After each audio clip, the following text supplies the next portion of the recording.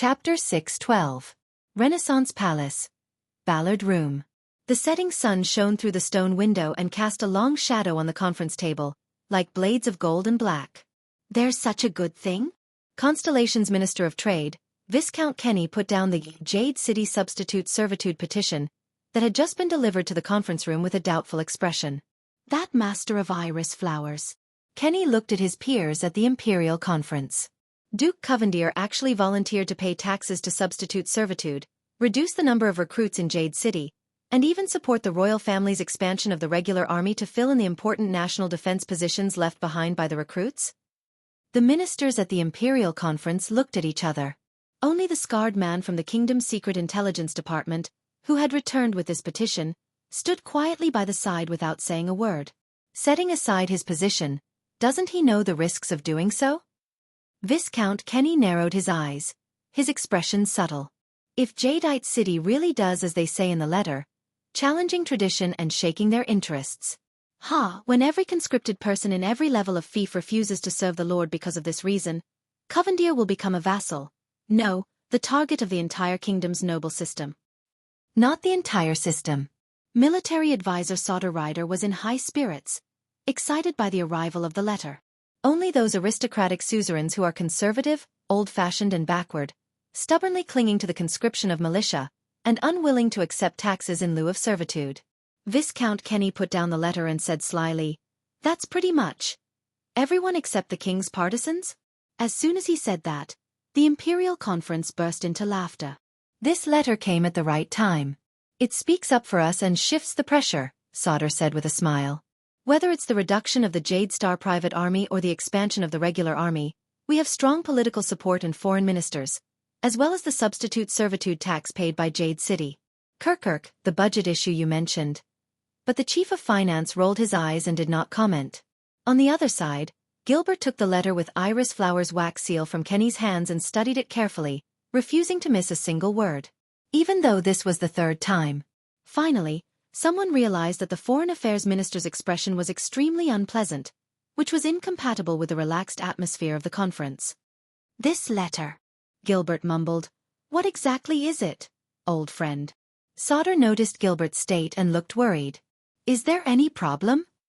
The silence of the few people in the meeting affected the atmosphere just now, and Ballard Room gradually quietened down. Gilbert did not answer. He only took a deep breath and slowly raised his head to look at the end of the long table. It was as if he was asking for an answer. However, on the other side, the king's figure was hidden in the darkness and did not move for a long time. Until another chubby hand reached out from the side. What a coincidence! Just when we were thinking about how to reduce the number of recruits without incurring public anger, and how to find the budget to expand the regular army. The host of the Imperial Conference, the Prime Minister of the Kingdom, the Duke of the Eastern Sea, Bob Cullen, took the petition with a rare sullen expression. When we were still treading on thin ice, fearing that this matter would shake the foundation of the country and cause a civil war, this letter came. Giving people, giving money and giving gossip? Prime Minister Cullen's words caused everyone in the Imperial Conference to fall into deep thought. Cullen's gaze left the beautiful and calm handwriting on the paper, and glanced suspiciously at the scar-faced spy from the kingdom's secret intelligence department on the other side. But the scar-faced man remained quiet and respectful. He turned a deaf ear and did not say a word. The Duke shifted his fat belly, waved the letter in his hand, and snorted softly. "That's right. Where's Zayn himself?" The scar-faced man seemed to have just returned to his senses and replied respectfully. "It is reported that the Duke of South Coast has left the capital and returned to Jade City to deal with urgent matters." "Urgent matters?" Cullen re-examined Zayn's letter, occasionally looking at the end of the long table, and let out an unsettling laugh. "Indeed, it's too urgent, too urgent." It was obviously good news, but the unusual attitudes of the Prime Minister and the Foreign Affairs Minister left the elites of the Imperial Conference bewildered. They all looked at the owner of the room. But King Kessel remained seated in his seat, not moving an inch. Only the setting sun behind him shone countless golden pillars of light through the window and enveloped him. From afar, he looked like a blade guarding the throne. Or a prison pen. "Prime Minister, Your Grace?" Viscount Kenny asked tentatively. But Cullen only raised his finger slightly with an amused expression. "Sauter, I thought at first." Prime Minister Cullen's words were like the evening bell of a monastery, gloomy and meaningful. Your meticulous report on the war situation in the north today, and your extreme praise of Xtet's lesson, was just to show goodwill to Prince Thales and praise his little lover from Dragon Cloud City. Military advisor, Solder Rider was momentarily stunned. And your exaggerated exaggeration of the accident at Blade Fang's camp, blindly belittling the recruits, and strongly advocating for the expansion of the regular army, was just a pretense. At most, you're asking for an exorbitant price, and you'll pay the price accordingly. Chief of Finance, Kirkirkman curled his lips. But now, looking at this letter. Prime Minister Cullen glanced at the iris emblem on the letter, then turned to the king and shook his head. Your Majesty, you came prepared for today's meeting. Kessel V's eyebrows twitched slightly. The Prime Minister closed the petition, and smiled leisurely. Just like before, when the regular army of the royal family went to Western Desert to clean up the Great Desert and welcome His Highness, they also came prepared? The ministers frowned at the implication of these words. Among the crowd, Gilbert trembled slightly. He stared at the king from afar with a bitter gaze. But the Prime Minister's next words were baffling. Is it Sand King? Or Whispers? Or both in one? Sand King? Whispers?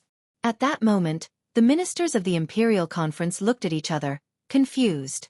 Beyond the long table, the sleeve of the scar-faced man moved without anyone noticing. But the ministers quickly noticed that at the end of the long table, the king's gaze was fixed on Duke Cullen, and he paid no attention to anyone else. No need to be surprised, Your Majesty. Midier even asked for my opinion back then. Prime Minister Cullen did not seem to care if anyone answered. He just sighed and muttered to himself.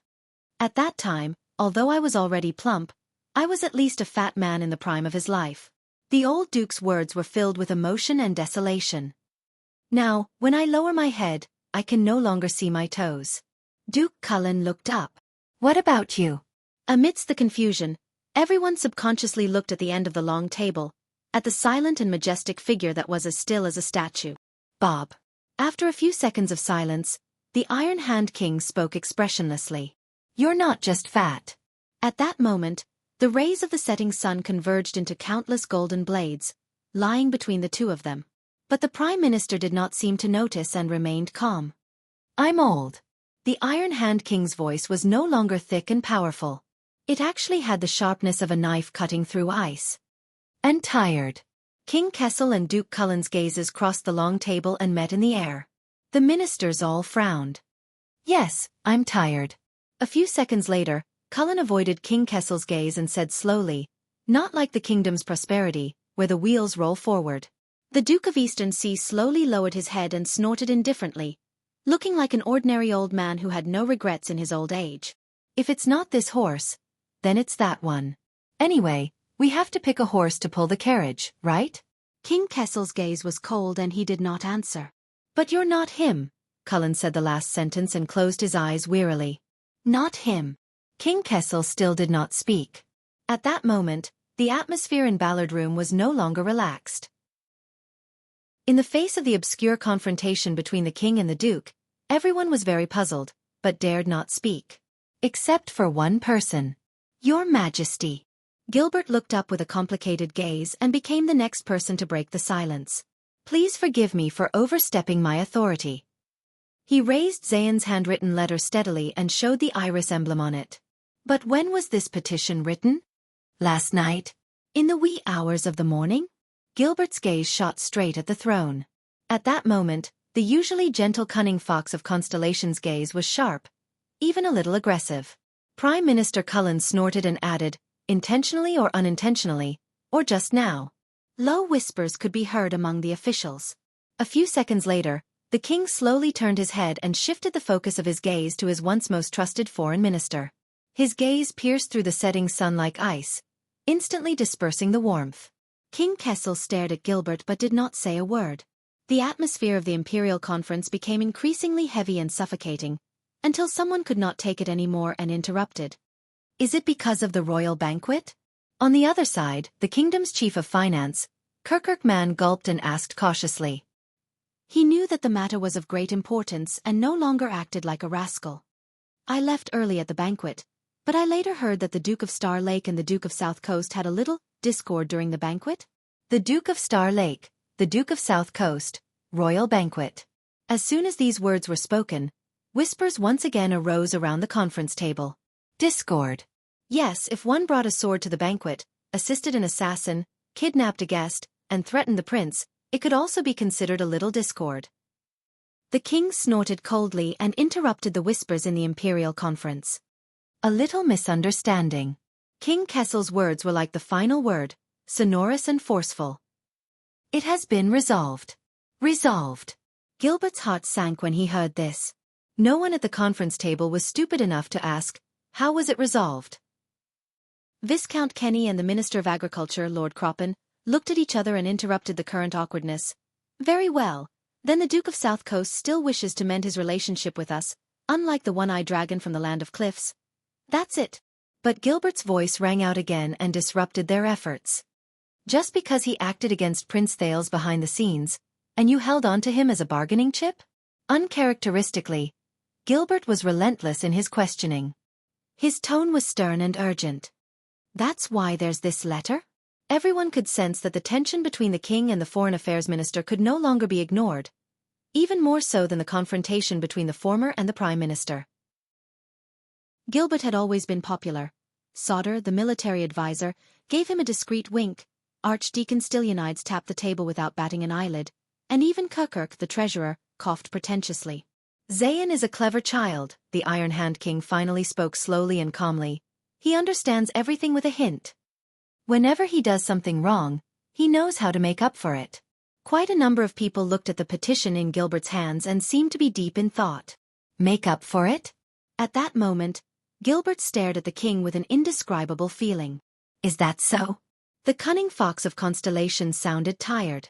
6 years ago, after Prince Thales' diplomat group was attacked by vampires in the birch tree forest, you and him solved and made up for it in this way, right? The vassals who did not know the story were instantly shocked. 6 years ago. Vampires. Even if you knew that Duke Covendier was related to the attackers? Gilbert's tone was almost interrogative. No one dared to speak. This time, the King of Constellation at the end of the long table was silent for a long time. The essence of politics, my friend, King Kessel said slowly. It is the binding of interests. Hearing this name, Duke Cullen frowned slightly. Gilbert's expression became increasingly bitter. Yes, I remember. These were Prince Midier's exact words. Hearing this name, everyone shuddered. So, Gilbert, my friend, if you want to repay kindness and enmity in a straightforward manner, and repay enmity in a straightforward manner. The Iron Hand King snorted coldly. His tone took a sharp turn. You might as well read more about knights. In the face of the king's merciless words, Gilbert's expression dimmed. Very good, very right, Your Majesty. The Foreign Affairs Minister put down the letter in his hand and closed his eyes. But Gilbert's voice was as weak as a mosquito. Prince Thales, does he know? Many people's gazes shifted. King Kessel was silent for a moment. His gaze inadvertently glanced at the scar-faced spy from the Secret Intelligence Department. He knows now. Gilbert then lowered his head dejectedly and said no more. Dusk had arrived. The color of the sunlight gradually turned from golden to dark red. At that moment, the Supreme King bathed in the setting sun even appeared a little scarlet. Only his face remained dark and indistinct under the backlight. The Imperial Conference fell silent. Enough, everyone. Just as the participants were at a loss for what to do, another voice rang out. It was resolute and broke the silence. No matter how this letter came to be, since it is already here, we cannot let it go to waste. The military advisor, Sauter Rider, glared at him. Whether it is voluntary or involuntary, whether it is compensation or a trade, since Duke Covendier kindly sacrificed his reputation and interests, even at the cost of being condemned by the masses, to submit a petition to His Majesty, to pay taxes in lieu of service, to share our political pressure, and to cheer for Renaissance Palace, he didn't. Sauter Rider turned his head in shock. Gilbert still had his eyes closed and was massaging his forehead. Sorry. Gilbert took a deep breath. As far as I know, during the last years of the late King Adie's reign, under the rule of the former Guardian Duke of South Coast, Leinster Covendier, Jade City's regular military service system had already been disrupted, loosened, and even ceased to exist in name. At the Imperial Conference, The ministers who did not understand South Coast Hill were taken aback. Prime Minister Cullen's eyebrows twitched. I see, the younger generation will surpass us in time. South Coast is ultimately not Western Desert, the kingdom's prime minister laughed involuntarily. The others remained puzzled, until Gilbert sighed. After the bloody year, due to the depression of the territory, and to repair the damage, the old Duke Leinster granted some of his vassals permission not to respond to the compulsory conscription. They did not contribute any able-bodied soldiers, but instead paid in lieu of service fees, so that he could hire professional mercenaries to deal with large-scale battles such as suppressing bandits. Gilbert explained patiently, slowly returning to his role as the king's advisor. To this day, the military service system under Jade City's jurisdiction is no longer complete and sound. Exceptions have gradually become the norm, and it has been extended layer by layer. When the conscription order comes, every family can be exempted from service as long as they bribe enough. Instead, the conscription system has become a legal loophole for the recruitment officers to plunder the people and stuff their own pockets with the conscription books.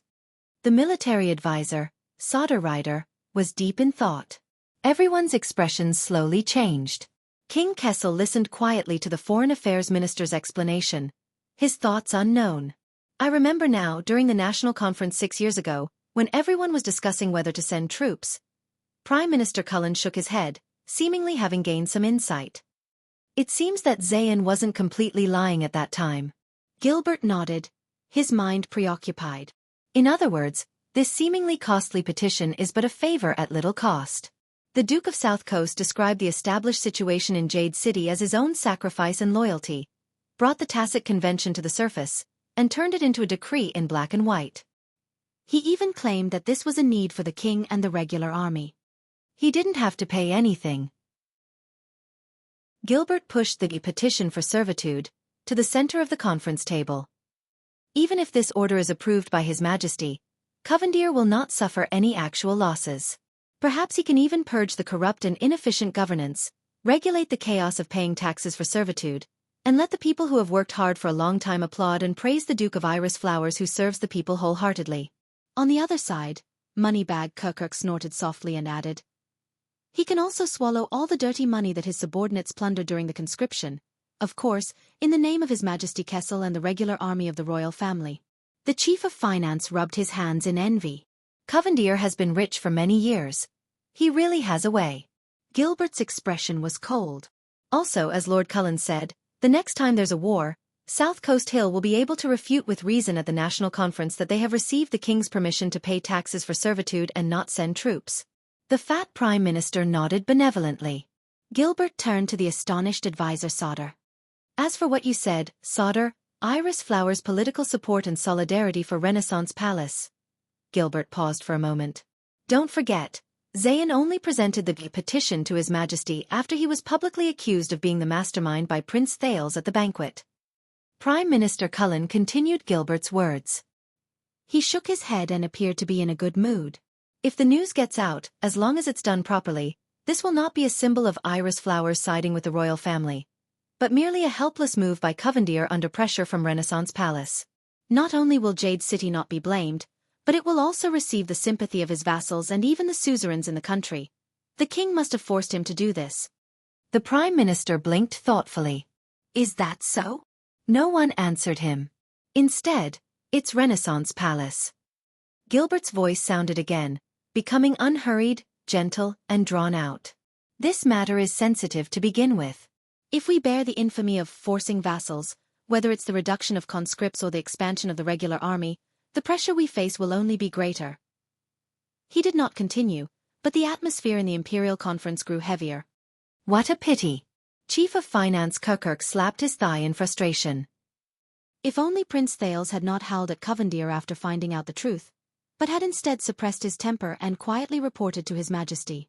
So, Cullen looked at the end of the long table, intentionally or unintentionally. Young man, you can't be too hasty. Gilbert's analysis completely chased away the excitement that the Imperial Conference had because of this letter, leaving not a single trace of it behind. Everyone was already exhausted, and now they were even more disappointed. But, everyone. The military advisor took a deep breath, pulled himself together, and raised his hand to attract the attention of the Imperial Conference. Perhaps Iris Flowers has its own plans, but this will not affect our choice. Sauter tried his best to convince everyone.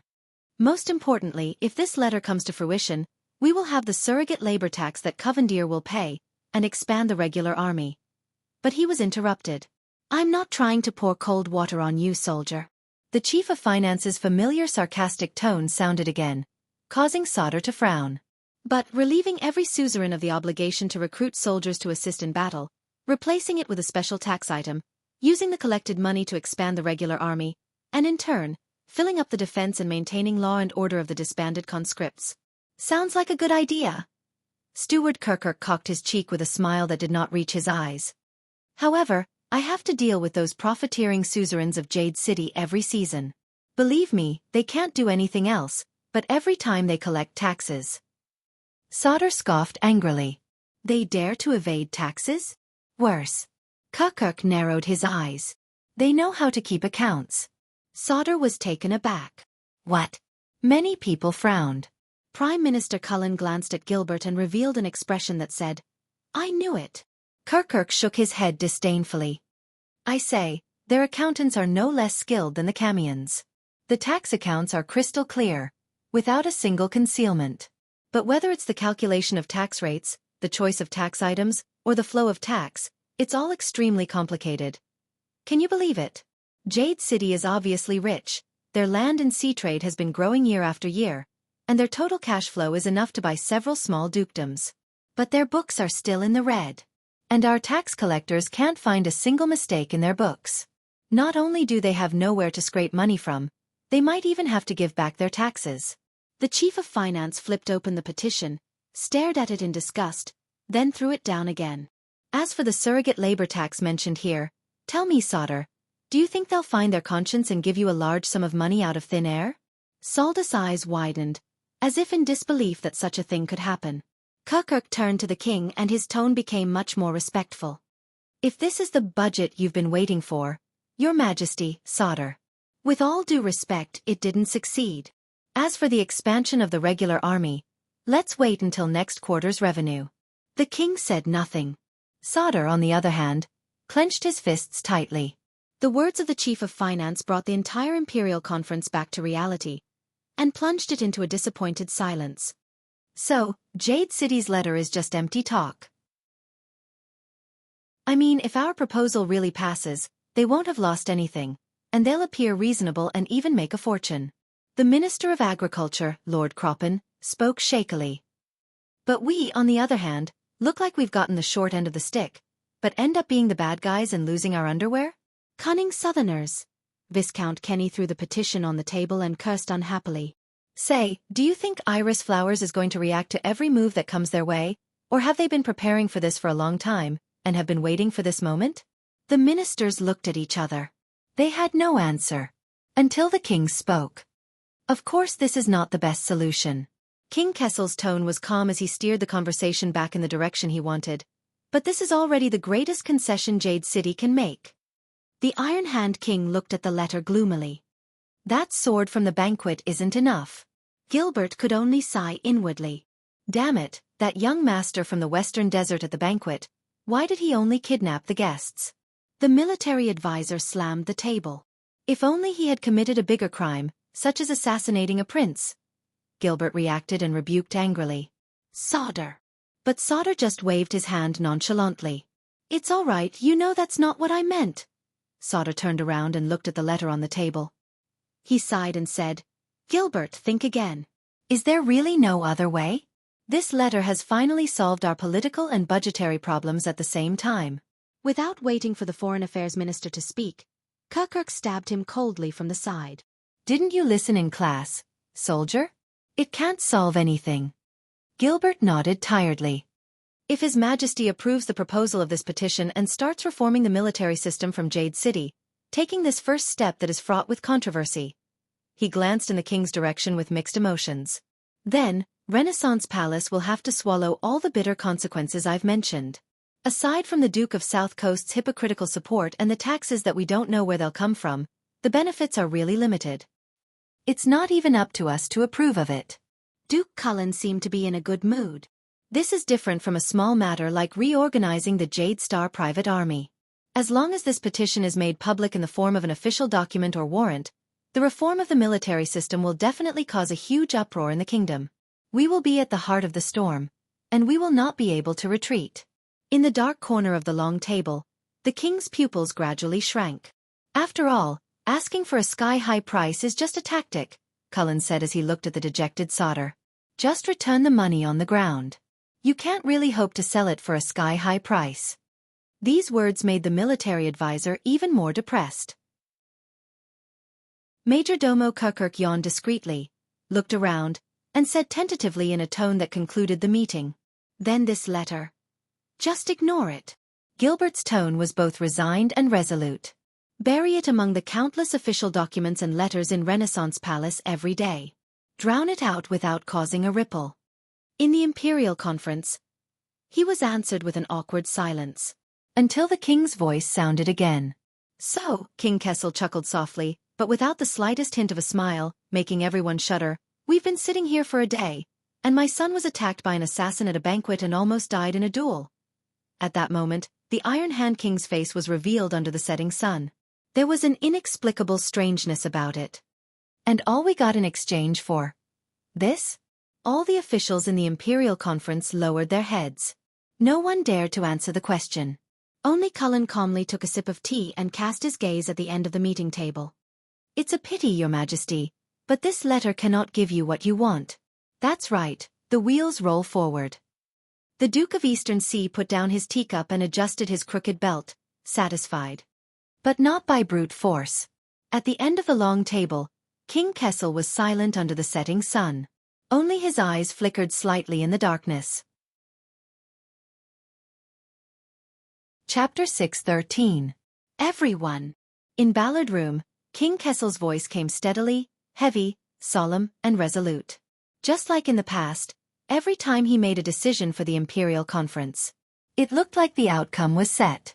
With this in mind, the ministers restrained their emotions and adjusted their posture. Some of them relaxed slightly, ready to welcome the end of another conference. But not this time. Under everyone's gaze, the Iron Hand King raised his head and swept his gaze across the ministers. All of you have a point. As he spoke, the king's right hand suddenly reached out from the shadow of the throne and flipped it gently at the crowd. His palm faced up and hovered over the meeting table. Just like a cold, unsheathed blade. Even the warm autumn sun could not reduce its chill. Gilbert, Cullen, Kukirk, Sauter. All the ministers were stunned and did not understand what was going on. But the Iron Hand King remained expressionless and raised his right palm. You've thought it through. As they looked at each other, only the scar-faced spy from the Secret Intelligence Department's eyes flickered. He tactfully stepped forward and picked up the Jade City Substitute Servitude petition from the table. The scar-faced man walked past every stunned minister and respectfully and appropriately placed the letter into the king's palm. This letter is a barb with malicious intentions. King Kessel's voice came out quietly. It appears to be compromising, but in fact, it has seized on Renaissance Palace's weakness and is hiding a trump card. The king slowly lifted the letter up, revealing the iris print on it. We can't even make it public, or we'll be caught in a passive and unjust situation. Every servant who was swept by his gaze subconsciously tensed up and sat up straight. It's better to die for a friend than to perish for an enemy. Old Leinster had such a son. In the next second, the Iron Hand King's fingers suddenly tightened and crushed the letter. The few people who had their eyes fixed on the letter trembled and were startled. Only then did Kessel say calmly, living up to the family name. In the indescribable silence, the Minister of Trade, Viscount Kenny, coughed with difficulty and tried to forget the depression in his heart. He'll pay the price. Kenny bowed respectfully to the king. Just for this letter. King Kessel glanced at him without a word. The letter was still in his hand, crumpled. Of course, Sauter ground his teeth hatefully, and also for his disrespect and disloyalty to you and your highness. Prime Minister Cullen's trembling voice sounded. But not this time. He seemed to have turned back into the doddering old man. He coughed and concluded the meeting. At the very least, the reduction of the recruits and the expansion of the regular army will have to wait until next season. At this moment. But it got out. The king's words came out of nowhere, as if he was mumbling to himself. No one could react in time. Pass what? Chioka looked confused. Mine, your majesty? Sauder probed. I'll talk. At that moment, the king of the Iron Hand raised his eyes, which were particularly oppressive in the narrow Ballard room. While we are talking, every sentence, every word, and every letter on this petition has been publicized, leaked, and spread by someone. Rumors are spreading everywhere. The conference room was silent for a moment. Gilbert was in disbelief. What? Viscount Kenny's surprised gaze kept darting back and forth. You mean this letter has been leaked? Prime Minister Cullen sat up straight and looked extremely serious. When? Why? However, the king only shook his head calmly and answered the truth. The Secret Intelligence Department is still handling it, but if it's unsatisfactory, I think it won't be long before everyone in the kingdom knows that Renaissance Palace is going to start with Jade City, change the traditional rules, strip the suzerains of their military power, reduce the recruits, and expand the regular army. All the way to the whole of Constellation. Renaissance Palace, Jade City, tradition, suzerains. With every word the Iron Hand King said, the chill in his tone intensified. The Prime Minister was the first to understand. His eyes widened slightly. That means, as you said just now, Bob, the king spoke in his calmest tone, not mincing words from the other party's mind. From the top to the bottom of Constellation, a huge uproar is about to break out. From this moment onwards, we are standing at the heart of the struggle. There's no retreat.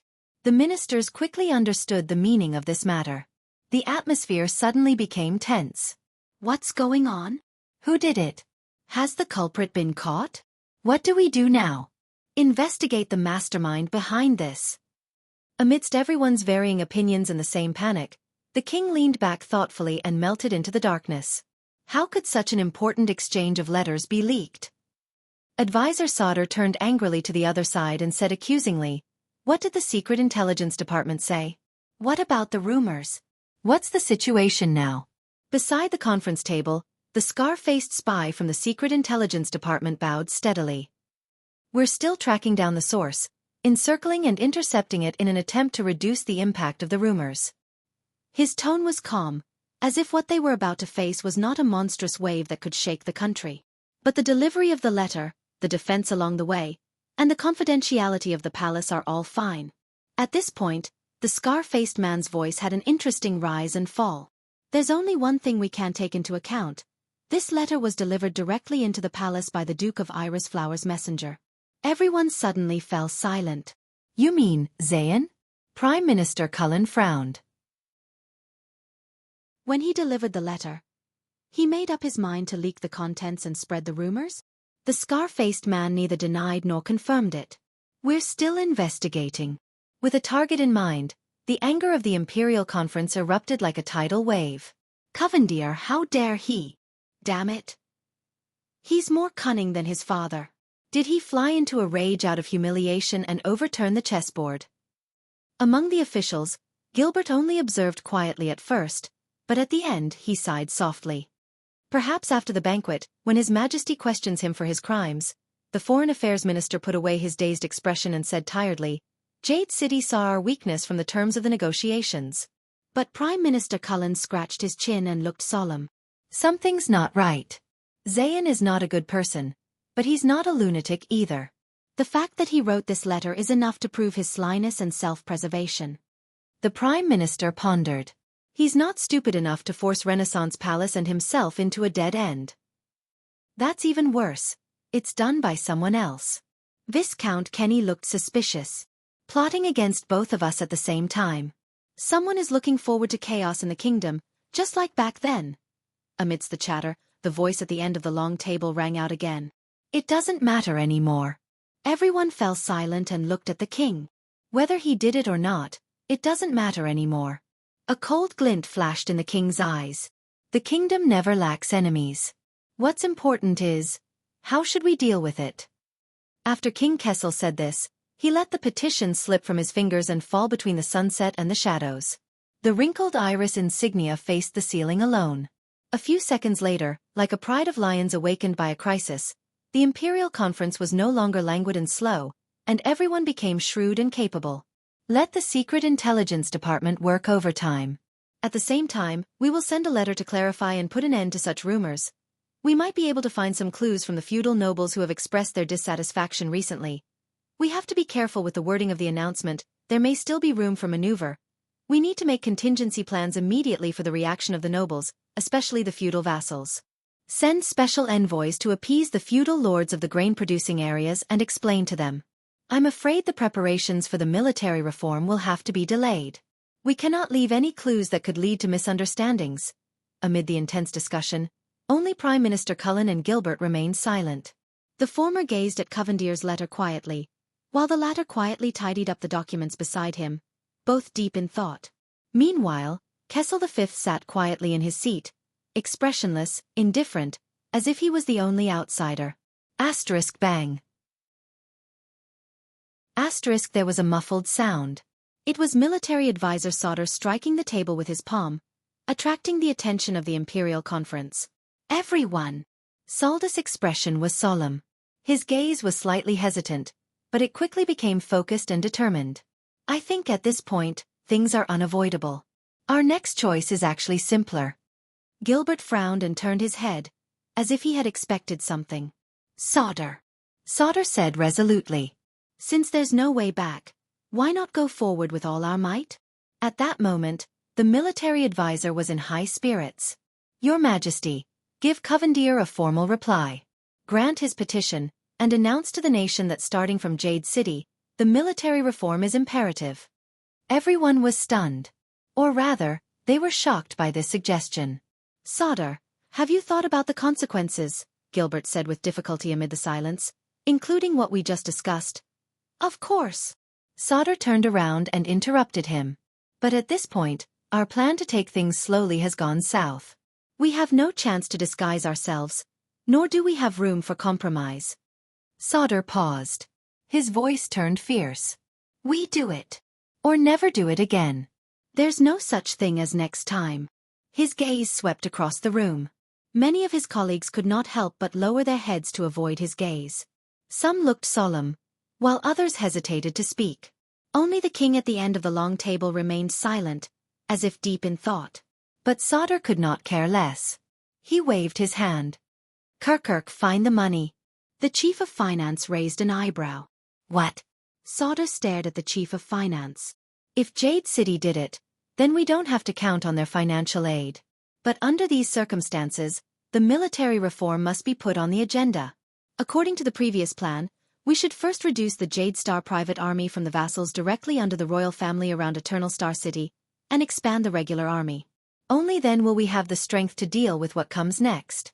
Kirkirk paused for 3 seconds, then became exasperated. All right, let's not talk about the fact that the situation might not be that bad, and let's not talk about the fact that His Majesty hasn't agreed to your rotten idea. Our budget is already very tight. Once this letter is leaked and causes trouble, the financial pressure will only increase. If there's no revenue, we might even have to use other sources to make up for it, such as the salaries of the officials, or even increase taxes. That would be even worse. Kirkirk was in a great deal of trouble. Moreover, reorganizing an army is not as simple as registering and creating a register.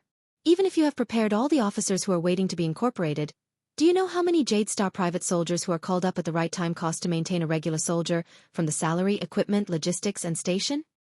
I know. Sauter slammed his fist on the meeting table, startling everyone. Kirkirk, I know your difficulties, but I understand your anger even more. He shouted angrily. Whether it's the indignation you felt when you were fooled by those southern bumpkins with their account books when collecting taxes, or the anger you felt when Covendier turned the tables on His Majesty, I can relate to it all. Kirkirk pursed his lips. Sauter stood up abruptly, pressed his arms on the table, and leaned forward. But I swear to you, Kirkirk, the regular army is the key to changing all this. Expansion and restructuring are just the beginning. There was an indescribable fanaticism in Saldus' expression, which made Prime Minister Cullen frown involuntarily. The price of a moment is for the future prosperity of the kingdom. And one day, the kingdom's wrath will personally walk into Jade City's Palace of Clarity with His Majesty's decree, surrounded by countless soldiers, and persuade Zayn Covendier and his cunning accountants to pay their taxes honestly, and recover all of today's costs. It's a sure win without loss. At this point, Saldus' eyes shone with an unquestionable light. A sure win without loss? Kukuk answered Sauter with a sneer. Yes, when I was young, I had a relative who liked to gamble. He said the same thing when he came to my house to borrow money for business, until he was taken away by the Blood Bottle Gang loan sharks. At this point, the chief of finance got up from the back of his chair and leaned forward. What's the difference between you and him? A gambler? The conflict between the two made everyone frown. The military advisor clenched his fists. The emotion in his eyes turned from disappointment to anger. Why don't you understand? Sauter said bitterly. With a regular army, you'll have money. Why don't you understand?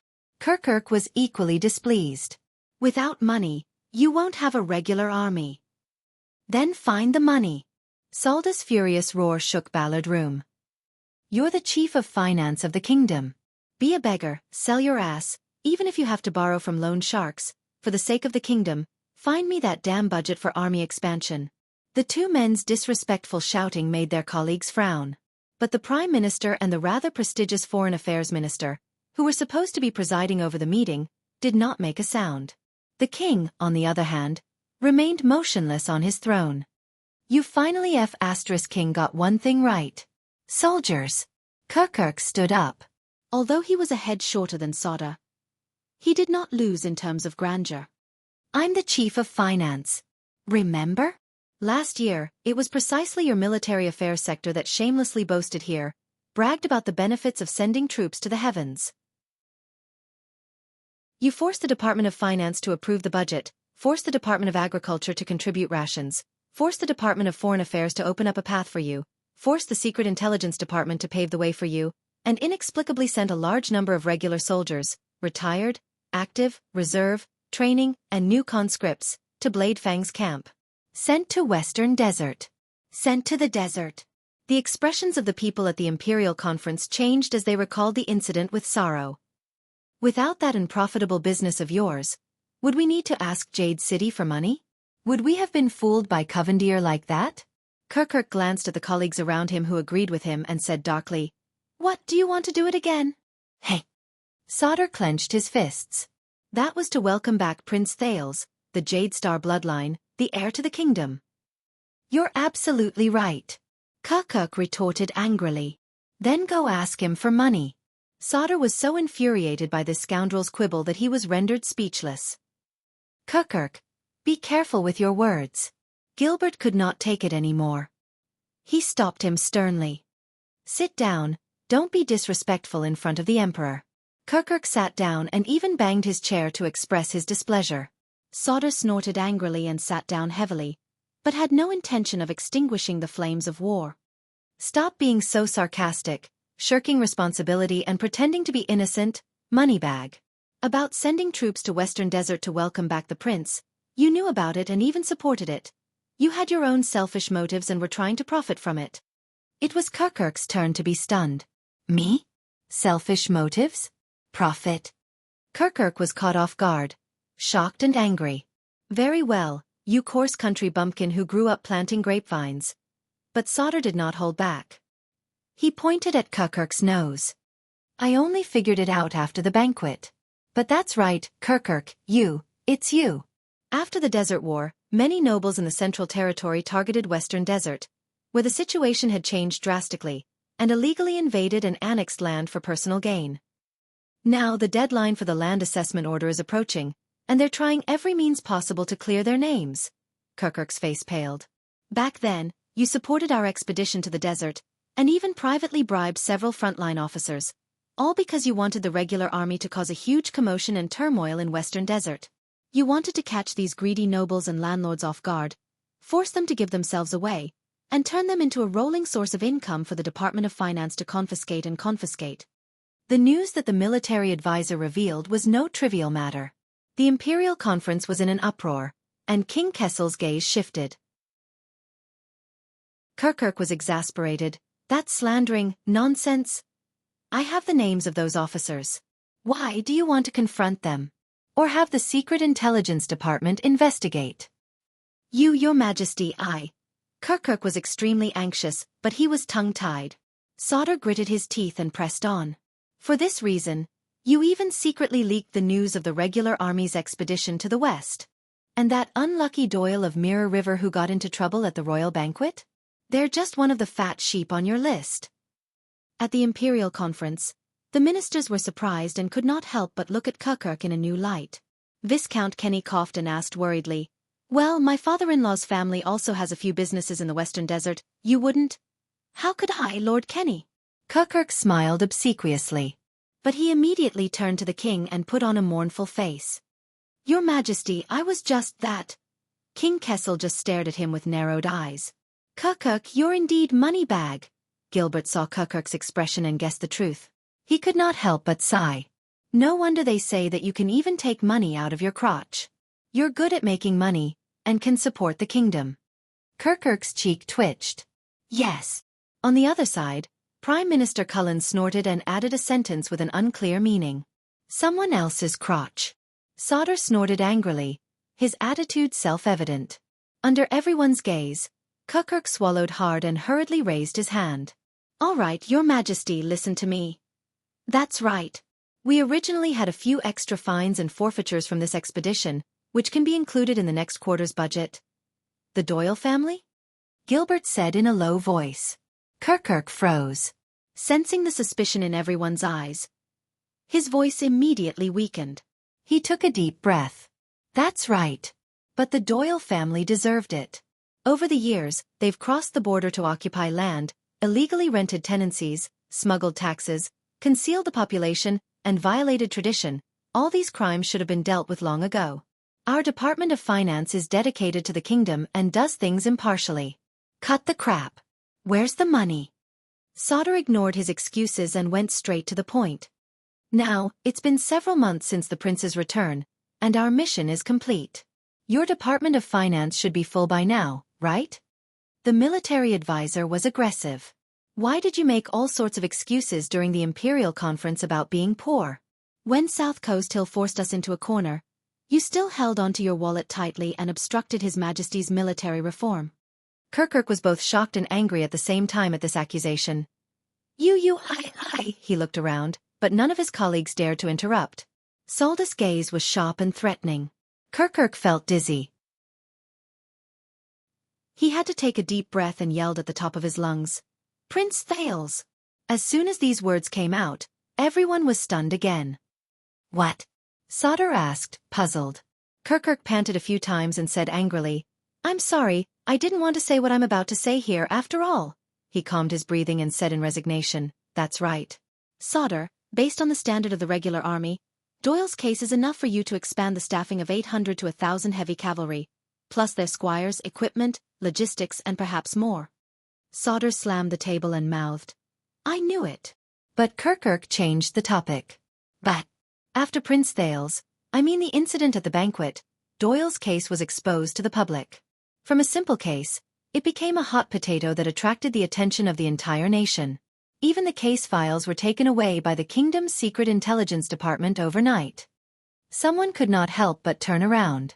The scar-faced man from the kingdom's secret intelligence department was expressionless, as if he had not heard anything. Sauter frowned. "Western Desert is vast. Your sources of income are definitely not limited to just them." Kirk sighed pitifully. "Yes. But don't forget, Prince Thales stood up for the Doyle family last night in the name of His Majesty. Now everyone thinks that Doyle is backed by the Duke of Star Lake, the heir to the kingdom. This has implicated our other cases. Now, no one dares to touch anything that involves land annexation or the old and new nobles, let alone handle it." Saldus' expression changed slightly. Kirk said angrily, "So when I said, ask Prince Thales for money, that's true." Gilbert rebuked him angrily. Kirk reacted and waved his hands regretfully. I know. That's why I said sorry. I didn't want to say that either." No one dared to speak rashly when the matter involved the royal family. Many stole glances at the king at the end of the long table. But King Kessel remained unmoved, as if what Kirk had just complained about was not his son and heir. The chief of finance regained his composure. Seeing that no one spoke up, he regained some of his confidence. "All right, let's not talk about the prince. So don't always blame it on me, soldier. If you had done a better job in Western Desert, more frugal, more efficient, and more profitable, would we have ended up in this state? Sauter wanted to retort, but hesitated again and again. For more than half a year, we mobilized a large force, traveled a long distance, and even fought a war with our own family for no reason. How much money and rations did we waste in total? Kukuk spoke more and more smoothly, to the point that he slammed the table fiercely. His voice spread clearly throughout the narrow meeting room. And what did you bring back? Aha, a report saying that you were going to expand the army. We ate up such a large sum of the kingdom's budget, but not only did we not accomplish anything, not to mention the spoils of war, we didn't even earn back the money we spent on horseshoes. What else do you want? Sauter could not hold it in any longer. He slammed the table and stood up. Do you want my warriors to shed blood in Western Desert and attack the ruins? Plunder Wing Fort? Or take over Brave Soul's fort? Ransack the homes of all the local nobles? Do you want to burn the entire Western Desert to the ground and send all the spoils of war to the Department of Finance, so that you won't have to complain so much when you're sitting here leisurely counting your copper coins? Kukuk scoffed. Then why don't you do it? And the result? It turns out that you were just there for a vacation. Even the prince himself was sent back by the Western Desert nobles. The military advisor said angrily. Do it. His Royal Highness' whereabouts are uncertain in Western Desert, and you even took a sword and a flag from them.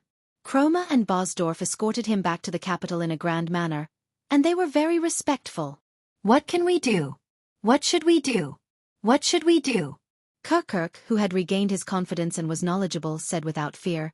Then why are you yelling at me? To find the prince. Why don't you tell him about your suffering? Ask him why he mixed with the enemy, blocked your army, cut off my source of income, and even gave Covendier an opportunity to take advantage of him. Everyone was at a loss, and His Majesty was in a dilemma. In the end, he ruined the kingdom's military reform. Enough, both of you. Gilbert reminded him sharply. You'll never understand, moneybag. Sauter was so angry that he laughed. He did not hear the Foreign Affairs Minister's reprimand at all. You'll only see the reflection of copper coins and hear the hum of gold coins.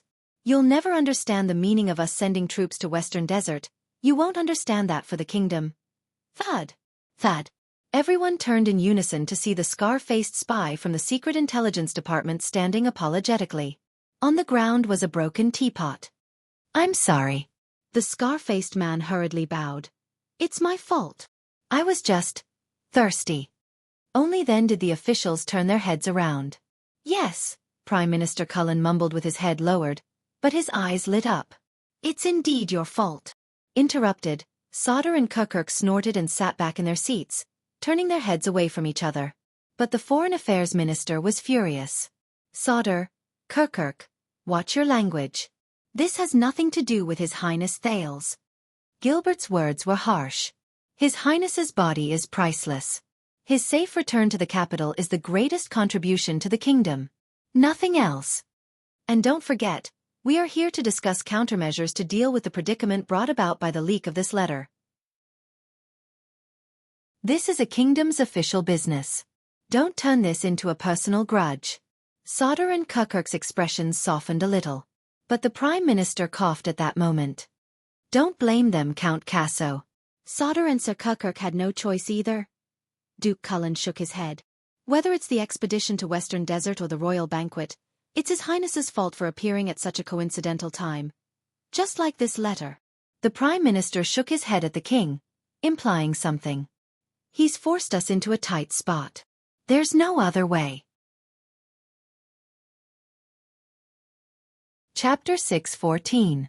The ministers shuddered as they listened to Prime Minister Cullen's words. Gilbert could read between the lines and could not help feeling anxious. Prime Minister. At that moment, a third voice joined the discussion. In fact, if the kingdom has no other choice but to bite the bullet, perhaps. The unfamiliar voice attracted the attention of most of the people.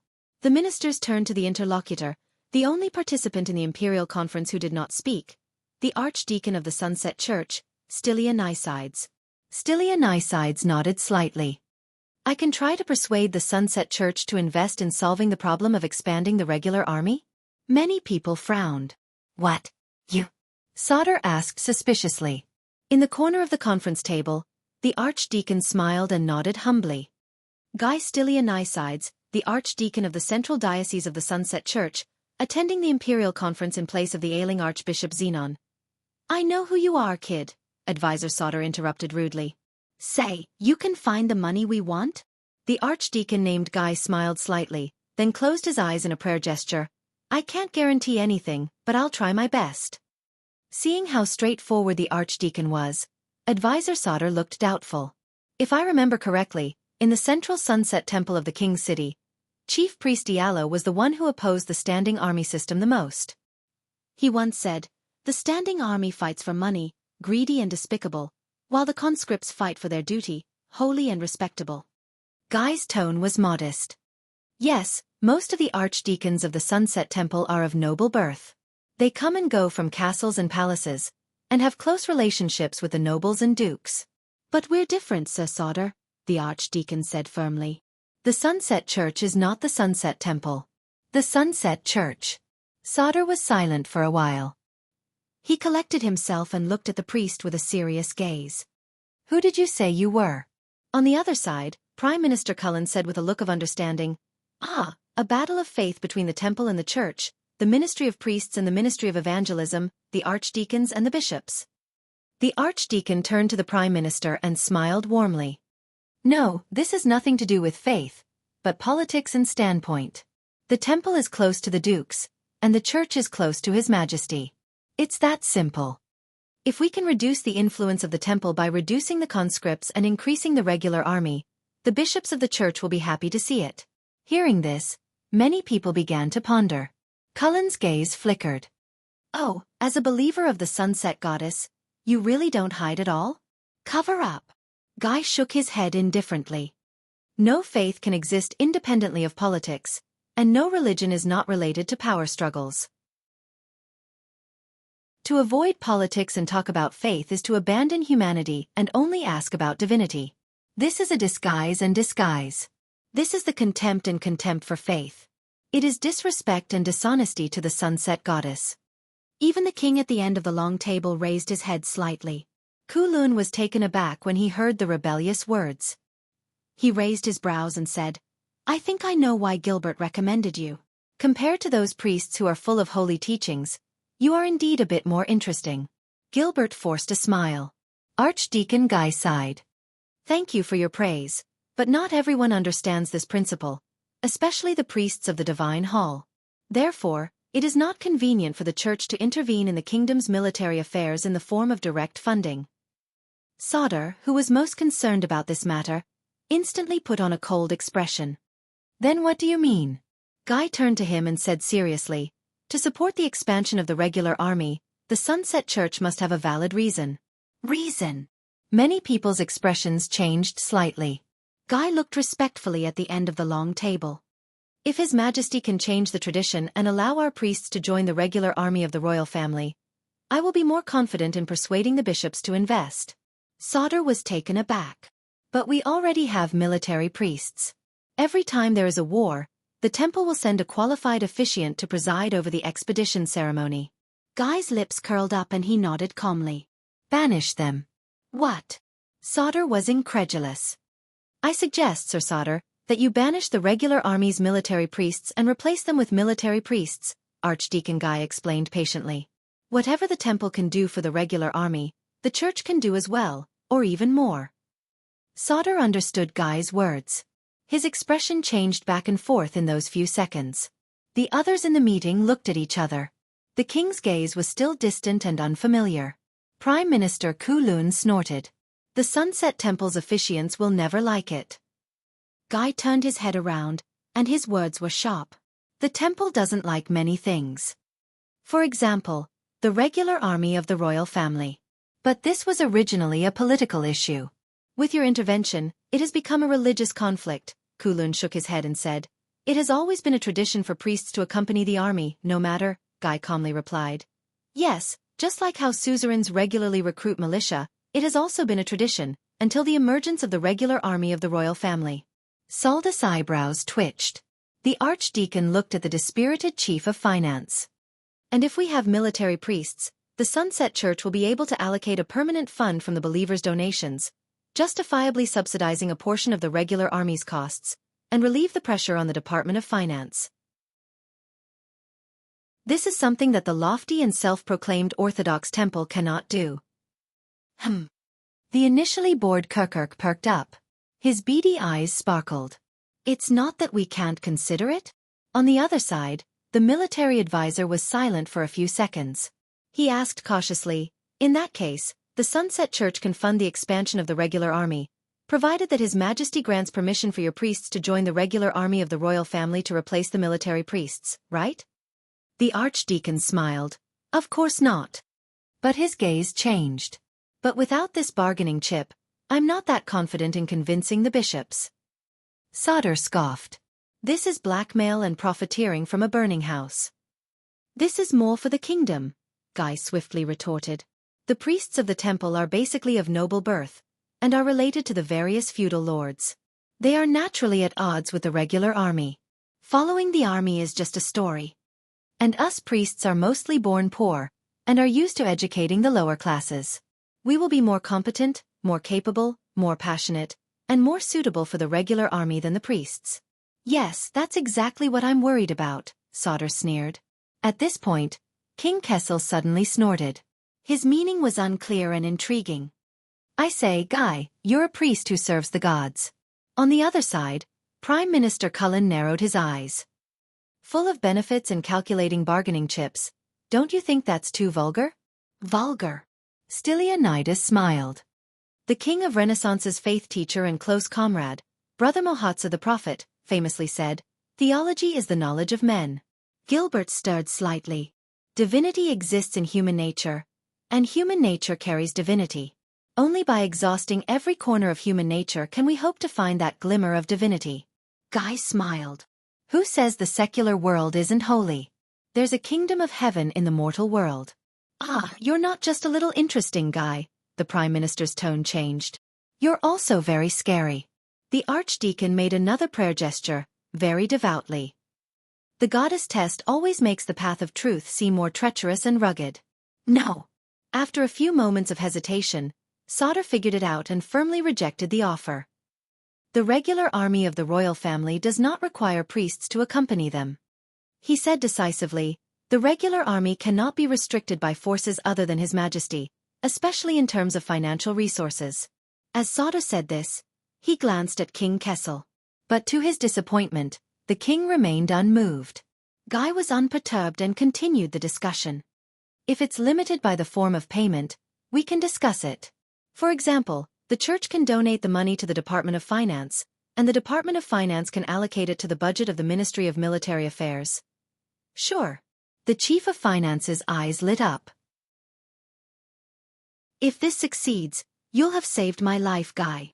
Stylianides nodded politely. Thanks to the goddess, I dare not claim credit. But Saldus' attitude remained the same. What's the difference? Constellation spent 500 years, with endless sacrifices and bloodshed, to drive religion and theocracy back to the temple. As long as I'm in charge of the Ministry of Military Affairs, history will not regress. Sauter spoke with certainty and uncompromising. That's not necessarily the case, Kirkirk muttered. Based on your stance just now, you're probably willing to make anyone prime minister if they can help you expand the regular army. Saldus' expression stiffened. Then I'll thank the heavens. Prime Minister Cullen sighed and shifted his large buttocks that covered the entire chair. Please do, Archdeacon Guy. Archdeacon Guy smiled humbly at them. I understand your concern, Sir Sauter, but what you've said is a lesson learned long ago.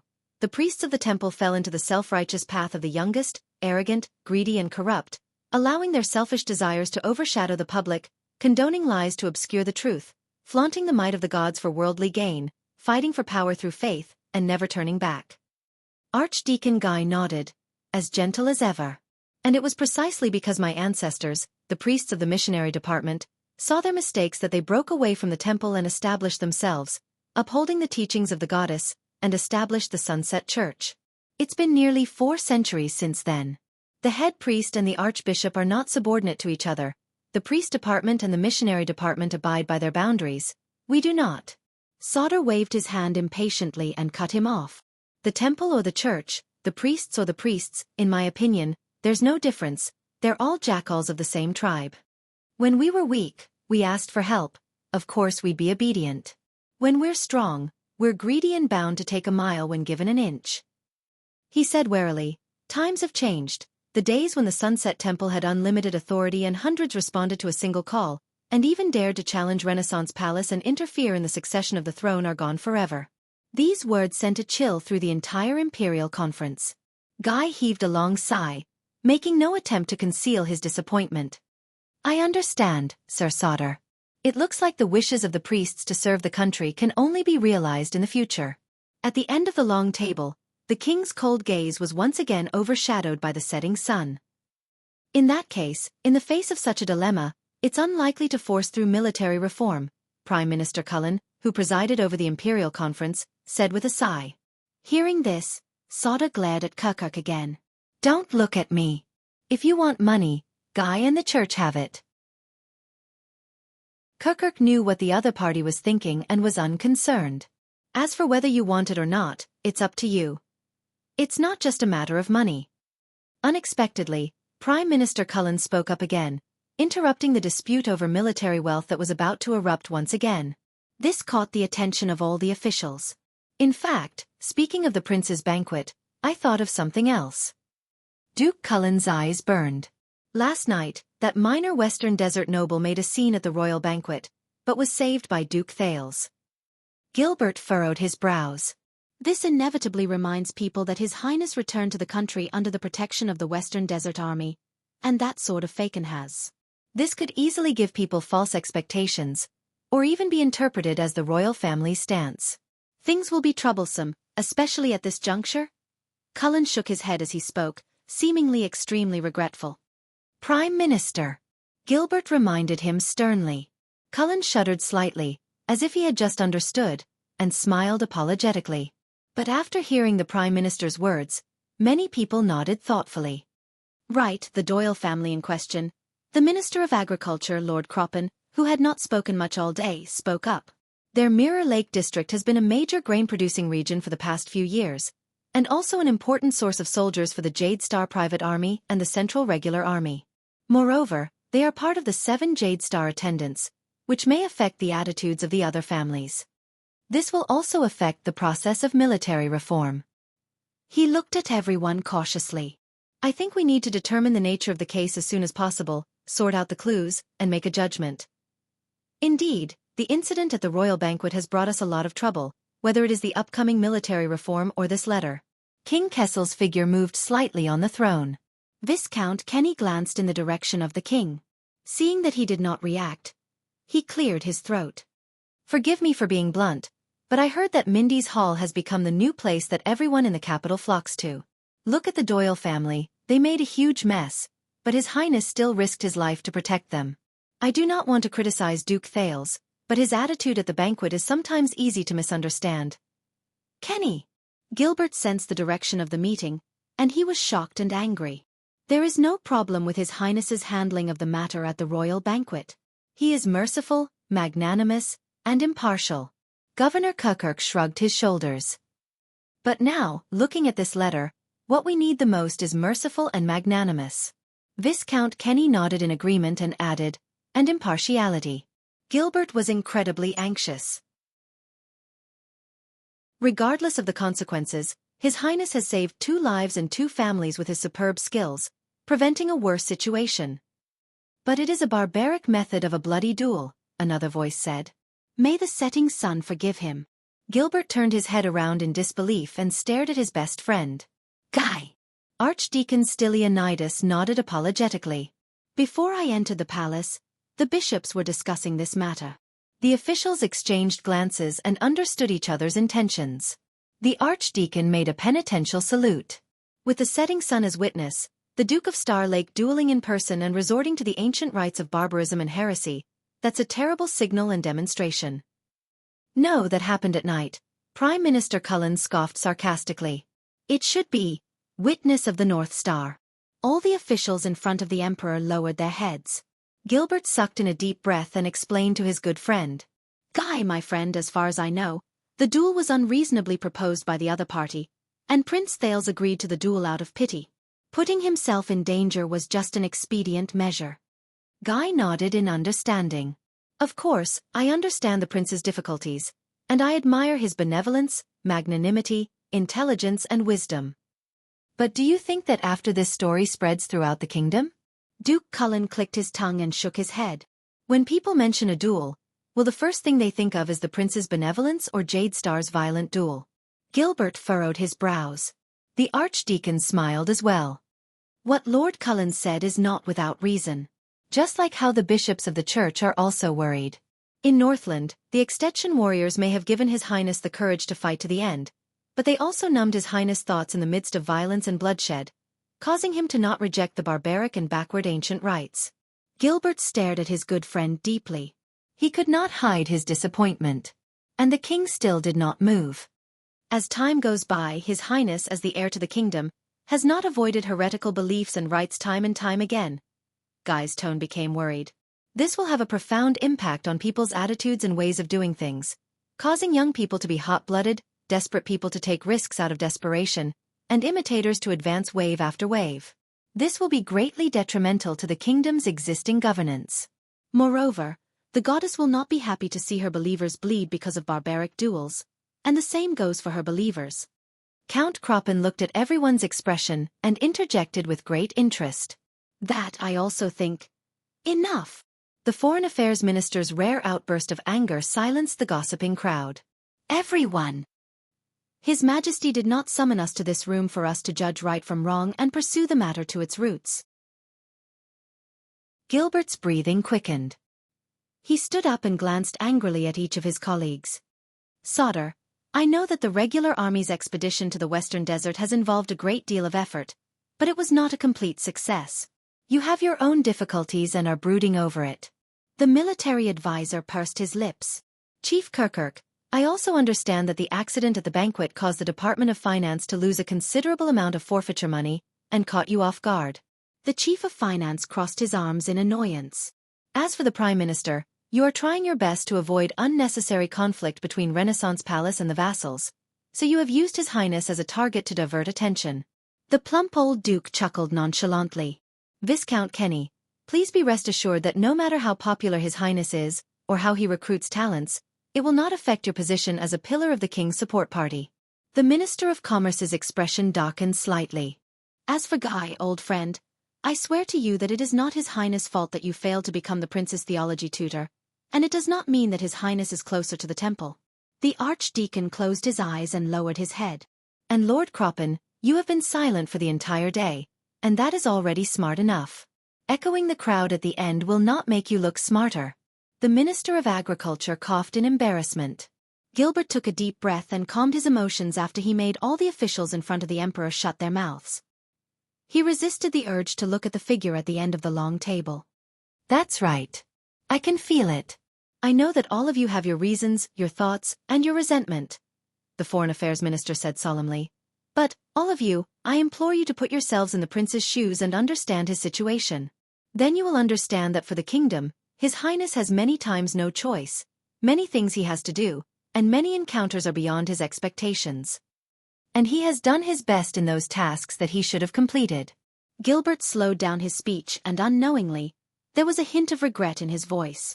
From the National Conference to Dragon Cloud City, from the Great Desert to Mindy's Hall, in the face of the covetous Northland vassals and the turbulent domestic politics, any one of us, even His Majesty, even Prince Midir back then, could not have done better than him. His voice was loud and impassioned, and it shook Ballard Room. Not to mention that we all owe him a favor, be it for stopping the Northlanders from moving south, or stabilizing the Jade Star royal family and Constellation's political situation. On the throne, King Kessel leaned against the back of his chair again. His gaze was distant, and no one knew what he was thinking. As for the other unexpected consequences caused by Thales' actions, be it the chaos in the Western Desert, Doyle's case, the duel, the dispute, or this damned letter and the predicament it brought, they are, in fact, the result of our lack of consideration and planning. This is the dereliction of duty and incompetence of our servants, and it is the responsibility that we should bear. Gilbert exhaled, paused for a moment, and looked at everyone. Everyone turned their heads away to avoid eye contact with him. When Gilbert said this, He felt bitter. Shift the blame to His Highness? This will not cover up our incompetence, nor will it solve more problems.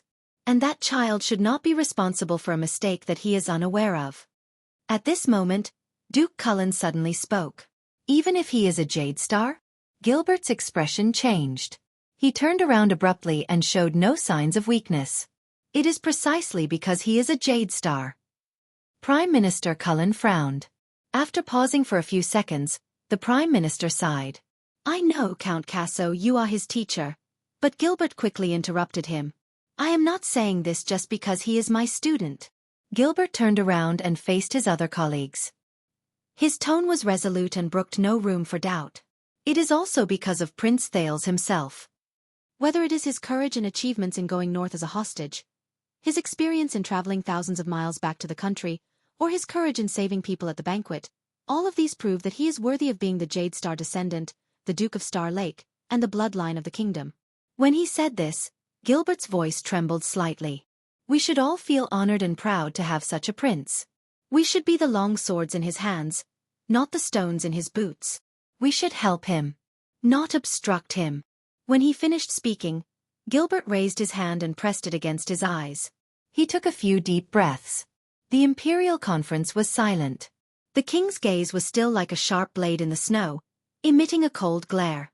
Vice Bishop Guy sighed and patted Gilbert's arm, gesturing for him to sit down. Gilbert. Gilbert flung his friend's arm away and took a deep breath. Please forgive me, everyone. He tried hard to adjust his emotions and calm his tone. Just as your Majesty said, I am tired and old. Ballard Room was silent. At least you are not fat. Prime Minister Cullen took over the conversation. He was a little dispirited and sentimental. I will not be an eyesore to certain people. This sentence had a profound meaning, and no one dared to continue.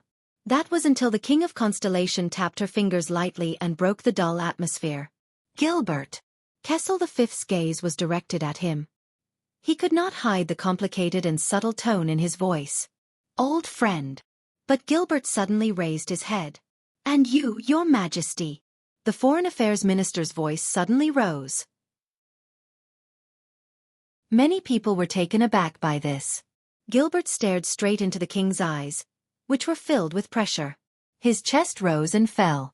Forgive me for overstepping my authority, but... Gilbert raised his right arm as if he wanted to point at something, but he gave up halfway. He gritted his teeth. His face was conflicted. But until today, all the unfair scrutiny, accusations, criticism, and difficulties His Highness has received since he returned to Constellation, in Eternal Star City, and even at this table, in the face of King Kessel's sharp gaze, Gilbert made up his mind and spoke through gritted teeth. He said through gritted teeth, "It is all because of your attitude towards him." As soon as he said this, the expressions of all the officials before the king changed. Gilbert. Guy warned sternly. Prime Minister Cullen's face was tense as he sank into deep thought. But the king only stared back at Gilbert quietly and did not say a word. Only Gilbert gulped, closed his eyes and sighed. To be honest, Your Majesty, I am not very competent as a subject or as a father. I have no right to lecture you. But as a friend. Gilbert opened his eyes.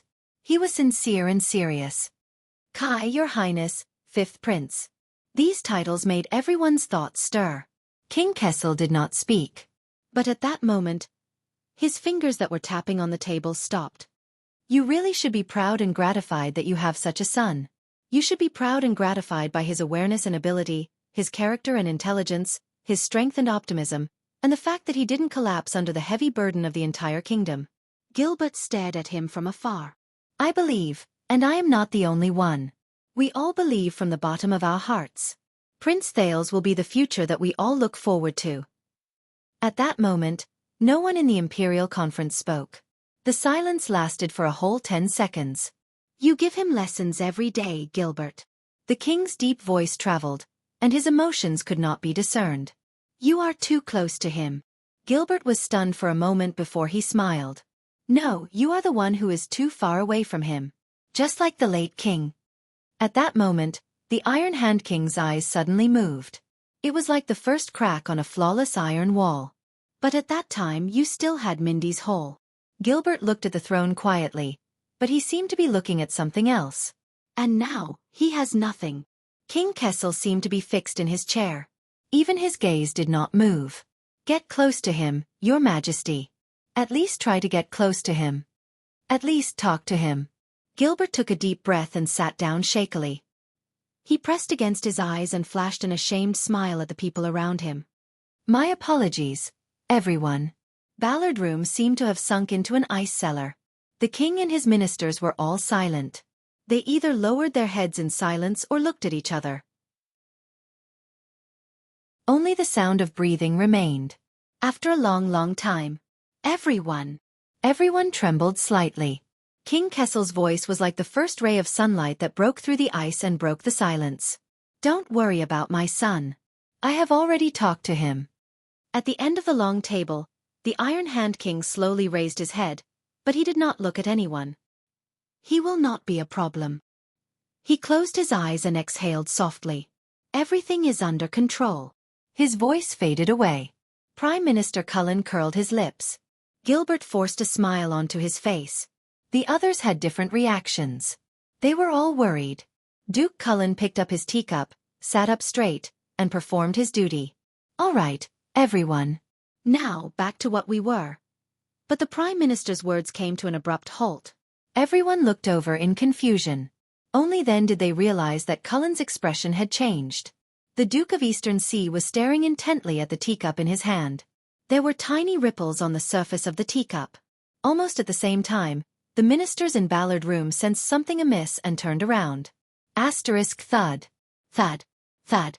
Asterisk the sound of footsteps in groups came from outside the room, causing an obvious tremor. This was a rare occurrence. The ministers looked at each other, not understanding what was going on.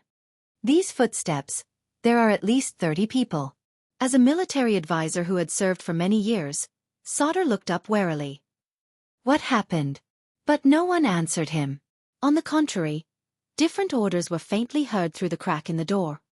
Vanguard Division, gather reinforcements. Run, run, run. The situation is unclear. Guard Division deploy on the spot. Something was not right. The ministers were alarmed and uncertain. The king also frowned. Strange. Gilbert frowned. Is the Royal Guards having a drill today? Near Ballard Room? The next second, a rapid and ear-piercing ring of a bell penetrated the wall and rang in everyone's ears. Ding! Many people were startled and looked around in panic. This is the Royal Guards. Advisor Sauter was stunned. He blinked and stared at the dark stone door, unable to believe his own deduction. An emergency alarm?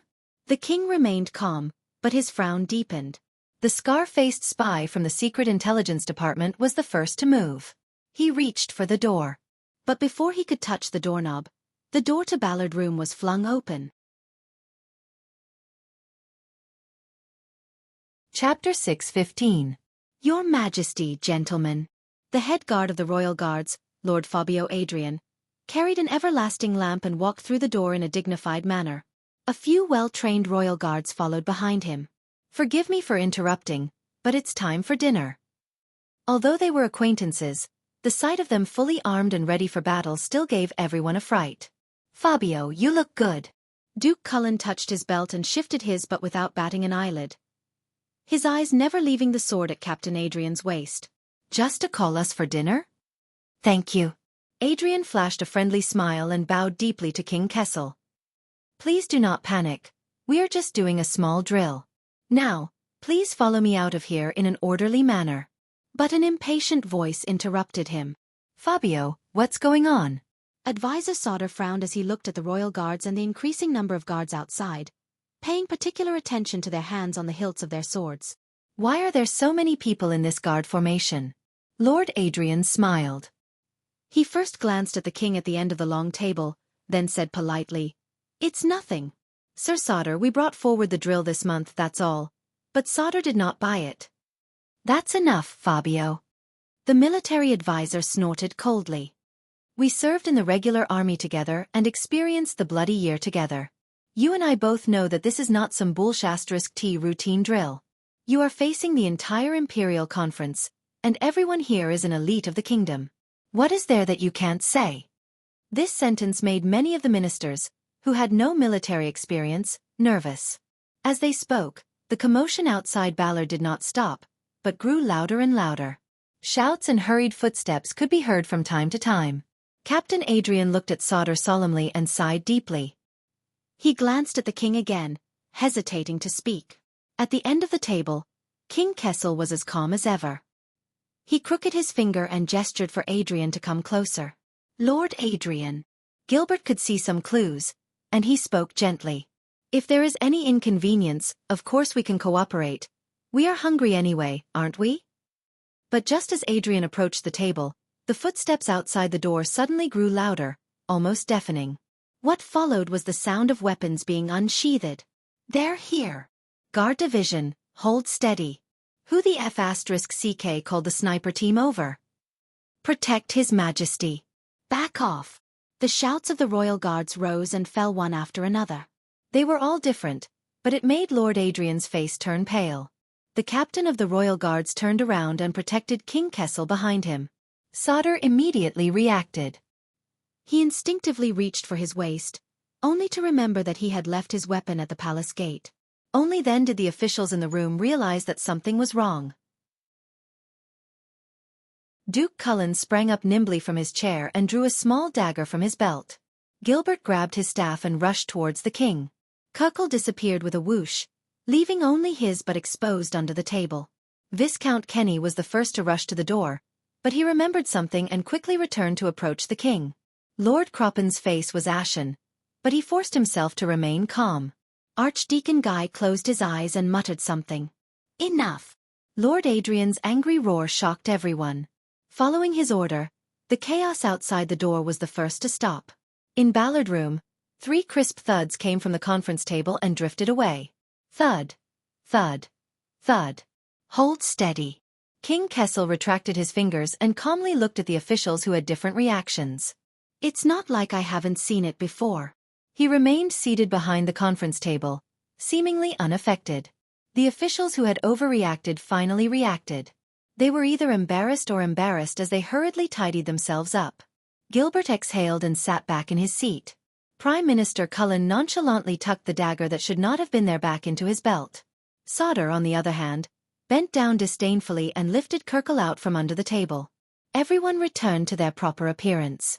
They then realized that the originally spacious door of Ballard Room had been completely blocked by the wall of royal guards. They could not see the scene outside at all. Every guard was facing the door, leaving only their backs to the officials in the room. The officials looked at each other, confused. Why, is there an assassin? Sauter asked in confusion. Adrian. King Kessel spoke again, with dissatisfaction and questioning in his voice. The captain of the royal guards responded with an apologetic and ashamed smile. Sir. At the same time, a high-ranking royal guard parted the wall of guards and squeezed into the room in exasperation. Captain Adrian. Adrian's expression darkened as he called out his subordinate's name. Mariko. The second vanguard of the royal guards, Mariko held down his weapon and shook his head regretfully before bowing to the other important people. Your Majesty, my lords. Adrian sighed bitterly as he understood what he meant. What's going on outside the door? The king's voice rang steadily, voicing everyone's thoughts. Get them out of the way, don't block it. Adrian turned around, bowed, and forced a smile. Your Majesty, this is just a routine measure, we only need 1 minute. Unexpectedly, King Kessel, who had been calm all day, suddenly raised his voice and shouted angrily at the wall of people at the door. Royal guards, get out of the way. The guards could not be more familiar with the king's voice. The guards guarding the door instinctively retreated to the left and right, revealing the first row of guards, then the next row, then the next row, and the next row, until they revealed the deep corridor outside the door that was dotted with lights. Everyone was stunned the moment they saw the corridor outside the door. Only the king remained calm, and his gaze was cold. Adrian could not stop him in time. He could only sigh. Outside the door, the royal guards were densely packed and ready for battle. With Ballard Room as the center, they filled all the spots in the corridor where people could stand. All the guards had solemn expressions as they faced the depths of the corridor warily and nervously. It was as if the most terrifying enemy was there. The noisy Renaissance palace fell silent at this moment. Asterisk thud. Thud. Thud. Asterisk, a strange but clear sound came from the depths of the corridor, from the end of the line of sight. The people in Ballard Room widened their eyes. A tall horse stepped on the stone slabs in Renaissance Palace. While facing the countless guards and lights around it, it slowly walked over from the corridor. The royal guards at the front were under the most pressure. They held the hilts of their swords tightly, but kept retreating as the horse approached. "What's going on?" Lord Croppen was in disbelief, but he immediately shut his mouth. Because around the black horse, a few people who were clearly dressed differently from the royal guards gradually appeared in front of everyone. It was a small group of people. They nervously surrounded the horse and moved forward with trepidation. "I don't want to say this, but I recognize that big guy." Sauter looked at the tall man leading the group with a headache. The latter was sweating profusely as he looked at the royal guards around him and raised his hands. "It's the boy from the Caribbean family. His father sent him to the army for training.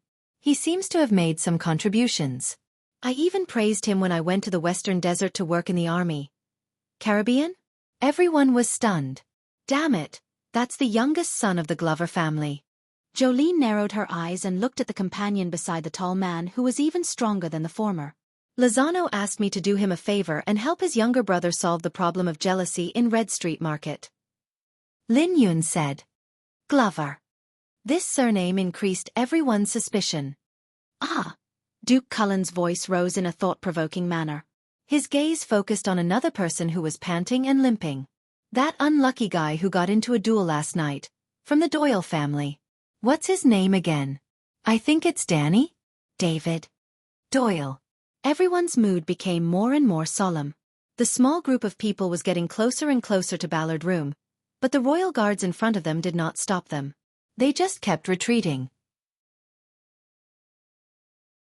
If that's the case, that horse, I remember now." Viscount Kenny's gaze was focused on the beast and he said in confusion, "When I went to Northland, I brought along a gift and a mount from my country for Prince Thales." Among the ministers, Gilbert did not say a word. He just stared blankly at the young swordsman at the front, who was holding a single-edged sword and facing the royal guards with a nervous expression. It was as if he was hit by something. However, these invaders of extraordinary origins were nothing. When their figures dispersed and revealed the person they were escorting, the air completely froze. It was a teenager. Compared to the nervous expressions of the people around him, he strolled forward leisurely, as if he was not worried at all. At that moment, behind the meeting table, King Kessel's pupils suddenly constricted. And in Ballard Room, all the ministers sucked in a cold breath. "Prince! What the hell? The Duke of Star Lake. Prince Thales. The troublemaker is in trouble again. May the setting sun protect him." No one noticed that the scar-faced detective from the Secret Intelligence Department clenched his fists tightly under his sleeves. The king's voice rang faintly. "Fabio Adrian." The Iron Hand King slowly called out the full name of his personal guard captain, as if it was chilling to the bone. What happened?" In Ballard Room, the ministers immediately quieted down. Lord Adrian's body stiffened. Then, he turned around and responded with a salute. His words were formal. "Your Majesty, Prince Thales missed his father dearly and came back carelessly." Carelessly? Looking at the tall horse approaching, Adrian's eyebrows twitched. "Speak human language." The king's reply was simple, slow, and strange. Adrian took a deep breath and continued. "The prince is still young and accidentally entered the palace gate." Asterisk thud. Asterisk, a soft knock cut off Adrian's words. Obviously, the Iron Hand King's voice was very soft, as if he was speaking quietly with his breath, gentle and indifferent. "Your commanding officer does not know how to speak human language, Mariko." The second vanguard. Mariko trembled slightly. Adrian closed his eyes and sighed, but this could not stop the king's request. "You answer." Within 2 seconds, Mariko's chest rose and fell. He glanced at his commanding officer and gritted his teeth. "Your Majesty, from what I saw." Mariko took a step forward and pointed angrily at the corridor. "The Duke of Star Lake and his entourage of 8 trespassed the palace grounds with weapons without an appointment or notification. Their intentions unknown." Everyone was shocked. Duke Cullen dug his ears desperately, as if suspecting that he had heard wrongly. Gilbert stared at Thales in disbelief, his lips moving. At first, the air in Ballard Room was only stagnant, but after these words, it turned cold. At the end of the long table, King Kessel's pupils reflected the slowly approaching Thales. He snorted nonchalantly in response. And you let him in just like that? Mariko frowned and was about to respond, but Adrian beat him to it. Your Majesty, the guards on duty at the palace gate today are not good with words and are rigid in their actions. They had a conflict with His Highness' men. There was some verbal friction and some pushing. But the king's voice rang again. Mariko? The second vanguard gulped and glanced at his commanding officer again. Adrian looked at him, troubled. In the end, Mariko no longer hesitated and said indignantly, Your Majesty, just now, Duke Thales tried to force his way into the palace. The guards at the gate were loyal to their duties and refused to let him in, so they fought with the Duke's men. There was blood on both sides. Since you are loyal to your duties, King Kessel interrupted him mercilessly. His tone was flat, but inexplicably frightening.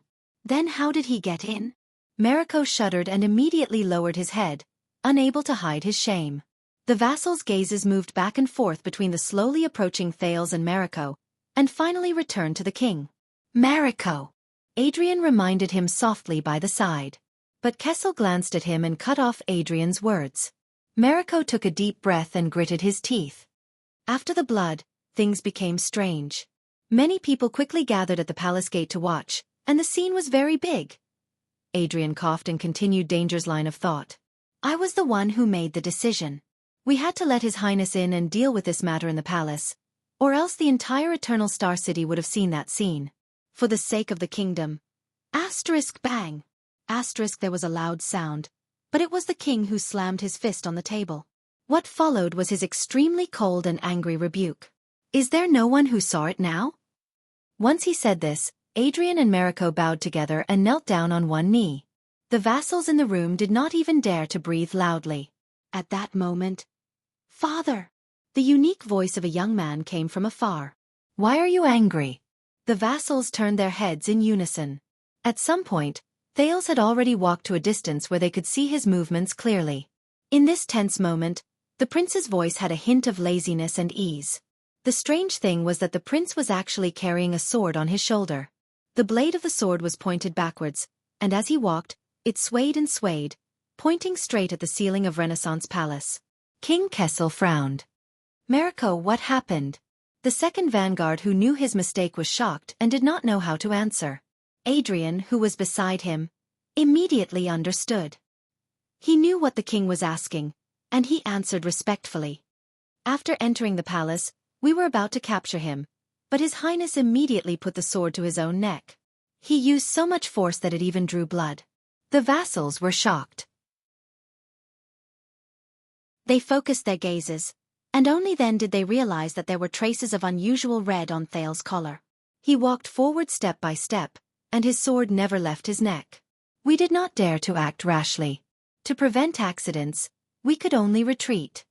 After listening to the royal guard's explanation, Duke Cullen's gaze on Thales became more and more interesting, while Gilbert became more and more worried. Compared to his previous rage, King Kessel did not immediately reply. He leaned his back against the chair again, and his brows were tightly furrowed. So, these are my royal guards. The king exhaled. His tone returned to its previous calmness, but there was a hint of mockery in it. Now, I finally know how my father died. Everyone's breathing froze. These words were extremely heavy. Lord Adrian could only lower his head, close his eyes, sigh, and apologize. On the other side, the younger Mariko gritted his teeth and said indignantly, Your Majesty, please let us. But Thales' words came again, interrupting everyone's thoughts. Father! Everyone looked over. The Duke of Star Lake and his attendants had stopped at some point in time, and they stopped in front of a row of guards who would rather die than retreat. The prince laboriously shifted the heavy sword to his other shoulder, causing the royal guards around him to feel nervous. But he did not look at the people in Ballard Room. He only scrutinized the portrait near him. Sand King Kessel IV was fully armed and riding on a horse. He raised his head and looked into the distance. His gaze was firm, his posture was straight, and he looked heroic. But Thales knew that a century ago, the direction the Sand King in the portrait ran to was a war that was destined to be lost. The meeting has been going on for so long. Aren't you tired? Thales shifted his gaze back to Ballard Room. He activated his hell senses, allowing him to see King Kessel clearly under the lights and the setting sun. He ignored the royal guards who had terrifying gazes around him, smiled slightly, and raised his voice. "Shall we talk?" In Ballard Room, everyone's gazes returned to King Kessel. Behind the meeting table, the Iron Hand King stared coldly at his son. After a while he spoke. "Let him in." Mariko quickly turned around. "Your Majesty?" King Kessel sneered. "I said let him in." Adrian shook his head at Mariko, then ordered the royal guards inside and outside the room. On the invader's side, the prince's attendant, Wuxia, gulped when he saw a gap in the royal guard's defense line. "Your Highness." Thales exhaled. "All of you stay." The prince bared his teeth as he felt the soreness in his shoulders and the cut on his neck. "Cooperate with us later. Don't resist." Cohen, who was in charge of clearing the path, was stunned. His face was pale from fear. "Huh!" Ralph, who was at the back of the formation, also turned around. His gaze was displeased. "Don't worry, all of you are my subordinates, they probably won't." Thales paused for a moment and swallowed the second half of his sentence. "Won't beat them up too harshly? After all, this is a rebellion." Around them, the densely packed royal guards were still nervous, as if they were facing a great enemy. Beside Thales, Jenny, the black horse, felt the terrible atmosphere and neighed uneasily. "I know it's too dark here. You don't like it, right?" Thales turned around and comforted Jenny quietly. "It's okay." "Me too." Jenny whimpered and quieted down, feeling wronged. The Duke of Star Lake stopped smiling. He carried the incredibly heavy long sword and strode forward. Just like countless times in the past, he walked forward alone. The prince's sudden approaching figure made the royal guards around him spread out abruptly. Like a whistling arrow shooting into the forest, it startled countless birds. Thales could feel that when he crossed the threshold and brushed past the royal guards, the vanguard named Mariko stared at the long sword on his neck. His muscles twitched rhythmically, as if he was waiting for an opportunity to attack. But Adrian, who was beside him, held him down firmly. Finally, Thales stepped through the door of Ballard Room and scathed and saw King Kessel behind the meeting table. This journey was really not easy. The prince stopped in front of the meeting table and seemed to be in high spirits. "You are well protected, father. Even your own son had to shed blood to meet you." King Kessel only stared at him coldly. There was not even a hint of obvious expression on his face. It was just as Thales expected. Unlike before, the prince did not pay attention to the king. He looked around with interest. In front of him, the ministers of the Imperial Conference stared at him with dumbfounded expressions. Their expressions were interesting. Behind him, countless royal guards glared at him resentfully and gritted their teeth. As expected, Anchor was right. Without waiting for the others to react, Thales sighed and tightened his grip on the sword beside his neck. He lamented to himself. "That's right." He sighed and lamented. "If I don't kill, no one will listen. Even if it's my own life." He narrowed his eyes and looked back at King Kessel. "Similarly, if I don't rebel, the tyrant will be fearless. He might even think that he is very popular. What kind of world is this?" "Your Highness." In the Imperial Conference, Gilbert was the first to be unable to hold back. He tried his best to hide his anxiety and forced a smile. "What are you doing?" Thales turned his head, and his eyes lit up. "Gilbert, how are you?" The prince's tone was very bright. There was no hint of gloominess, and it was a stark contrast to the atmosphere in Renaissance Palace. "By the way, Wuxia is back." Thales flashed his thumb behind him. He did not care whether his thumb was correct or not. He just chuckled. A reunion between father and son. How touching. For some reason, Thales, who had been filled with pressure when he entered and left Renaissance Palace a few times, actually felt relaxed and happy at that moment. It was as if he had removed all his burdens. But his smile did not last long. Because at that moment, Gilbert's expression was extremely complicated. He stared at Thales' face, then at the sword on his shoulder. He seemed to be smiling bitterly, grieving, sighing, and feeling grief. It made Thales stunned for a moment. "I know, Your Highness." Gilbert sucked in a deep breath and lowered his head. When he looked up again, he was beaming with joy. "You are not satisfied with your marriage." Gilbert's smile froze, and he suppressed his rapid breathing.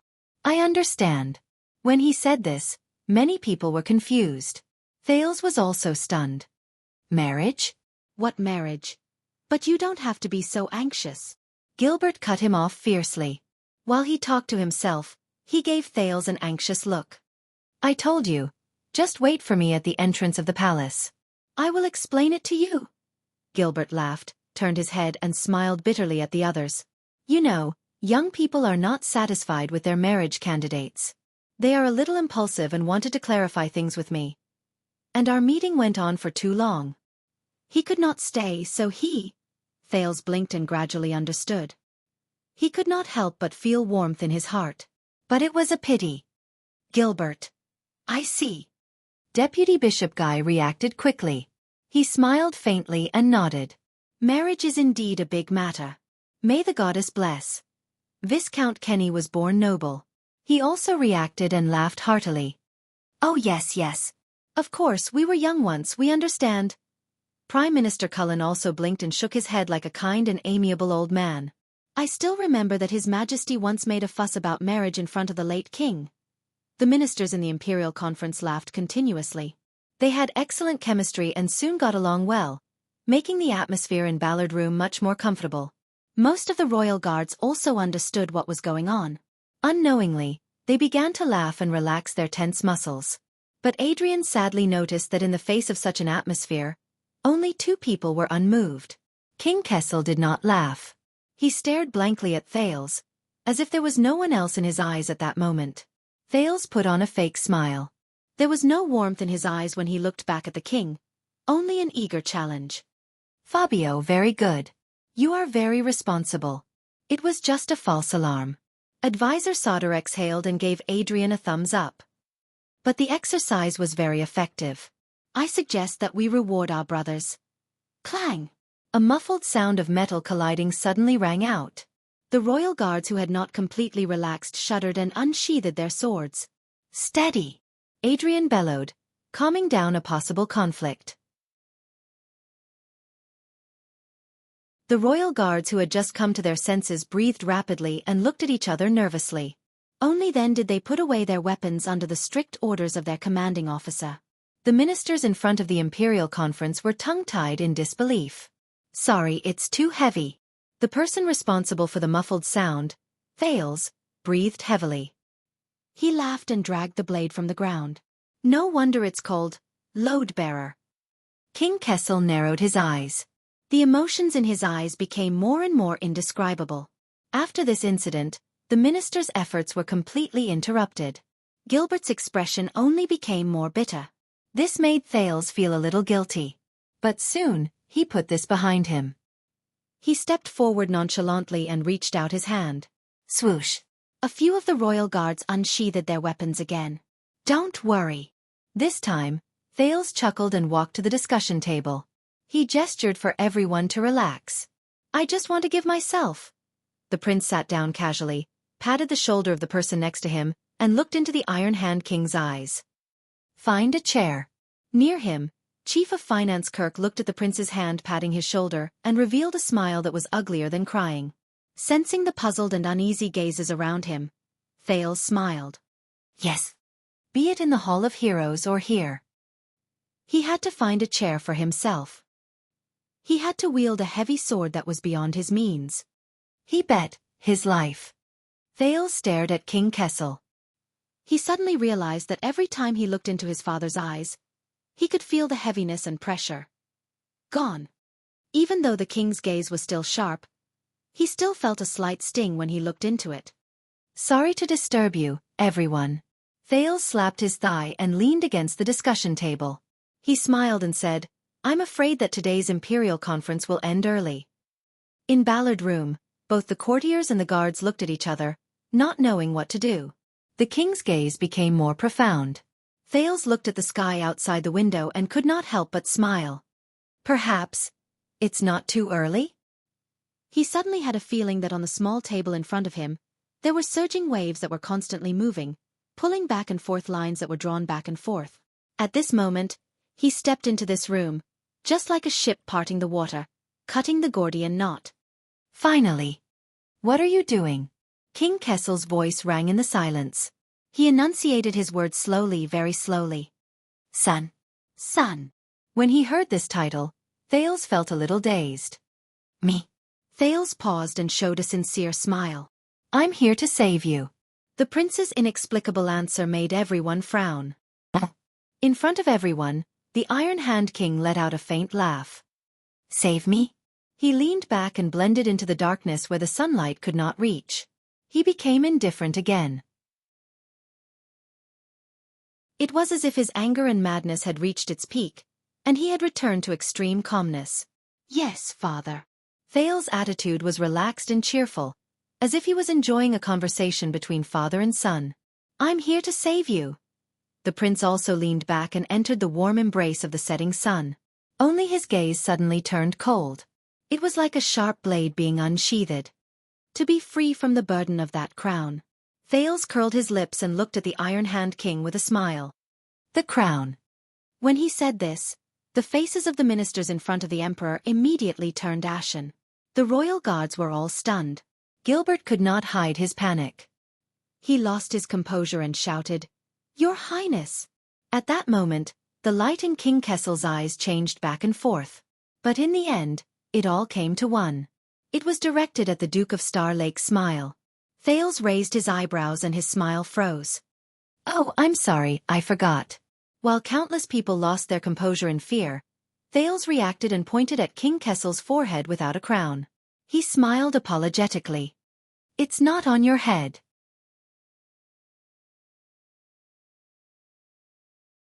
Chapter 6:16. Other than the indistinct sound of breathing, Ballard Room was so quiet that a pin drop could be heard. But as the chief commander of the royal guards, Lord Adrian felt that this was one of the most torturous, and painful moments of his life. Flames flickered and the shadows of the blades swayed. The setting sun illuminated the wall, blood red. Separated by a table, the Supreme King and the Duke of Star Lake faced each other in silence. Everyone else went silent like cicadas in the winter. Amidst their fear and nervousness, they waited for this strange and fragile silence. Finally, after an unknown amount of time, King Kessel's deep and forbearing voice slowly rang in the room. Why? Why? The king's words were calm and slow, but contained an unbearable weight. The young duke's low laughter responded to him. Thales rested his forehead on the hilt of the load-bearing sword, exhaled, and stopped laughing. Shouldn't you have expected this to happen? After you summoned me to the palace to have an audience with you, and after you raided Mindy's hall? Thales raised his head, his eyes like lightning. Your Majesty? The prince's reply was light and indifferent, but it made many people who had been tense for a long time inexplicably heave a sigh of relief. The king stared at his son, the blue ocean in his eyes regaining its incomprehensible depth. He did not think for long before he snorted and turned his head, as if the person in the seat opposite him was not worthy of his attention. Adrian. Mariko. The chief guard captain and the second vanguard bowed and pressed their hands on their chests. Your Majesty? Your Majesty!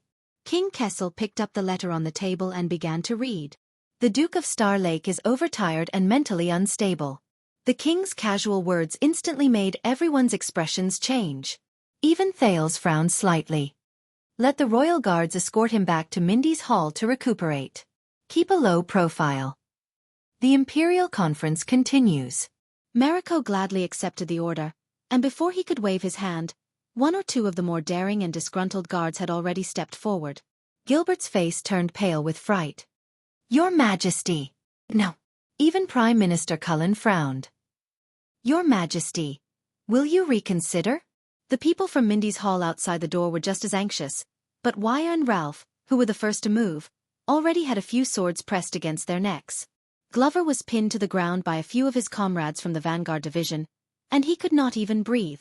Doyle, who was yelling loudly, had his mouth and nose covered. He could only shout, No! The battle-hardened Cohen used the Black Horse as a barrier and struggled back and forth, causing the royal guards to panic. But at some point, a scar-faced man from Ballard Room appeared behind him. He said something, but the ferocious man suddenly froze. Then the scar-faced man struck the back of Cohen's head, causing him to fall to the ground. The restless Jenny bared her teeth fiercely, but an experienced old guard lit a burning torch and pressed it in front of her. The big black horse whimpered and immediately became obedient to protect itself. Thales looked away from the corner of his eye. He knew that he had no backup, even though they were muddle-headed when they entered the palace. "But your majesty." Adrian, the captain of the guards, raised his hand to placate Mariko, who was about to make a move, and said tentatively, "From here to Mindy's Hall. Fabio Adrian." The king was so absorbed in reading the letter that he did not even raise his head. When his full name was called, Lord Adrian immediately lowered his head and shut his mouth. "I've been lenient enough today. No matter who it is." Even though he was speaking to the captain of the guards, everyone present, including Gilbert, the vassals, and the gods felt their hearts tremble. "Don't test my patience." At this moment, dang! A sharp sound rose, and the group was shocked. They turned their heads around simultaneously. Thales held the hilt upside down and smashed the tip of the load-bearer against the floor tiles of Ballard Room to check the quality of the ancient empire's sword. Clang, clang, clang. In front of everyone, Thales ignored the gasps. With the help of the Sin of Hell's River, he lifted the load-bearing person onto his shoulders and clicked his tongue in amazement. The guards closest to the youth were about to step forward, but when they saw this scene, they couldn't help but stop. Bearers. As expected of the blockhead's family heirloom sword. Not only was its quality up to standard, it was also very heavy. Just maintaining this posture without collapsing had used up a lot of his strength. Not to mention, he also had to prevent the blade from accidentally injuring him when it was right in front of him.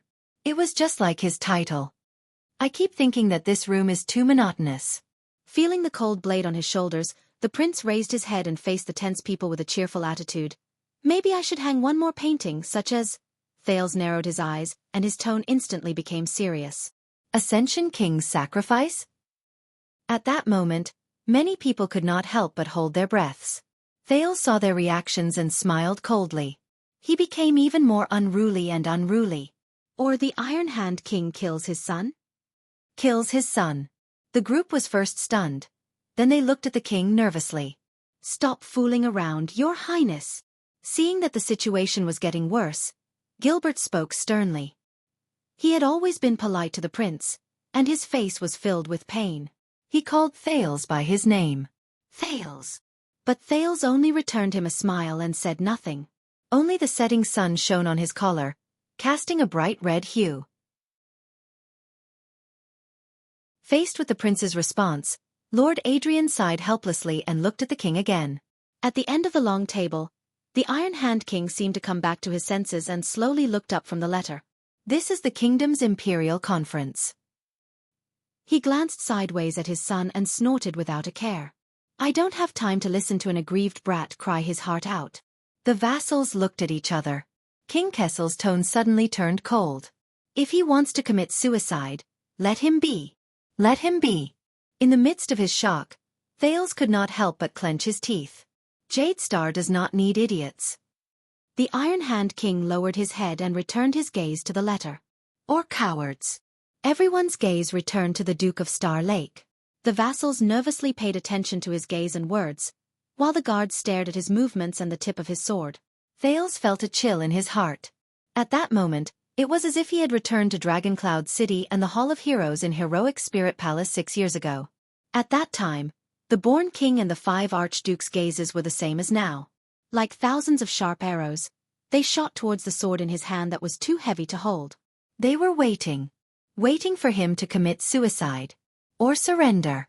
It had been 6 years. Nothing had changed. Except for one thing.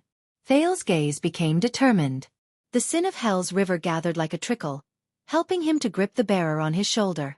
The sword in his hand was no longer unbearably heavy. "Then you must be an idiot and a coward, father?" Thales spoke calmly, but his words were as sharp as a knife. "Or you don't want to be a Jade Star again? Is that so?" As soon as he finished speaking, the content insulting the king was met with a dead silence before it caused an uproar. The king did not move. Only his eyes emitted a cold light. It had been 18 years since Kessel Jadestar was crowned king after the Bloody Year. During the era of the Iron Hand King's rule, the last time someone directly contradicted or even insulted the Supreme King was during the National Conference 6 years ago. The Duke who committed treason and spoke rudely was already in prison. He was destined to spend the rest of his life behind bars.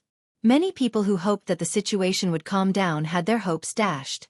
They could not help but sigh in pain. The royal guards' gazes were solemn.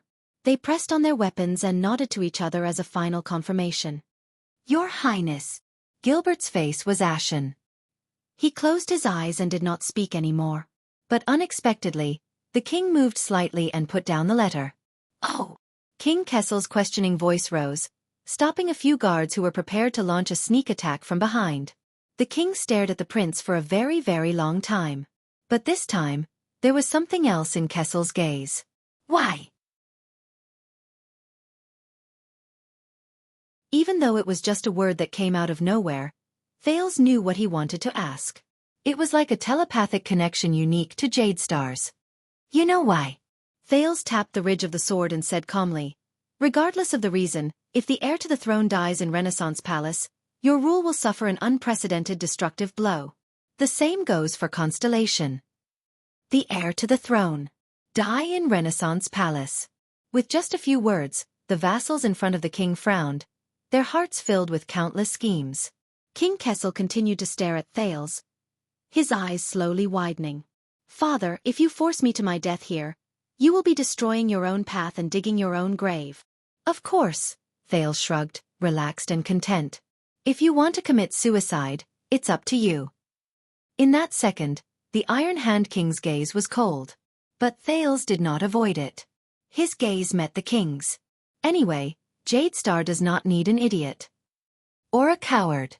Thales' voice faded away. At that moment, everyone present stared at their prince in shock. Lord Adrian pressed his forehead helplessly and painfully. There was nothing more horrifying than a father-son conversation. The temperature in Ballard Chamber returned to its lowest point. A few seconds later, King Kessel laughed. He sneered. "Too late." He leaned forward slightly and appeared from the shadows, allowing the setting sun to carve out the outline of his determination. "Too late." The Iron Hand King's laughter stopped abruptly. From the moment the heir to the throne trespassed into the Forbidden Palace with the intention of rebelling. Upon hearing the word rebellion, several ministers turned their heads in disbelief. The rule of the kingdom has been severely damaged and irreparable. Thales' face darkened. Gilbert covered his face in pain, the Prime Minister pinched the bridge of his nose in pain, and Vice Bishop Guy closed his eyes in a prayer posture. "It is because of your short-sightedness and foolishness, child," King Kessel said faintly. "Your threats and bargaining chips are no longer worth a dime." Thales exhaled, closed his eyes and lowered his head. That's right. Kessel had not changed. He still had this personality, exactly the same as when Thales first met him. He would not compromise. He would not give in. He would not retreat. He could only become more determined and decisive. The sunlight disappeared from the prince's hair. The hilt of the load-bearer's sword dropped and rested on his knees. Kessel snorted coldly and turned to the others. "What are you waiting for?" But in the next second, before the royal guards could react, Thales suddenly opened his eyes. "Then why? Why do you still say that I am insane?" The Duke of Star Lake's voice rang loudly, echoing inside and outside Ballard Room. "Why do you still want to drag me back to Mindy's Hall? Since it is irreparable, why don't you just give the order to kill me on the spot?" Thales gripped the load-bearer tightly and sat up straight again. He faced his opponent. King Kessel snorted coldly and reacted just as quickly. "Are you so sure that I do not dare?" "Of course you dare," the prince replied sternly. "You can kill me here, secretly send my corpse out of the palace, then announce that Prince Thales died of an acute illness and passed away in Mindy's Hall, just like the former Fog King Mindy's the First." Fog King. No. Gilbert realized the worst outcome, and his face turned pale. The Iron Hand King's gaze was as sharp as a knife, piercing straight at Thales. But Thales did not wait for the other to reply and stood up with a bang. "But the premise is..." Amidst the sounds of unsheathing and shouts, the prince held his sword with one hand and pressed the other against the table. He shouted angrily, "Everyone who witnessed the king killing his son, be it the ministers or the guards, must keep their mouths sealed for years, decades, or even a lifetime. Even if you have to kill them." At that moment, Viscount Kenny, Lord Croppen, Advisor Sauter. The ministers looked at each other in disbelief. "Ah!" Chief Kirkirk reacted quickly. He pressed a hand to his eyes and said with a trembling voice, "That, I am only here for a meeting, I didn't see anything today." But before he could finish, Duke Cullen stopped the Chief of Finance like a lion. "Shut up, Kirkirk." The Chief of Finance was about to say something when Sauter swiftly pulled him to his side and sealed his mouth. Lord Adrian hurriedly made hand gestures, trying his best to appease the defense line that was on the verge of losing control due to the sudden turn of events. The atmosphere was extremely tense. "That's the only way." But Thales did not care about anything else. He only stared at the king in front of him, gritted his teeth and panted. "You won't leak the news, repeat the evil example of the Ascension King's son, endanger the authority of the royal family, and threaten your rule." But he had obviously miscalculated. The Ascension King? Evil example? On the throne, King Kessel laughed angrily. "If we can recreate Alan I's greatness, why not sacrifice a prince?" As soon as these words came out, the ministers and guards were shocked again. Thales frowned hard and gritted his teeth. No one knew that his shoulder was starting to go numb from the pressure of Cohen's Duanmu sword. The sin of Hell's river surged into his veins, soothing his pain, but tightening his nerves. Compared to his many enemies, King Nuvan, King Chapman, Zayn, Fakenhaz, Asda, Giza, the ugly-faced woman, Stake, the Iron Hand King might not be the strongest, the strangest, or the scariest. But he was definitely the toughest. Impervious to the slightest threat. Fearless of the worst outcome. Not hesitant to perish together. Compared to him, Roman Williams, with his skull on his shoulders, was simply the most gentle, considerate, and easygoing person in the world. "Your Highness! Your Majesty!" Seeing that the situation was spiraling out of control, the host of the Imperial Conference, Prime Minister Cullen, had to speak up to ease the situation. "We are both Jade Stars, and we are father and son." The old Duke sighed. At this moment, he spoke earnestly. "Is there a need for this? We are both Jade Stars. We are both father and son." These words made Thales clench his fists and size up the Iron Hand King's sharp face again. But at the same time, what echoed in his ears was the desolate question of the traitor Samel in the prison of bones. Is it a son killing his father, or a brother killing his brother? A son killing his father. The sin of Hell's river began to roar like a fierce beast, tearing at the cage that trapped him. Thales stared at the Iron Hand King's neck expressionlessly. He could not help but think of the night of dragon's blood, when the born king's head fell to the ground. Reality told him that the king's head was nothing special. Like an ordinary person, it would make a sound, roll, and bleed when it fell to the ground. Like a hollow, rotten watermelon. Thales tightened his grip on the hilt of his sword again. "Stay in your seat, Bob," Kessel said coldly, rejecting the Prime Minister. "Since it's a family matter, outsiders have no right to butt in." These words were blunt, vulgar, and merciless. The senior and respected Cullen's expression immediately turned sour. No one else dared to interrupt. Family matter. Thales snorted and tried hard to get rid of it. "Yes, such as domestic violence." Thales lowered his voice and said coldly, "If you don't kill, no one will listen." Perhaps because his tone was completely different this time, the king's gaze paused. On the other side, Advisor Sauter thought of something and could not help but sigh. "You remind me of His Highness Horus, Duke Thales." Lord Adrian frowned. For the first time, he put his hands behind his back and gave a secret order to the guards. "Horus? Horus?" The king sneered. "He's still a long way off." The next moment, Kessel V did not give him a chance. "The farce is over, child. You have 10 seconds to put down your weapon." The Iron Hand King's smile faded and he raised his hand coldly at the royal guards. "Or your head will fall to the ground." The sin of Hell's river boiled restlessly. Hell's senses were activated naturally, allowing Thales to hear the shuffling of footsteps and clothes as countless guards quietly surrounded him. "Put down your weapon, or your head will fall to the ground." 10 seconds. All of this. In exchange for his 10 seconds. The sin of Hell's river surged uncontrollably. Thales stared hard into King Kessel's eyes and resisted the urge to leap up and swing his sword. He knew that King Kessel was serious. But it was a pity. So was he. "I know, father." Thales' expression was grim and his tone was cold, just like his opponent. "You disdain compromise and never show weakness." You still want to solve the problem as resolutely and decisively as before. Thales knocked on the spine of the load-bearer's sword and was greeted with a dull metallic sound. But in the end, you're not doing this willingly.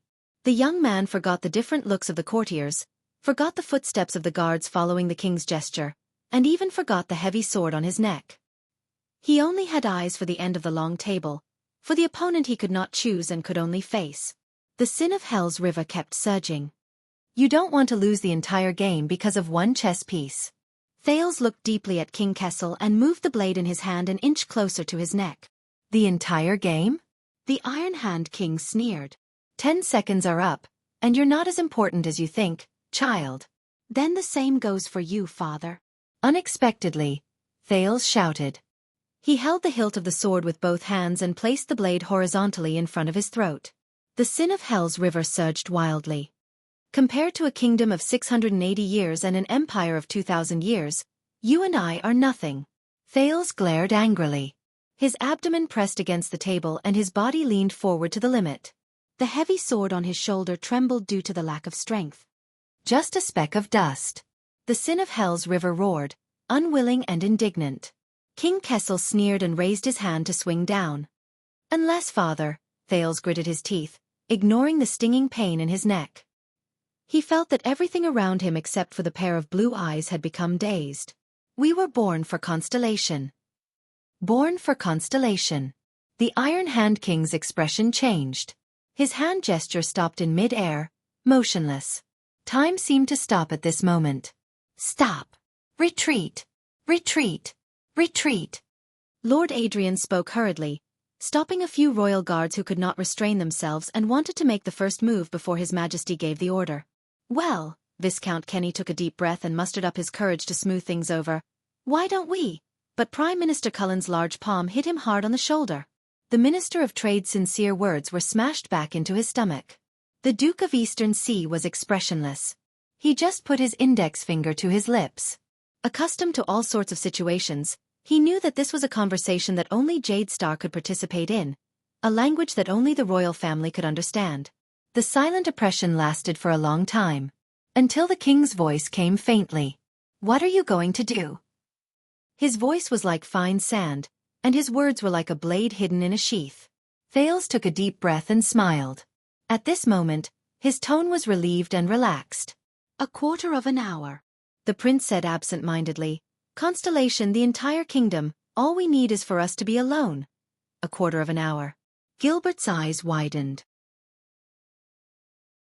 A few drops of scarlet blood seeped out from between Thales' sword and his collar and fell onto the meeting table. King Kessel did not answer. His gaze was fixed on the blood on the meeting table. 1 second. 2 seconds. Finally, the king slowly put down his left hand that was poised to strike. Instead, his right hand clenched into a fist and slammed it on the table. Everyone! King Kessel's voice was cold and stern. Stand down. As soon as he said this, the crowd burst into an uproar. Only Thales exhaled fiercely when he heard that. Damn it.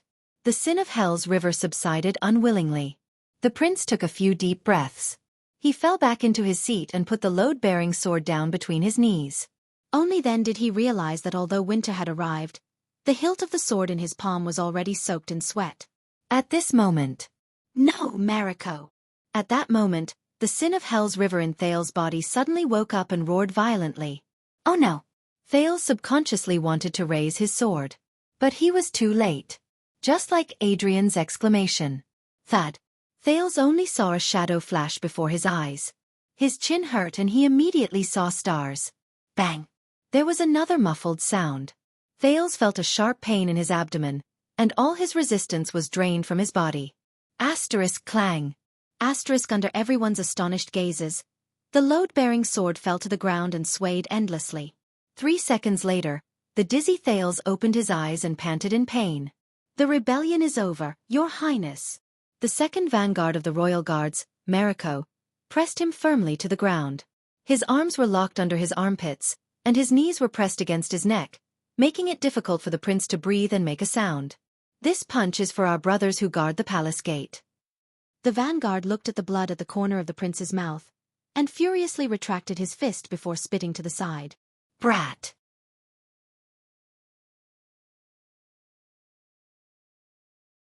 Chapter 6:17. Damn it. This was Thale's first thought. Half of his face was pressed against the cold stone floor, and he could feel the dust and pain. From the moment the prince entered the room to force the emperor to abdicate and raise his sword against his neck, to the moment he was careless and was captured, the situation had changed in the blink of an eye, beyond imagination. The entire Ballard room was so shocked that they didn't even have time to react. Mariko, the center of attention, tightened his grip on Thale's twisted arm. He took a deep breath and reported to King Kessel with a face full of excitement. "Your Majesty, the intruder has been captured." King Kessel did not reply immediately. He only stared deeply at Thales on the ground. His face was as dark as the sea. No one knew what he was thinking.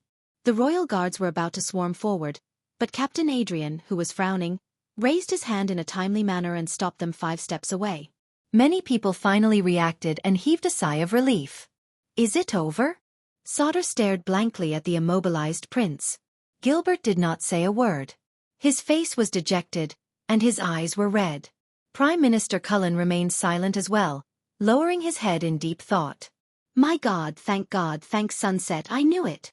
Major Domo Kukuk struggled free of Solda's hand that was covering his mouth. He was still in a state of shock.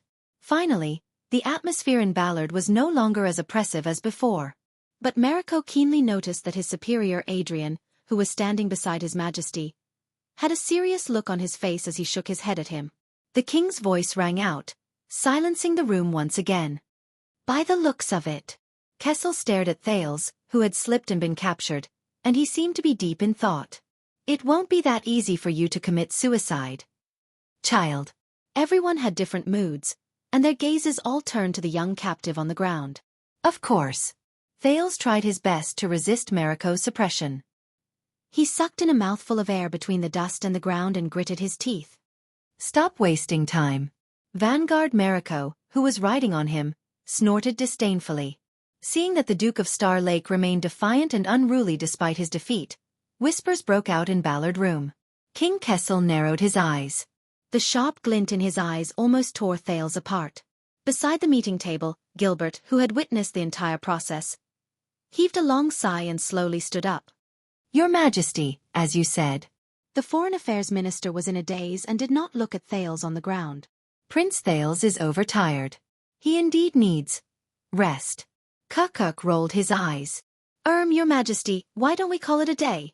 "If there is a need, Your Majesty," Archdeacon Stylianides sighed and said, "the Sunset Church can confess the lost prince and redeem himself." "No." Viscount Kenny frowned and looked at his colleagues. "Everyone, today's matter concerns the stability of the kingdom. Please keep your mouth shut." The officials were all talking at once, and the meeting room became lively again. Silence. At this moment, Prime Minister Cullen suddenly shouted. The entire Ballard room fell silent. "It's a royal household affair." Out of character, the Duke of Eastern Sea turned to the king in a calm and unquestionable manner. "His Majesty has his own decision." Everyone looked at the end of the long table again. But King Kessel did not react. Half of his body was in the shadow of the throne, and only his head and chest were exposed to the light of the fire, which made his eyes flicker. The king's silence seemed to have a magical power as it gradually infected the entire meeting room. From the ministers to the guards, everyone could not help but fall silent. They did not even dare to breathe loudly. Except for one person. "Please, father." Even though the rebellion had failed, Thale's laughter was still unrestrained and piercing outside Ballard room. "When the time comes, do you choose to be a stupid idiot, or a suicidal coward?" King Kessel's gaze grew sharper. Vanguard Mariko's expression turned cold. He exerted force on his knee and cut off Thale's words with a hiss of pain. At this moment, "Mariko." King Kessel's voice sounded faintly. "Let him go." At that moment, everyone was stunned. "Yes." Mariko first accepted the order excitedly, then reacted and looked up in shock. "Your Majesty? What did you say?" He was not the only one who had this question. But Prime Minister Cullen's expression was thoughtful, Gilbert's eyes lit up with hope, and more people had doubts and fear. Only one person was not surprised. On the ground, at an invisible angle, Thales endured the pain and curled the corners of his mouth. "I said." King Kessel snorted coldly. His voice was not loud, but it made everyone subconsciously quiet down. Jade Star has made a promise. The Iron Hand King gazed deeply at his unfilial son. As you wish, child. Let's talk. As the king's voice faded, there was a moment of silence in Ballard Room. Many people exchanged looks of bewilderment. Mariko took a deep breath, violently pulled Thales up from the ground, and pressed him heavily against the table, causing the latter to groan in pain. Your Majesty, Prince Thales is plotting a rebellion. Once he escapes, he may harm you. He was not the only one worried. The ministers in front of the king spoke at once. Alone. Advisor Sauter looked at the load-bearer's sword that had long been confiscated by the royal guards. But your Majesty, at least let Adrian be present to protect. Well, if we want to interrogate him, we can find a cell, the kind with bars. This was the shaken Chief Kirkirk. What about the Secret Intelligence Department? Let them handle it. No, today's matter is not to be leaked. Bang! There was a dull thud. It was King Kessel's heavy punch on the table. The teacups on the table rattled noisily. Everyone was shocked. The ministers and guards came to their senses. They lowered their heads and waited nervously for the king's reprimand. The room was instantly silent. But the Iron Hand King said nothing. He merely lowered his eyes and maintained his silence, calm and steady, like a hunter patiently waiting for his prey. A full 10 seconds. During this time, everyone lowered their heads and dared not breathe too loudly. Thales was still pinned against the table. He panted as he waited for the oppressive silence. Finally, Lord Adrian, who was closest to the king, sighed and took a step forward. His Majesty has made a decision.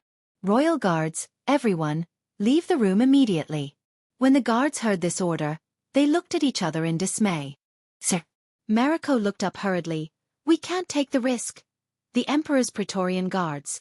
Guard Captain Adrian's expression changed, and he yelled, Why do you wave your sword? As soon as he said this, all the royal guards, including Mariko, were shocked. The king did not say a word and watched the scene coldly from the sidelines. Mariko glanced at Thales, who was pinned down by him, and swallowed with difficulty. This sword is only swung for the Emperor. It has no other use. Adrian nodded expressionlessly and did not say anything else. Seeing this, the ministers whispered to each other, but the guards looked solemn. The next moment, Thales felt his arm loosen. The pain, restraint, and weight on his body disappeared. By His Majesty's order, Your Highness. Vanguard Mariko took a step back and stared at the teenager on the table with vigilance and indignation. He gritted his teeth but was polite. Please rise. Thales groaned and propped himself up from the table in pain. F***ck. He spat out a mouthful of blood, panted, kicked a chair away and sat down heavily. Seeing that Thales had escaped, the expressions of the ministers changed slightly. The guards subconsciously put their hands on their weapons, but under Adrian's stern gaze, no one dared to act rashly. With a cold expression, Mariko bowed in the direction of the king and the commander, then turned around and arranged for the royal guards to leave the room in an orderly manner. My lords, the kitchen is ready for dinner, Lord Adrian said again, attracting the attention of the courtiers. Please. The guard captain raised his hand towards the door, his face beaming with joy and respect. It was as if this was just an ordinary court meal. From Gilbert to Sauter, from Kirkirk to Kenny, the ministers looked at each other. They looked troubled, doubtful, or worried, but none of them moved. King Kessel's gaze gradually turned cold. Just in time, I've been hungry for a long time. Let's eat, let's eat.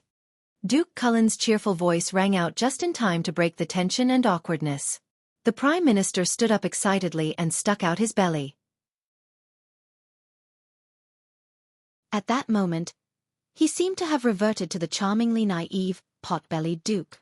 Although Renaissance Palace's dishes are famous for being shabby and inflexible, and they never change. Just as they were about to reach the door, Prime Minister Cullen paused and turned around to give Thales a deep look. But I think there might be a surprise for this meal? There was a hidden meaning in his words, but no one dared to respond. Only the Iron Hand King snorted coldly. The Prime Minister chuckled, squeezed through the line of guards, and disappeared outside the door. Kirkirk, who had been fidgeting for a long time, looked left and right, shrugged with an awkward smile, and quickly caught up with the Prime Minister. With Kirkirk and Cullen as precedents, and the king's resolute attitude, the other ministers, despite their doubts and worries, did not delay. One by one, they filed out of the room. "Your Majesty, if you need anything," Sauter said solemnly before he left, "I'll be next door, waiting to be summoned." King Kessel seemed to come back to life and nodded imperceptibly at the military advisor. "Don't worry, Sir Sauter." Thales tapped the arm of his chair and looked tiredly at King Kessel. "I'll take good care of him for you. This will be a frank, sincere, cordial and friendly conversation." The teenager narrowed his eyes. Father and son. King and prince. Jade Star and Jade Star. Thales snorted softly. "Isn't that so?" King Kessel did not respond, but his gaze deepened. Sauter frowned and turned around decisively. Gilbert was the last minister to leave. He looked hesitant and hesitated, but in the end, he could not help but turn around. "Your Majesty, even if the knot in your heart is difficult to resolve, please consider the fact that you are related by blood, and that His Highness is still young." King Kessel's gaze, sharp as a sword, turned and landed on the Foreign Affairs Minister. Gilbert paused for a moment. But Thales' voice rang out again. "Thank you, Gilbert." With his back to Gilbert, Thales smiled and said in an unquestionable tone, "But according to the standards of the age of the Empire, I am already an adult." Gilbert was startled.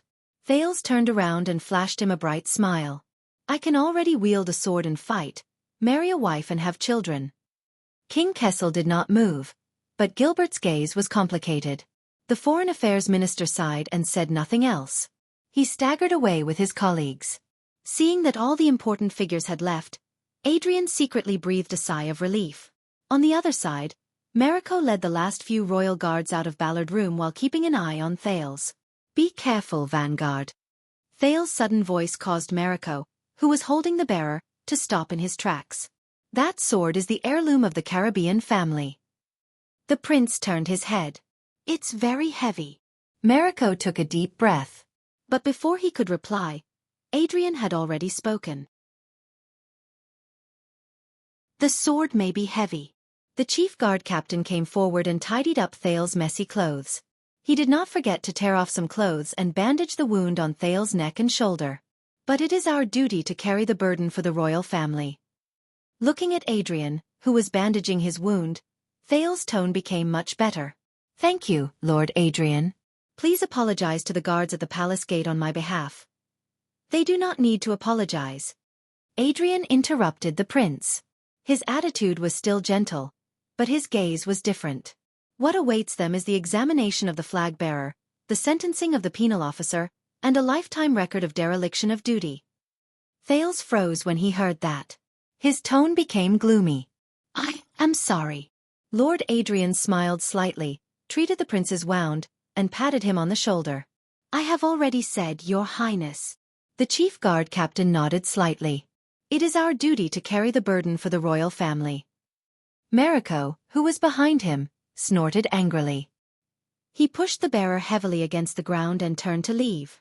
As Adrian was the last to leave, the door of Ballard Room closed with a bang. Only the king and the prince were left. They sat on opposite sides of the meeting table, facing each other under the illumination of the setting sun. Ballard Room was not large. It was crowded and lively when the imperial conference was held. But now that there were only 2 people left, it gave off a frightening feeling of loneliness. "Speak." King Kessel did not waste any time.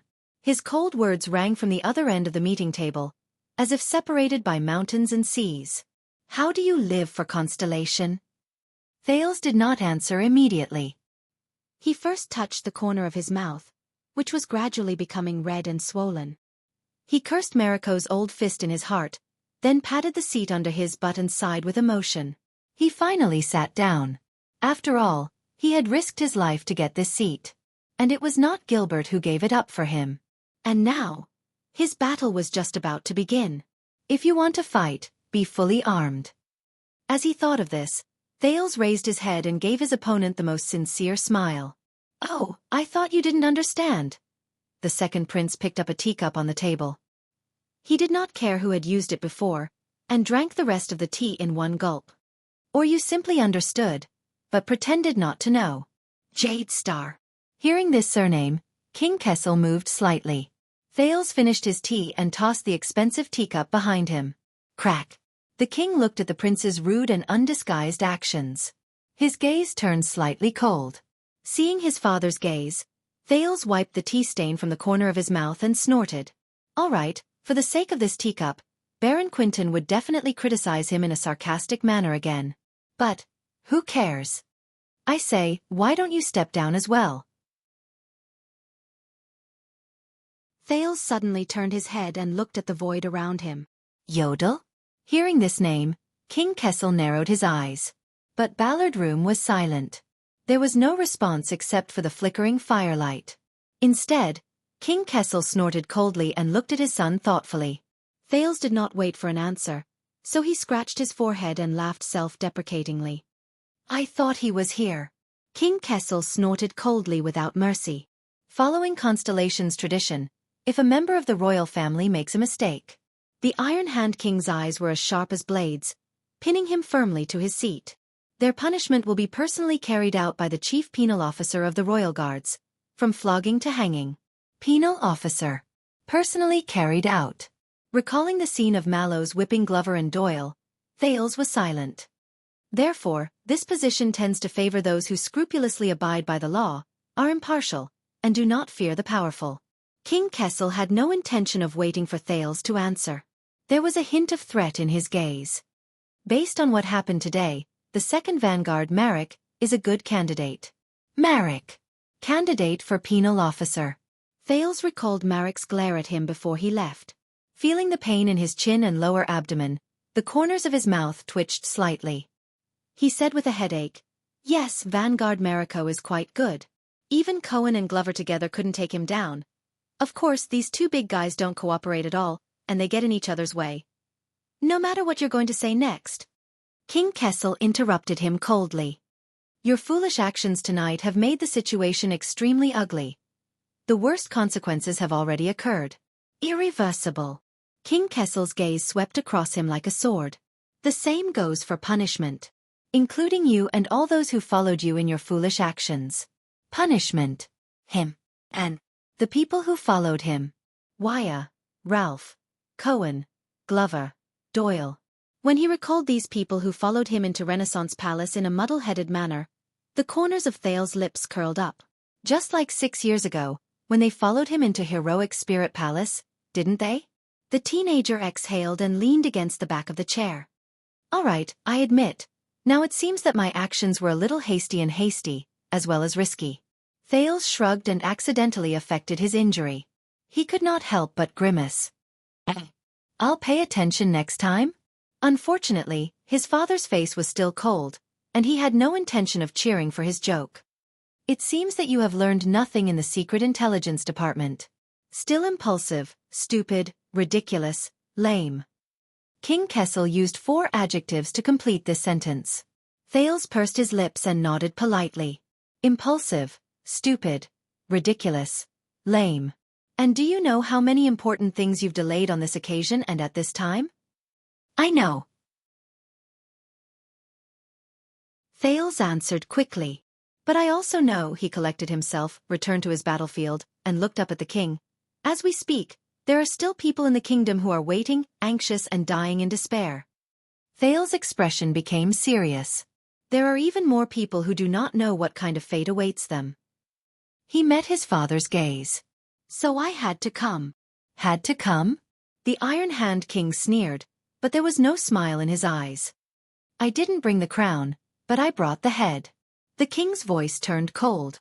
Why do you want to come and get it? The setting sun just fell outside the window. Kessel V's figure was dark and blurry in the scarlet light. Thales smiled. He didn't bring the crown. But he brought the head. After King Nuven's death, the blood-stained dragon-scale crown flashed before his eyes. The next moment, the sin of hell's river surged in his veins. The prince's expression turned cold. His figure flashed and he pounced on the king. Swoosh. As the chair rubbed against the ground, Thales' expression was resolute. He leaned forward from his seat and suddenly extended his palm towards King Kessel opposite him. The Iron Hand King did not move. He was not surprised. He just stared coldly at the approaching Thales. Smack. With a muffled sound, Ballard Room returned to peace. The setting sun and firelight reflected Thales' figure in a bloody red light. His palm stopped above the meeting table, but was firmly restrained and could not move an inch. He was only a few feet away from King Kessel. The light flickered, causing the shadows to tremble, feeling the belated strong wind. "I say, you're really here." Thales was expressionless. He did not even look at the mysterious figure that suddenly appeared in front of him. Yodel. Yodel Kato, the masked protector he was all too familiar with, was kneeling on one knee on the meeting table. He held Thales' wrist tightly and protected the king behind him. Yodel did not answer. His mask was thick and rigid. His gloves were cold as ice. His movements were steady as usual. Thales looked at the place where his palm was and sighed. What a pity. Just a little more. The masked protector lowered his head slightly. On the table in front of the king, under Thales' fingers, lay a crumpled letter. On the cover, the iris-shaped wax was beautiful and exquisite. Yodel was momentarily stunned. He raised his head. The deep holes on the purple mask met Thales' eyes. "Let him go," the king's voice rang coldly. Thales curled his lips. He looked at the masked protector and raised his eyebrows. "I think he's talking about you?" Yodel was silent for a moment. In the next second, the air in front of Thales rippled and stirred up ripples. Yodel's figure became blurry. Faced with this familiar scene, Thales just stared at the mask, as if he could stare through it and stare straight into the other pair of eyes behind it. Soon, Thales felt his wrist loosen. The ripples disappeared completely. Thales felt the lingering pain on his wrist. He sighed and chased the hint of melancholy out of his heart. Since he had already made his decision, he had no spare energy to reminisce about the past. The teenager reached out to grab the letter, retreated from the meeting table, and sat back in his seat. "So, this is the letter But Leader was talking about." "But Leader?" King Kessel frowned. Thales explained absent-mindedly as he read the letter. "Oh, you know, the Secret Intelligence Department has a group called the Princes But." "Forget it. It's not important." Seeing that the Iron Hand King did not care, Thales shrugged. He hastily scanned the elegant and calm words on the letter and extracted the main points. TSK, paying taxes to serve, and supporting the budget of the regular army? Thales put down the letter, his eyes shining. "Congratulations. I'm sure Lord Sauter is very happy, and Lord Kirkirk is also very satisfied. Your wish to expand the regular army has been fulfilled, and everyone is happy?" King Kessel was silent for a while. "You broke the ban and barged into the palace," the king said faintly after a few seconds. "Treason of words and conspiracy of treason, is this what you're saying?" Thales laughed. His laughter was so loud that it resounded throughout Ballard Room. But the king's expression remained indifferent, and he only looked at him coldly. Until Thales' smile faded and he said solemnly, "Then where's the pit?" The Iron Hand King narrowed his eyes.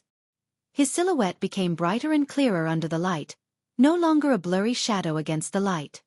"Where's the pit?" Thales took a deep breath, leaned forward on the table, and raised the letter in his hand.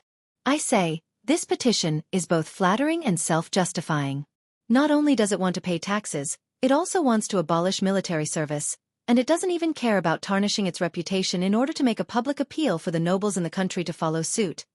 Other than that," the teenager narrowed his eyes. "How many pits did Zayn Covendier leave for you?" At that moment, King Kessel's pupils flickered slightly. How many traps? How many difficult problems? How many obstacles? How many flowery, beautiful words? How many of his smiling, sinister intentions, while you clenched your teeth in exasperation and could not do anything to him? King Kessel did not answer, but the atmosphere around him grew colder. Seeing the other party's reaction, Thales snorted and shook his head. He did not press for an answer, and just leaned back in his chair again. "I know. Ever since he hired a vampire to assassinate me 6 years ago, and had to compensate you with a few crystal drop mineral deposits, your relationship with him has been pretty good. You and your subject get along well and cooperate at times. Or a deal. But believe me, Father, Zayn and I, we are old acquaintances." Thales stared at the letter in his hand, his gaze gradually turning cold. Better to die for a friend than to perish for an enemy. Compared to allies, enemies know each other better. The king looked at him carefully and was silent for a few seconds before he snorted. "Interesting. You know Jade City?" Thales looked up and shook his head decisively. No, I know nothing. King Kessel frowned. But I know that Zayan is not a lamb waiting to be slaughtered. Zayan's image appeared in front of him, leaving Thales in a daze. He prides himself on being virtuous, but he is good at scheming, and never makes a losing deal. He puts on airs in front of others, but seeks revenge for the smallest grievance behind their backs. He is an exquisite and troublesome egotistical bastard. Thales snapped out of his daze and looked at the king seriously. He will not accidentally lose a weapon at a banquet, or rather, he will not work himself to the bone for you and dedicate himself to a small matter like murdering the Prince of Constellation. The teenager's voice trailed off, but King Kessel's expression remained unchanged, cold as ever. It was as if he did not hear the sarcasm in his words. That's it, the king said flatly. Nothing else. Thales smiled. He observed King Kessel's reaction and found that, as usual, he could not sense the subtle changes in the other party's expression and movements. Even with Hell's senses, he could only see an iron wall and a cloud of fog. But so what? Of course, you know all this very well. You also know him and understand him, Thales said with certainty. You already knew. Even though you foresaw all kinds of unfavorable situations, knew that Zayan was not easy to deal with, knew that he would not go along with your wishes. The prince was resolute. But you still chose him. You still took the opportunity to blackmail him, threatened Jade City and South Coast Hill, and threatened him to solve the budget gap for the expansion of your regular army. Thales stared fixedly at King Kessel and suddenly had a realization. Neuven, Chapman, the Calamity, and now Kessel. Meet the enemy, observe the enemy, subdue the enemy. But it was another battle. King Kessel looked at him for a long time before he let out a faint, cold laugh. You're wasting my time. Why? Thales suddenly spoke, interrupting the king. Why does it have to be South Coast? Thales leaned forward slowly and pushed the letter from Iris Flowers to the other party. He spoke softly. He said softly, why does it have to be Zayan who provides the budget for your army expansion? To make the call for you to reduce the conscription? To open the door for you to reform the military system? To pull the war chariot of the kingdom for you? The king's gaze shifted. Humph. King Kessel sneered. Because he bumped into the door, because he was stupid enough to reach out to Renaissance Palace. Thales closed his eyes and took a deep breath. No. He opened his eyes gently. The reason it's South Coast is because of Zayan. Because you have no other choice. Thales stared fixedly at the Iron Hand King. And the reason you have no other choice. But Thales could not finish. Before your people suffer along with you. King Kessel looked annoyed and gradually lost his patience. Don't you have anything else to say? With a rumble, Thales stood up, gritted his teeth and slammed the table. Bang! Because of Western Desert. Thales roared, interrupting the king's words. At that moment, the Sin of Hell's river rolled over, helping Thales roar so loudly that it shook Ballard Room. Western Desert. The prince's voice was so loud that the candlelight flickered and the shadows trembled. Western Desert. Upon hearing this name, King Kessel's sharp gaze froze in mid-air. Your Majesty? Anxious knocks and questions came from outside the door. Your Majesty? What happened? Please answer me. But at that moment, both Thales and King Kessel in the room had no time or intention to pay attention to the voices outside the door. Their eyes met in the air, like two swords intertwining, sparks flying as they rubbed against each other. Because your first choice, your best choice, is the horse you've reserved to pull your chariot. Amid the rapid banging on the door, Thales enunciated each word clearly. He used all the strength in his body to force these words out of his mouth. It should have been Western Desert, not South Coast. At that moment, his gaze turned into the sharpest blade, piercing Kessel's eyes. With a bang, the door opened. A group of royal guards led by the second vanguard, Mariko, rushed in anxiously. I knew there would be an accident. Protect His Majesty, take down the traitor. But in the next second, King Kessel, who was sitting on the throne, turned his head abruptly and roared, Get out! Mariko's words came to an abrupt halt. He looked at the unharmed but furious King Kessel and was suddenly at a loss. Your Majesty, I thought. But the Iron Hand King no longer paid attention to Mariko. He just frowned and stared at Thales. But Thales smiled. Father. The prince took a deep breath and became more certain of his guess. He could not help but smile. "Why are you so angry?" King Kessel restrained his anger. His breathing gradually stabilized, but his gaze grew colder. "Step down, Vanguard Mariko." Thales returned to his seat, still having the time to reach out and tidy his collar. At this moment, although his face was covered in dust, he looked surprisingly elegant and calm. "We are all decent people, not northern barbarians who would kill their brothers to usurp the throne or rebel against the king." Mariko gritted his teeth angrily. "By the way, Your Excellency Vanguard." Thales' smile was bright and gentle. He clamped his right thumb and index finger into a right angle, and playfully made a shooting gesture at Mariko. "His Majesty thinks very highly of you." Mariko was taken aback. Captain Adrian's hand reached out from behind, pressed on the back of his shoulder, and pulled him away in an irrefutable manner. Only then did the dutiful Mariko realize that the Jade Star's conversation could not be understood with common sense. The door closed again. Only then did Thales notice that at some point, the sunset outside the window had completely disappeared. All that was left was the chill of the night. "Why?" The king's voice rang coldly. Although it was only a question, Thales knew what he wanted to ask, just like before. "A few months ago, when I was still in the headquarters of the Secret Intelligence Department in Dragoncloud City, worrying about how to escape back to the kingdom, Putray told me that behind the rescue plan, countless people in Constellation worked hard day and night." Thales' thoughts flew back to Dragoncloud City. He said faintly, "So I asked him, was it worth it?" "Putray." King Kessel repeated the name, his eyes bright. "Putray Nemain, he told you?" But Thales ignored him. He was just immersed in his own past in a daze. The entire constellation mobilized. Thousands of soldiers went deep into the desert. Countless officials came one after another. You even handed over Bladefang's camp, which was directly under the royal family, and let go of the western battlefront that you had controlled for many years. Such a big battle and sacrifice, just to welcome back an insignificant hostage prince who had been silent for 6 years in a foreign country. Thales sighed, returned to the present, and looked straight at the Iron Hand King. "Was it worth it?" "Not a bad question." Kessel V stared at Thales coldly and disdainfully. "But you have a terrible answer." "A terrible answer." Thales snickered, looked at the ceiling, and shook his head in a self-deprecating manner.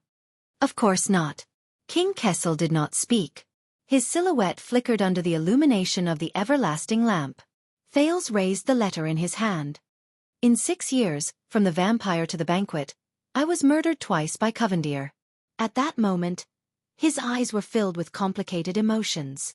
One after the other, you did not forget to ask for compensation from iris flowers, and made a lot of money.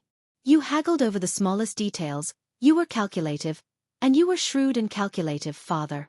How could you be willing to mobilize the entire country, spend countless resources, and lose an important military town just to do a loss-making business in exchange for an impulsive, stupid, ridiculous, lame?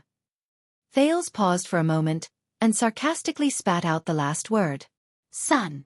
When he heard Thales use his own words against him, Kessel snorted coldly, unbothered. "What, are you here to complain to me? Son." Thales snorted softly and laughed self-deprecatingly. "No, in fact, when I was in Western Desert, I vaguely knew that you had other motives for sending troops here." Thales' thoughts returned to the faraway Ghost Prince Tower. After experiencing the chaotic night in Bladefang's camp and seeing the legendary Wing's untamed nature, I thought you wanted to use the opportunity of my return to the country to beat down those suzerains of Western Desert who dared to use me as a bargaining chip to demand Bladefang's camp and the western front lines. To show your authority as a king and strike down the local forces of power. In the next moment, Thales' smile disappeared. But I was still too naive, too immature. The teenager stared at the king. Until today, until this imperial conference. Until this letter. Kessel V did not say a word under the dim firelight. But his gaze as he looked at Thales gradually changed.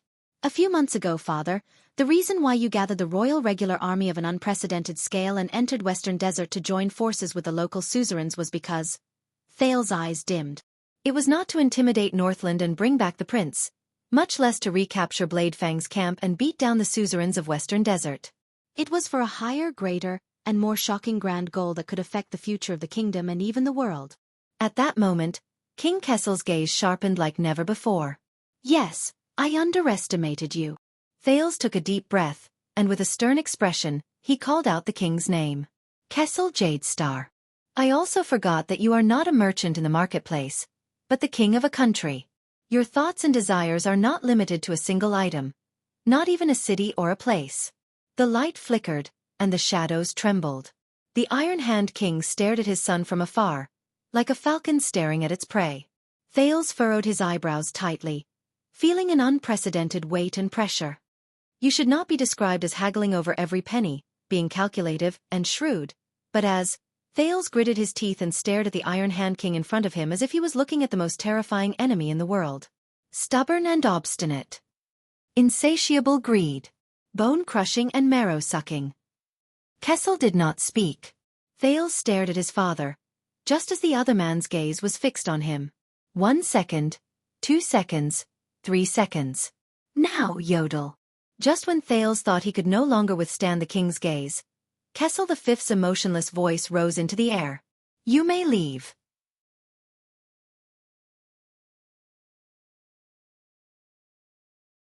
Chapter 6:18.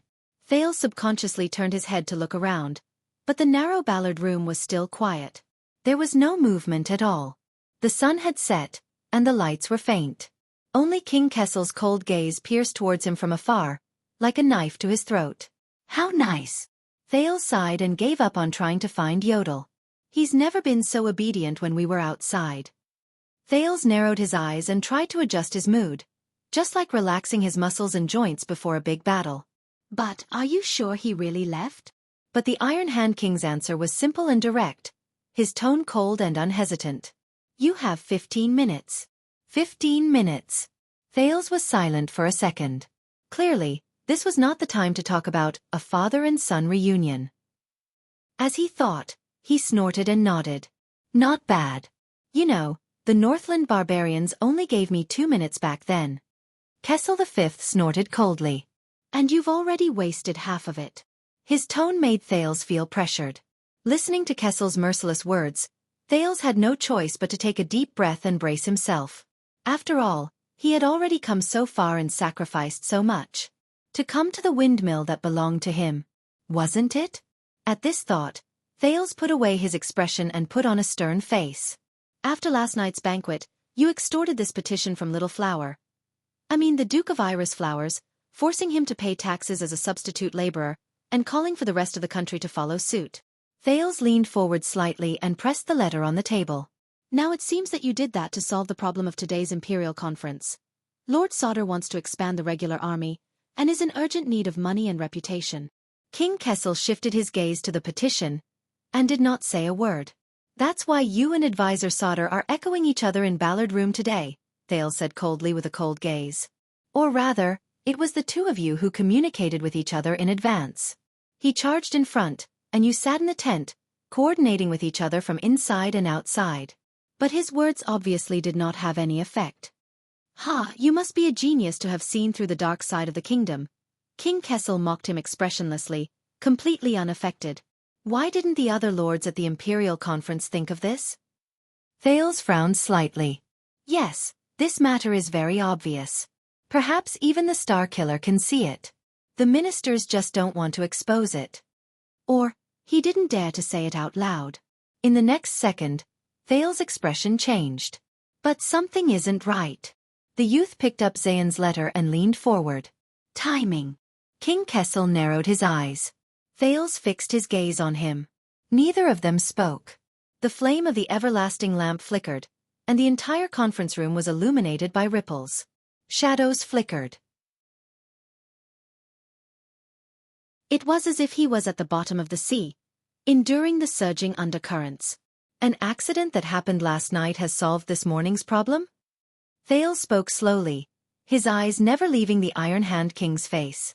What a coincidence. King Kessel did not react, as if this was just a bunch of nonsense to him. Thales flung the letter in his hand and shook his head gently. But there are no coincidences in politics. You want it? Did you foresee and arrange the accident at the banquet in advance? Waiting for Zayn to come knocking on my door and offend me so that I can use him against me? Extortion. You want it? Did you improvise and force Zayn to write the petition on a whim after the accident at the banquet?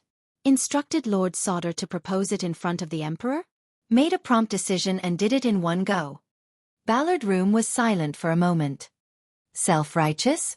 Baseless assumptions. King Kessel appeared disdainful. The Secret Intelligence Department's evaluation of you is indeed correct. But Thales smiled lightly. He nodded. That's it. This letter? Whether it was premeditated or impromptu, I still feel that something is wrong. Thales' gaze froze. Until I obeyed your orders and went to the Secret Intelligence Department. At that moment, the Iron Hand King frowned slightly. Thales' speech sped up and became urgent. First of all, I confirmed that Anchor Byral's assault at the banquet was not instigated by anyone. At least not by you. The motionless King Kessel made Thales feel as if he was talking to a stone statue. But he knew that he was not. If I hadn't shouted in public, no one would have known that it was Zayn who brought the weapon. Putting the conflict between Byral and Doyle on the table is not beneficial to the kingdom's governance, nor is it in your interest. Thales shook his head and said with certainty, At least I can confirm one thing. The accident at the banquet was not part of your plan. King Kessel did not comment. He only added a few words softly. They're letting you meet the felon. The Secret Intelligence Department is too lenient with you. Thales smiled politely in response. Secondly, let me go to the Secret Intelligence Department to take a look at my mess, so that I'll be more obedient. The king snorted coldly. Obviously, you didn't learn anything. Thales adjusted his breathing and looked down at the cut on his left hand. He recalled what the Black Prophet had said in the interrogation room. What's important isn't what you do, whether you do it or not, or whether you do it right or wrong. It's just that you are there. It's your position and existence. Under the power of power, your position is different from others, and the gap is set. No matter what you do in the upper reaches of power, what's bound to happen will happen. Thales looked up. That's right. Sitting in this position, every move I make is of great significance and far-reaching. Whether it's because I don't like to drink, or only eat lettuce, or accept duels, or help the Northlanders smuggle. Whatever is good at the top is bad at the bottom. I should see, know, and be responsible for the consequences of my actions. Very well, King Kessel said with a light snort. Then have you thought about how you're going to be responsible for the prince's rebellion? But in the next second, Thales' expression turned serious and he changed the topic. But what's bound to happen will happen. Thales paused for a moment and said decisively, Later someone told me, do you know how many hurdles you have to go through, from finance to the market, from taxes to the budget, from administration to the people's livelihood, from top to bottom, from one end of the chain to the other? Thales sneered and pointed at the darkness outside the window. Do you think this is a marionette show, where the gangsters on the streets will start when the king moves his fingers? At that moment the king's gaze flickered. Who said that? He said coldly. But Thales shook his head and did not answer. So, after connecting it with what I saw and heard at the royal banquet, I thought of more. As Thales spoke, he propped himself up on the edge of the table and locked his gaze on the king. These days, the Central Territory, especially the agriculture, medicine, tobacco, alcohol, forging, leather, textiles, and other industries around the capital have all experienced a rare, substantial, and long-term upheaval. And that is not something that can be affected by Thales Jadestar's behavior alone. At that moment, King Kessel raised his chin slightly. Even though it was only for a moment, Thales captured this detail. So I began to suspect that behind the prince likes lettuce, but the farmer starves to death, public opinion and propaganda. He took a deep breath and recalled the series of encounters from the banquet to the Secret Intelligence Department, to Red Street Market, and Lower City District. Thales' gaze sharpened. What is the Secret Intelligence Department trying to hide? What is happening in the kingdom? Thales' voice faded away. The cold wind poured into the room, blowing the flame of the everlasting lamp into a mess. The light and shadows were a mess. What answered him was the king's snort. Groundless accusations and baseless conjectures. King Kessel turned his head and buried one side of his face in the darkness. He seemed to be in low spirits. Are you done with the conspiracy theories? A wave of indignation welled up in Thales' heart. It was both familiar and unfamiliar. So I saw it. The teenager unconsciously raised his voice and spoke faster. Whether it is the gap between the supply and demand of food and wine production, or the unprecedented shortage of various medicinal herbs that has raised the market price of medicine, or the conflict between the criminal gangs that revolve around the imbalance of market interests, the Northlanders who want to privately buy food for the winter but run into trade barriers, the abnormal flow of people from the frontier to the inland, and the craftsmen of the foundry industry are constantly being secretly recruited by the army, and perhaps even more. Thales subconsciously clenched his teeth. At that moment, it was as if he had returned to heroic Spirit Palace and faced the 6 archdukes of Northland, and the archduchess. All of these tremors at the end of the power chain, they are not the normal state of the market, nor are they the effects of a prince has a thin waist. They are more like the mess left behind after a certain power intervenes in various industries. Mass production, material hoarding, population movement, goods movement, centralized allocation, and they have to be carried out in secret to deceive the public. At this moment, the king suddenly spoke and interrupted him. "Where?" Thales was startled. "Where?" King Kessel spoke faintly, his voice deep and powerful. After leaving the Secret Intelligence Department, his body leaned forward on the table and his face emerged from the shadows. Like a lion striding forward, he looked for the best position to pounce. "Where else did you go? What did you do? Who did you meet?" Each of King Kessel's words was slower than the last, but each was more urgent than the last. There was a hint of danger. "Where did I go? What did I do? Who did I meet?" Thales paused slightly. One night of romance, Laurel Club, Grove Pharmacy, Sunset Bar, Abandoned House. Cohen, Sissy, Lillian, Tinker, Groff, Morris, Leork. All of them. His past. Thales clenched his fists.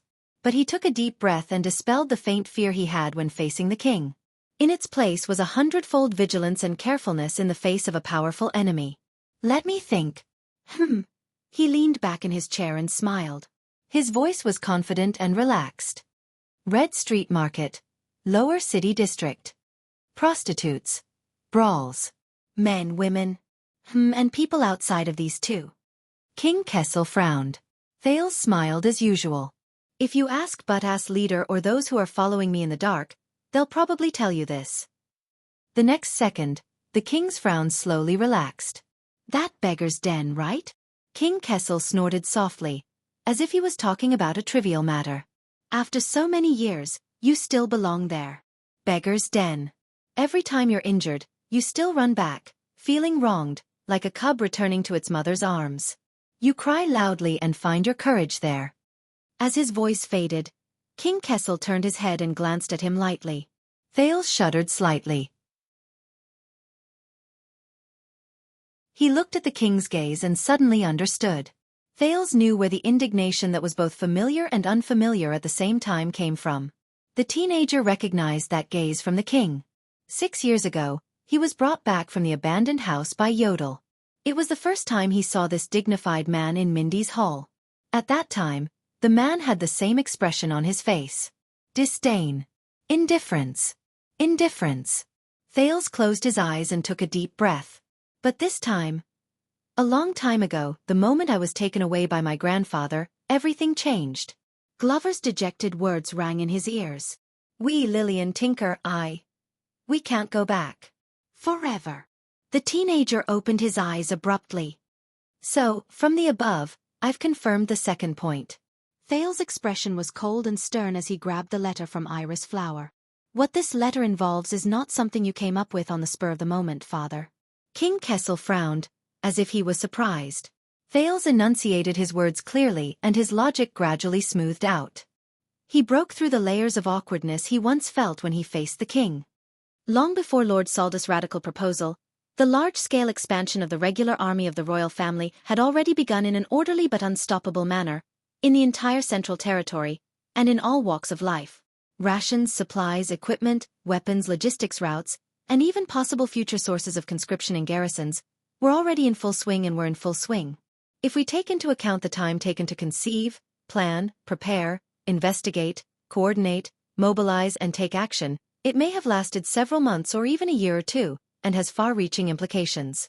It's almost like a war mobilization, just that it's more low-key, more sneaky, no loud outcry, no declaration of war, to avoid market turbulence, and to prevent anyone from noticing anything amiss. Thales narrowed his eyes.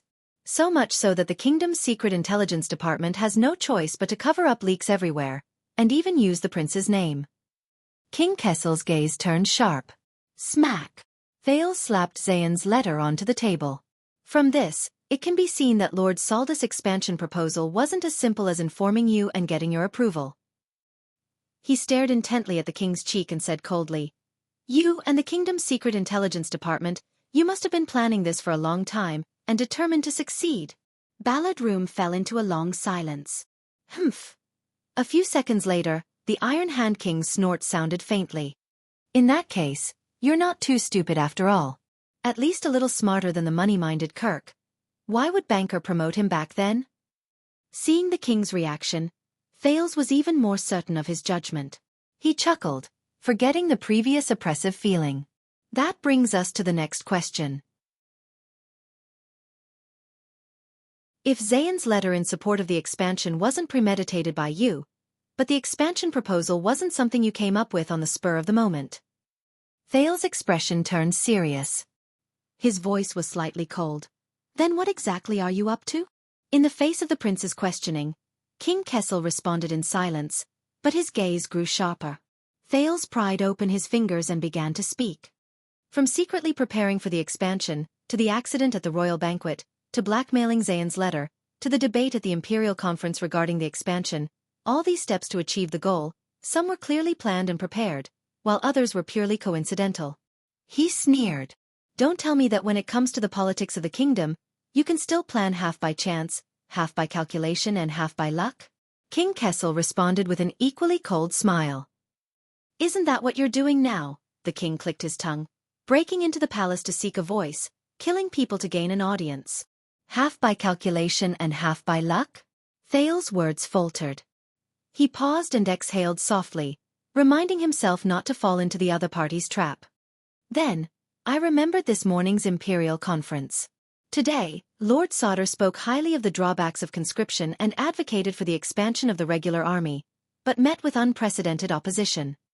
Starting from the Prime Minister, most of the people at the imperial conference were caught off guard and unprepared for this proposal, whether it was finance, diplomacy, agriculture, or production. The Department of Finance was short of funds and had no budget, public opinion and morality were not in their favor, and the various departments were complaining about the lack of resources. King Kessel's gaze shifted. Thales realized that although the statue-like king remained silent, he was no longer expressionless. This discovery caused him to be extremely excited. It was as if an invincible and flawless formation had finally been broken through after a series of attacks. The conditions and situation were not sufficient. Even if everyone knew that this was your intention, Saldus' proposal was met with heavy resistance. In the end, he could only lower his demands and make repeated concessions, limiting the reform of the military system to Eternal Star City and the Jade Star Private Army. Thales changed the topic. "That's why I'm even more puzzled. You, the Kingdom's Secret Intelligence Department, and Lord Sauter had been planning for a long time.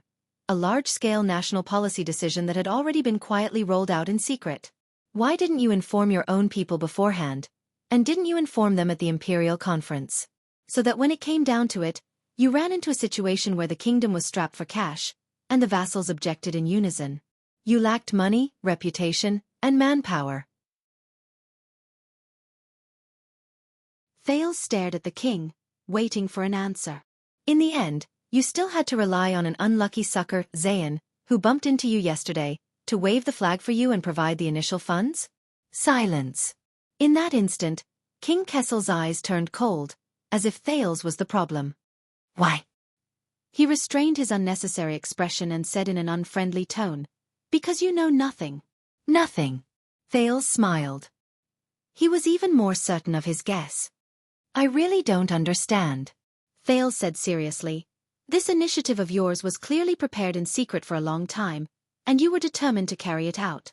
But because of insufficient communication and coordination, and insufficient conditions and situation, you could only reluctantly take a step back, and rely on accidents and luck to fill in the gaps." The teenager's expression turned cold. "In this matter, your political skills are too lame and clumsy." In that second, the Iron Hand King snorted softly, unsure if it was out of dissatisfaction or disdain. Thales shook his head. "No, this is not you. Iron Hand King, Kessel Jadestar V. This is not in line with your usual assertive and uncompromising character, nor does it conform to the Secret Intelligence Department style of being prepared for anything. Look at Dragon's Blood. Overnight, Northland collapsed, the giant dragon wailed, and At declined due to internal strife. That is a classic example of your strategizing and stirring up a storm. Kessel V was expressionless when he heard Dragon's Blood. Thales raised his head and straightened his clothes. There is only one explanation. First of all, you have indeed planned for a long time for the expansion of the regular army. Thales said coldly. The regular army of the royal family, this chariot of the kingdom, is destined to roll forward unstoppably under your will. King Kessel did not speak. But sometimes, silence was the greatest response. Thales continued in a low voice. However, this extortion letter was indeed an impromptu idea. The prince smiled and said softly, because in your original plan, the warhorse that was supposed to pull the kingdom's chariot for you accidentally ran out of control and lost its footing. In that instant, King Kessel's fingers moved imperceptibly. So, you can only settle for the second best, making do with what's available. When you're hungry, you can't be choosy and use whatever you have at hand. Little Flower and his South Shore Hill are just like that. They're just a stupid pony that has lost its way. They walked into the stable in a muddle-headed manner, and you immediately put the bridle on them, nailed them to the saddle, and hurriedly pulled the cart.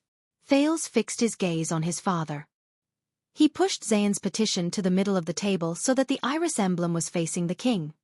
Using shoddy goods to make up the numbers. Thales waited for a few seconds after he finished speaking.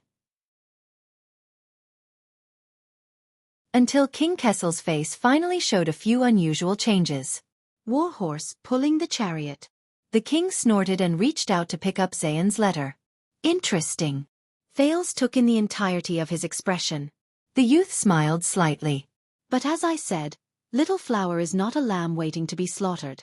The prince's smile faded and he said solemnly, it can be foreseen that this new fake horse is not only dispirited, but also unsteady in its steps. The boss is unwilling, and it will puff and puff when it pulls the chariot. At best, it can only be considered inferior. Thales' tone changed. As for the original, the genuine horse. At that moment, King Kessel's gaze was like the edge of a sword. The youth curled up the corner of his mouth. I guess, compared to Little Flower, who's just there to make up the numbers, it must have fewer problems. It's hale and hearty, and its hooves are sturdy, and it's hard-working and conscientious. It must be of superior quality. The Iron Hand King did not speak. He just put down the letter and quietly waited for Thales' answer. The prince's tone slowly rose, as if he was slowly unfolding a story. For example, it allows you to expand the regular army without having to worry about the shortage of money and food budget, without having to worry about the pressure of public opinion, and without having to worry about the ministers in the Imperial Conference. You don't even have to argue with the experienced departments of the kingdom. Thales spoke slowly, but saw King Kessel's frown deepen. As long as you, Sauter and the Black Prophet are the three powerhouses of the king, the Ministry of Military Affairs, and the Kingdom's Secret Intelligence Department. That's enough to solve the problem. Safe, smooth, successful, low-key, and leave no room for future trouble. Expand the regular army of the royal family. Thales exhaled and narrowed his eyes. Or more. The Iron Hand King listened to the youth's words, but he did not respond immediately. Ballard Room fell into a deep silence. Even the lights seemed to have been frozen. But Thales was very patient.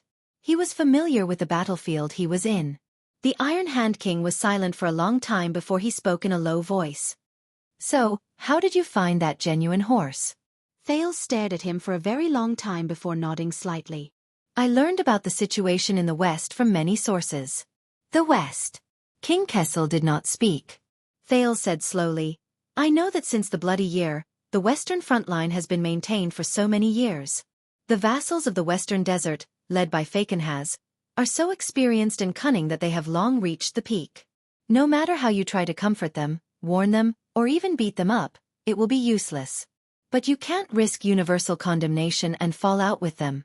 You can't let go of the legendary Wing's vicious dog collar and let him carry out a bloody massacre. Treating the nobles the same way you treat the orc prisoners of war would cause the entire constellation to boil out of control. Thales became serious. So, it's very unreasonable for you to waste a lot of money and food a few months ago, and send the regular army of the royal family to the quagmire of Western Desert. You're not there to beat the dukes, because it's useless. Nor to destroy their families, because I don't dare to. Nor to welcome the son of 1,000 miles away. Thales' eyes flashed. Because in your eyes, I'm not that important. It was getting colder in Ballard Room. King Kessel's gaze slowly changed. He unknowingly left the back of his chair and leaned forward. That's right.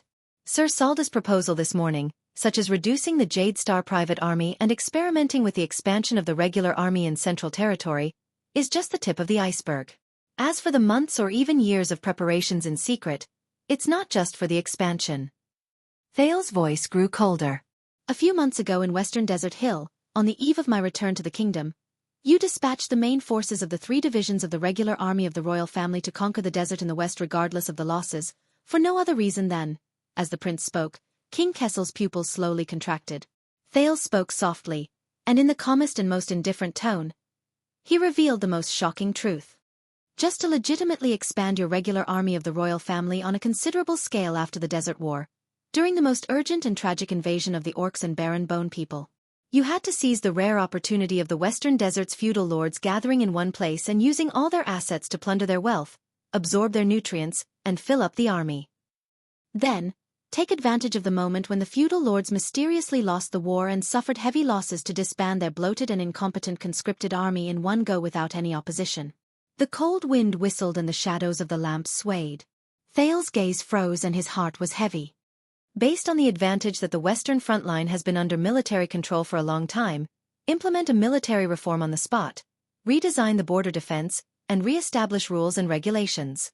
In the end, just like Blessing's town that has lost its autonomy, you had to abolish the independent military obligations and rights of the vassals of Western Desert from their roots. King Kessel lowered his head slightly. The flickering lights reflected the shadows under his eyes. Thales gritted his teeth. Power begins with violence. After Mendes III spent more than 100 years to weaken their economic, political, cultural, diplomatic and status privileges. You, Iron Hand King Kessel V, you wanted to command the power of thousands of troops, the might of a thunderbolt, the speed of lightning, and the momentum of a tidal wave. On this piece of land in Western Desert, completely and thoroughly sweep the natural military rights of the feudal lords and feudal lords since the founding of the country into the trash heap of history. Thales stared at the silent King Kessel, but could not help but think of Chapman Lampard, whom he had faced in heroic Spirit Palace. Once you succeed, the Western Desert families as illustrious as Fakenhas and as insignificant as Byril will completely become rich men and landlords with empty titles and assets, leaving only their genealogy and history, but no longer able to resist the might of the king. And eventually expand to the whole country, forging a new normal of Constellation's rule. Thales said faintly, completing the sage's chess game, the ultimate step. King Kessel did not speak. He just stared at the second prince with a profound gaze. All of this. Finally, after a while, King Kessel's voice came softly. Did you think of it yourself? Thales' gaze shifted. Of course not. Someone told me. King Kessel's gaze shifted. Who? Thales raised his head and accepted it calmly. Everyone. King Kessel looked puzzled. Thales showed a smile. From the nobles at the top to the common people at the bottom. Even you. Your Majesty. King Kessel frowned hard. But Thales snorted. Do you remember what you said to me the first time I met you after returning to the country? That sword. And that it was because of that sword that I became the Duke of Star Lake. King Kessel narrowed his eyes. The Duke of Star Lake looked up, his eyes glowing. And the reason why you were so dissatisfied with me accepting Fakenhas's sword, Thales said coldly, not because of what has already happened, but because of the things that should have happened in Western Desert in your plan, but did not happen in the end. King Kessel's eyes slowly widened. Yes, your operation in the West Baron failed. You didn't follow your original plan to complete your military reform in the West Baron under the rare conditions. And the horse stumbled and fell short of success, not because of anything else. It is precisely because... Thales raised a finger and pointed at himself gently. Me. The prince's voice faded away. Ballard Room was dead silent, and there was silence everywhere. For a full 10 seconds, the Iron Hand King did not respond at all. But the way he looked at Thales slowly changed. From the previous disdain and indifference, it became, "Now I know." Finally, Kessel V spoke softly. "How did you survive in the north?" "Polaris. Polaris." Under the table, Thales clenched his fists tightly. He was not mistaken. At that moment, the king's eyes revealed a deep solemnity, unfamiliar, and wariness. Thales smiled faintly and spoke more briskly. "Now, have I grown fast enough?" King Kessel's eyebrows twitched. "Enough to bear the weight of constellation?" Thales narrowed his eyes and sized up the king. "Enough for me to participate in this game of chess?" Thales' tone was relaxed, with a hint of mockery. But at that moment, the Iron Hand King suddenly looked up, and his aura suddenly changed. From just now until now, Kessel's tone was extremely cold, and his gaze was incomparably sharp. "Can these things you have said make up for the stupid consequences of your brazen intrusion into the palace?" Thales was stunned. "Maybe these are two things." But King Kessel snorted disdainfully and rudely. "Then what's the use of saying these things?" "Bearing the weight of a few swords." Hearing this vulgar response, Thales could not help but be stunned. "I admit, your performance was quite good. But unfortunately, the 15 minutes have been used up. Tell Vanguard Mariko that I have granted him permission to carry out the prince's punishment, because he trespassed into the palace and committed the crime of treason." After saying that, the Iron Hand King turned his head and coldly and rudely ended the conversation. Thales frowned tightly. As expected, his father was not a man who would be easily shaken by accidents, even if he was facing his son. But just a second later, Thales' expression relaxed. "Do you want it?" King Kessel furrowed his brows. In the narrow, dark, and cold Ballard room, Thales rubbed his arms and did not look at the other side of the long table. "Do you still want it?" The Iron Hand King did not look up, but there was a hint of doubt in his eyes. Thales took a deep breath, pointed at the letter on the table and said faintly, "As I said, Zayn will not let you take advantage of him easily. This inferior horse will only walk into a pit, and is not easy to ride. But, do you still want it?" At that moment, Thales recalled Stake's tone when he bewitched others in the tavern. "Do you still want to complete it? Do you still want to complete the unprecedented change in the history of Constellation, or even the entire world of Errol?" King Kessel's expression changed slightly. The prince's voice grew quieter, and his tone was thought-provoking. "Reform the military system, reverse the legal system, take in the soldiers of the feudal lords, and promote the army of the king. From then on, let the regular army of the royal family become the only, orthodox, legal, and powerful violent force in Western Desert Hill?" Ballard Room returned to silence. Until a few seconds later, the king's voice also rang out, hoarse, cold, and enunciating each word clearly. "What do you mean?" Thales clenched his fists tightly. At that moment, he suddenly felt that the pressure that the king had once brought him, that made him breathe heavily, had completely disappeared without a trace. "If the answer is yes," Thales' voice was steady, "then—" His gaze met King Kessel's in the air. "I can help you. I can help you." At that moment, the Iron Hand King's gaze became dangerous, cold, and subtle. He turned his head and faced Thales again. "You, remember, father," Thales interrupted him, feeling that the air had never been so light, "when I said, 'I'm here to save you,'" he smiled faintly, his eyes sparkling. "I was serious. When you, Constellation's king of high iron wrist, can only ride Zayn, this inferior horse, wear rusty armor, step on the uneven and bumpy road, and still have to pretend to be cool and domineering to pursue your dreams of Constellation." King Kessel's gaze suddenly turned cold. Thales burst into laughter and spread his hands. "Why, do you really think that I care about that broken crown of yours?" In Ballard Room, the two faced each other from a distance. The lights and the cold wind were their only audience. The Iron Hand King was silent for a moment, but he shook his head firmly. "It can't make up for the consequences of your foolish actions today. The Prince of Constellation plotted a rebellion to force the abdication. You can't escape punishment." Thales' mood sank. "I know, but that's another matter." Thales looked back at him. "What do you say, father?" King Kessel did not speak. He just stared at him, unblinking. Thales was the first to admit defeat in the stare. All right, I know. Even if it's not Western Desert, there's still South Coast. Anyway, you'll have a way. He sighed, left his seat and walked towards the door. Then I'll be leaving. Thales indifferently waved behind him. Put me under house arrest in Mindy's hall.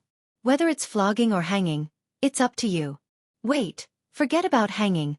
I don't like the feeling of being strangled. At this moment, Sand King. Thales stopped in his tracks. His fingers stopped on the doorknob. The Duke of Star Lake raised his head, but did not turn around. He only stared at the dark, cold stone door. What? The king's thunderous voice came from behind him. It was as cold as ever, and it was impossible to tell whether he agreed or refused. This is an action plan that Brother Midier, together with the Department of Military Affairs, the Department of Foreign Affairs, and the Kingdom's Secret Intelligence Department, came up with a long time ago. Action code name, Sand King. Midier. Secret Intelligence Department. Sand King. Thales grasped the most crucial few words. He took a deep breath, let go of the doorknob, turned around, and faced Kessel V again. Sand King, Sand King? Thales narrowed his eyes and searched for the royal family pedigree that Gilbert had explained to him. Are you talking about the virtuous king's grandson, who went on an expedition to the desert in year 552 of the calendar of eradication, but suffered a crushing defeat and had his blood stain the yellow sand? He was so terrified that he abandoned his vassals and subordinates, dug a hole, and fled in shame. He boasted that invisibility is equal to invincibility, and completely ruined the golden era of 4 former kings. He became the laughingstock of the Western Peninsula, the one with the same name as you. Thales paused and snorted softly. Kessel IV? The Iron Hand King was silent for a while. No. He denied it in an irrefutable manner. What I'm talking about is that in year 553, after he was betrayed by a vassal with real power and suffered a crushing defeat, he relied on a small mercenary group to survive in the desert. He worked hard to improve himself, learned from his mistakes, and bore the notoriety of being greedy for life, afraid of death, and extravagant. He wanted to keep that mercenary group in the capital, pay them a hefty salary, and provide them with expensive supplies. In the end, he created a professional army that was not governed by any vassals, territories, blood relations, or services. He was also the predecessor of the regular army of the royal family. He was that Sand King. King Kessel's gaze turned fierce. Kessel IV. Betrayed by a vassal with real power, kept the mercenary group in the capital. Became the predecessor of the regular army of the royal family. Hearing this different biography, Thales seemed to be deep in thought. Now sit down. King Kessel said coldly, leaving no room for doubt. Let's talk. Talk. From an angle he could not see, Thales exhaled deeply and curled up the corners of his lips. He slowly turned his head around. I thought that 15 minutes had passed? King Kessel snorted coldly and glanced at him from afar. Yes. For you. Thales steadied his expression, took a deep breath, pulled out the chair and sat down again. Of course. Right, Vanguard Mariko has a promising future and is trustworthy. The prince seemed to have suddenly thought of something and said gently. But I think it is better to let him take over as the chief penal officer and be in charge of punishing the members of the royal family? He smiled slightly and stared at King Kessel's expression. What do you think, Your Majesty? But at the end of the long table, King Kessel only looked at him quietly. Kid. Before I let Mariko drag you out and hang you. The Iron Hand King's gaze was dangerous and his tone was unfriendly. Put away that smug face of yours.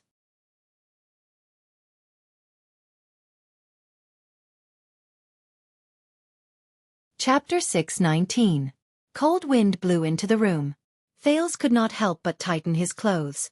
So, since last year, you instigated the Alliance of Freedom to rebel against At, stirred up a political storm in Dragon Cloud City, sent Constellation's cavaliers through the desert, and made me return to the country via Western Desert. All of these are part of the Sand King? The fire was faint. The king across the long table was silent for a while. Some of them are. King Kessel looked up and stared straight at Thales. Some of them are not. Thales exhaled and connected all the things that had happened since the previous year until now. Then why not the Northern Territory?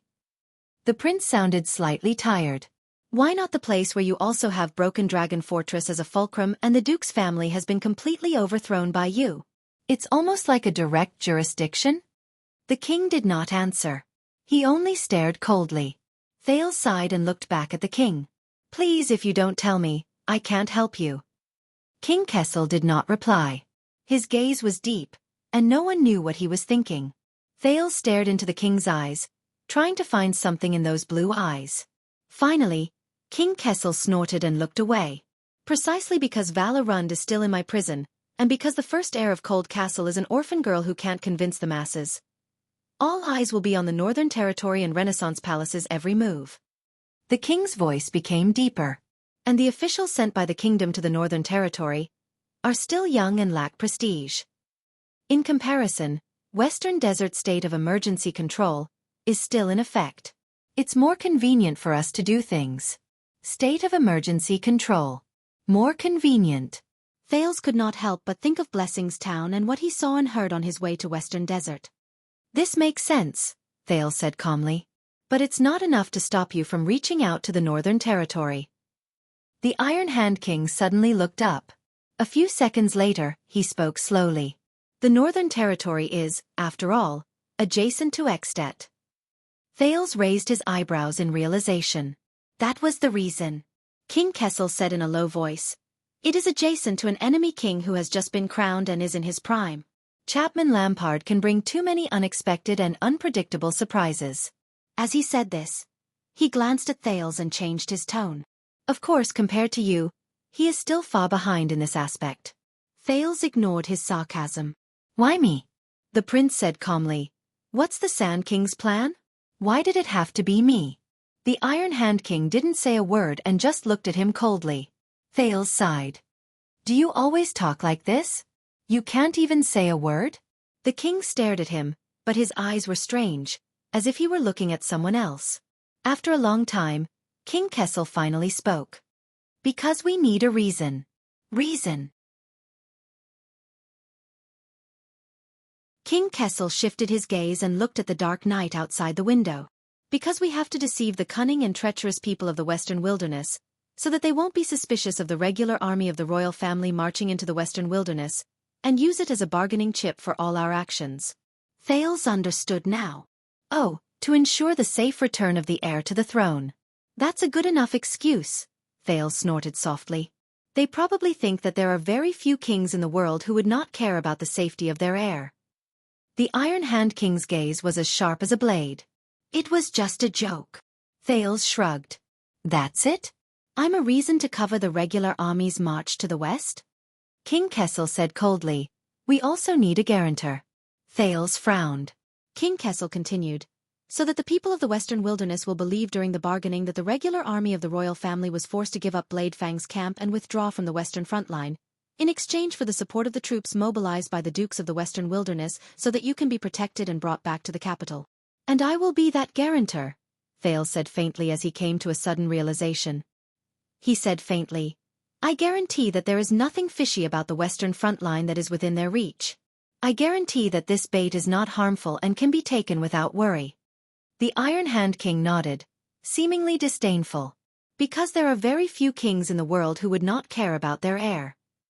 Thales was stunned at first. Then he snorted in displeasure. Petty. I just made a sarcastic remark. How vengeful. Thales sat up straight and stopped thinking about it.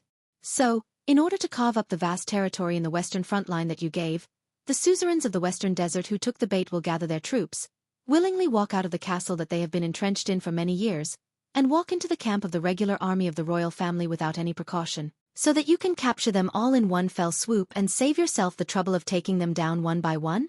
King Kessel was silent for a while.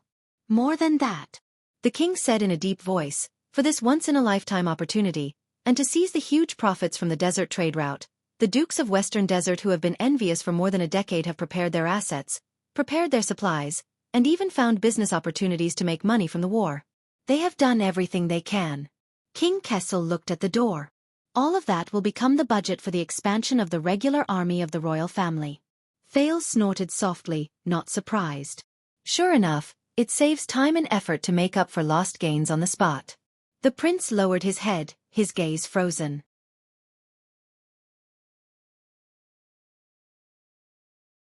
What happened to Anchor Byril and his father was not an isolated case, much less a coincidence. Because in the Sand King's plan, the Dukes of Western Desert were destined to be attacked by the forces of the desert, or even friendly fire from the legendary wing and the regular army, losing everything. Queen Kessel leaned back in her chair and nodded. When Western Desert suffered a crushing defeat and the war situation became urgent, his gaze sharpened. For the sake of the overall situation, in order to recapture the extraordinary Blade Fang's camp, the regular army of the royal family, who came late, had no choice but to break tradition and act at their own discretion. They punished and deprived the incompetent noble generals, and dispersed the defeated soldiers of the conscription army and reorganized them. Naturally, it was only right and proper, and they had no reason to resist. Thales exhaled and continued, "But accidents always happen in war. If things don't go well during the reorganization, and progress isn't good." King Kessel's gaze shifted and looked at him. Thales paused. He recalled his first meeting with Mallows and understood a little. "I'm guessing that since the heir of the kingdom is in Western Desert, for the sake of the kingdom's bloodline, Renaissance Palace would also be justified in sending reinforcements there to deal with accidents, such as the troops you sent to welcome me." Thales recalled the confrontation between the Western Desert Army and the regular army on the Avenue of Blessings. King Kessel did not speak. Thales said in a daze, "As for the aftermath, what's done can't be undone. Whether it's the disbanded and reorganized conscription army, the nobles who are punished and stripped of their commanding rights, the families who have their conscription rights revoked, or Western Desert Hill, which has its military jurisdiction redrawn. Everything you want will be temporarily passed down in Western Desert under the guise of the Emergency Control Order, and in the name of wartime exceptions, just like Blade Fang's camp and Blessings Town." Thales recalled what the Count of Wing Fort, Derek Chroma, had said to him during the escort. He could not help but be lost in thought. 1 year, 2 years, 5 years, 10 years until... forever. King Kessel snorted disdainfully, seemingly dissatisfied. The lights flickered, and the shadows in the room swayed back and forth, illuminating the surroundings so that it was bright and dark. It was turbulent. Thales took a deep breath. He returned to the present and adjusted his state of mind. "So, from the moment you negotiated with the Western Desert vassals and used the Western front line in exchange for them sending their troops, to when the regular army marched westward to rescue the prince, to when the foreign enemies took the opportunity to invade Western Desert and suffered a crushing defeat, to when the regular army was forced to resort to extraordinary measures to act on the spot, until the flames of war subsided and the dust settled." Thales' tone grew heavier. "After such a combo, you will truly be able to twist the scattered and disordered military forces of the vassals of the Western Desert into a rope. Change the military conscription system that has a long history." Thales restrained his expression and slowly raised his head. He took in the king's figure across the long table. "The name, reason, power and benefits are all in your hands. Even if the other Western Desert vassals and the other nobles of the kingdom have doubts, they can't say anything, let alone raise their troops to resist." There was no response from the end of the long table. Moreover, the Western Desert's matters have been settled in Western Desert. At the end of the day, this is just a sudden incident in a local area. It is not a mandatory decree that affects the entire territory, so it will not cause the masses to be agitated and pay the price of chaos in the kingdom. There was a sentimental tone in Thales' words. "Of course, the wool comes from the sheep's back. Be it the expansion of the army or the restructuring of the system, the source of the budget funds and conscription will be the money, land, and people of the Western Desert vassals. We won't even need to use much of the national treasury's budget. We won't suffer any losses." The prince crossed his arms and took a deep breath. He recalled the warmth and dryness of Western Desert while he sensed the darkness and coldness of Renaissance Palace. Once this is done, from now on, from Blade Fang's camp to Blessings Town, from Rick Keenan to Brave Soul's fort, even Wing Fort and ruins, there was a hint of reverence in his tone. In the land of Western Desert, unless Renaissance Palace allows it, the local suzerains will no longer be able to conscript soldiers and command battles. The regular army of the royal family will become the only reliable source of legal armed forces and military service. The king did not answer. Ballard Room was silent. The everlasting lamp that was drifting about slowly became stable. It cast its own unique shadow on every single item in Ballard Room. Thales gently rubbed the back of his hand. "More importantly, this is just the beginning." He looked deeply at the Supreme King. With the precedent set by Western Desert, Suzerains conscripting soldiers and vassals owning soldiers are no longer an inviolable natural tradition.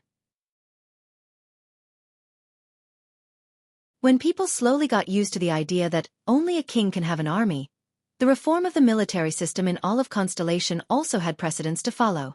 When the conditions were right, success would follow. Thales suddenly remembered the great battle he saw in the desert. Just like a cavalry charge.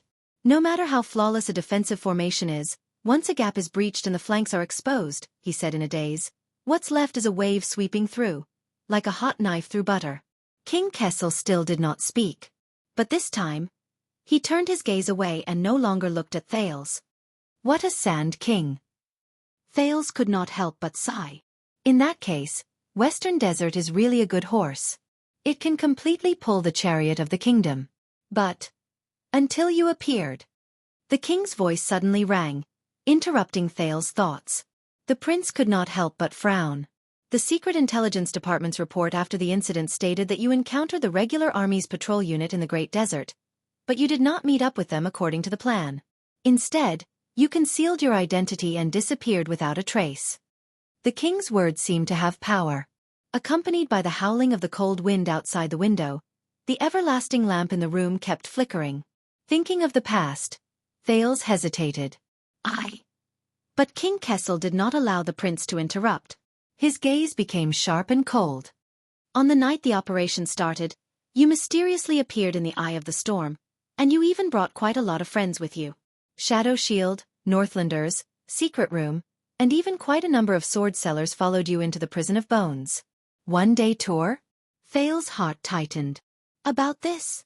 The king snorted coldly and no longer looked at him. The people at the western front lines do not have the boldness of those in Renaissance Palace.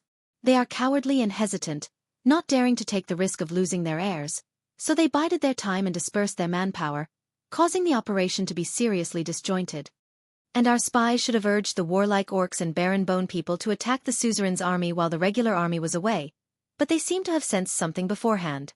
Not only did their main force not come, even their siege was just a feint, and they retreated the moment they came into contact. When Thales heard this, he could not help but say, yes, I heard that there is an orc called Kandarl in the desert. But in the next second, King Kessel's gaze was like a blade. Thales put away his smile and decided not to say anything else. It's fine. The king ignored him.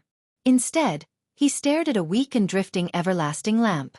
The coldness and dissatisfaction in his gaze was clear. Williams was lying in ambush at the side of Blade Fang's camp. That idiot has always been swift and decisive, but on that day, he dragged his feet and waited until the battle was almost over before he led his troops back to the camp and delayed the battle. When he heard the familiar name, Thales instantly froze. This allowed the suzerains of Western Desert in Blade Fang's camp to retreat calmly. The main forces of the Ruins, Wing Fort, Brave Souls Fort, and the three great families of Western Desert were also unusually vigilant. After they noticed that something was amiss, they stayed far away and did not fall into the trap. Thales recalled the Duke of Western Desert telling him that power comes from violence, and his frown deepened. After that old man Fakenhas visited Bladefang's camp in front of everyone. Not only did he chat cheerfully with you, he even gave you his family heirloom sword. The news quickly spread throughout the kingdom. Thales took a deep breath and remembered the sentinel sword Fakenhas gave him. He subconsciously clenched his fists. As for Crow and Black Lion, they acted as if they were fawning over the king. They ostentatiously and respectfully escorted you out of Western Desert. They also blocked the reinforcements sent by Renaissance Palace while they were at it. King Kessel snorted softly. In the end, the kingdom's Secret Intelligence Department activated an emergency plan to try their best to reduce their losses. His gaze was directed at Thales. At that moment, it was as if he wanted to dig out his heart. As you said, the matter in Western Desert was a failure. The Sand King failed on the verge of success. Thales closed his eyes, leaned against the back of his chair, and heaved a heavy sigh. So that night, when he was running for his life in Bladefang's camp, in places that he couldn't see, many soul-stirring and significant things were happening. But a mere failure of a horse, a mere failure of Western Desert, will not make the kingdom stop. The king's voice became stern, causing Thales to open his eyes. King Kessel's expression was extremely calm, but there was an endless storm in his eyes. That's why this letter was written. Thales lowered his head and looked at the letter beside his hand. The iris flower's wax was dark and indistinct under the everlasting lamp. If Western Desert could not do it, we will change to another place. The Iron Hand King's tone was cold and brooked no argument. No matter how much it costs. How much it costs. At that moment, Thales gritted his teeth. Fakenhaz's voice rang faintly in his ears. And a person like your father, will he accept reality and give up, or will he look at me and Western Desert's strength in a different light? Go all out and pay back 100-fold? Now, King Kessel's gaze returned to Thales. It's your turn to speak. It's your turn. The king's words were calm, but they echoed in Thales' heart countless times. What do you have? What can you do? King Kessel said coldly. To make up for your foolishness? Thales was silent. He stared at the faint light in the room, not knowing what to think. What? King Kessel sneered, his tone mocking. You can't even say a word after so long? But in the next second, Thales suddenly spoke. Do you hate me? His tone was ethereal and indifferent. At that moment, even someone as calm as King Kessel could not help but feel puzzled. What? Thales took a deep breath and stared at the empty corner before he spoke absent-mindedly. I'm asking, from Broken Dragon Fortress to Dragon Cloud City, from Eternal Star City to Western Desert, you have constantly schemed against me and used me. You have also repeatedly put me in danger, trapped me to death, and left your own son to the wolves. King Kessel frowned deeply. Why? Thales sighed. Why do you hate me so much? Is it like what's written in many novels, that my birth caused my mother's death, so you bear a grudge against me? At that moment, King Kessel's gaze turned fierce. Or is it that my mother, there in Jirana, did something that angered the heavens and made you hate her for the rest of your life before she gave birth to me? Thales stared at King Kessel. There in Jirana. Sure enough, the name worked. Because the Iron Hand King, who had always been resolute, was now frowning and his gaze was deep. It was as if he was facing an unprecedented chess game. Thales smiled. How can I complete the Sand King, promote the reform of the military system, and use it as a bargaining chip to prosper the kingdom? He gritted his teeth and stared at the silent Kessel V. Can't I get the truth about my mother in exchange?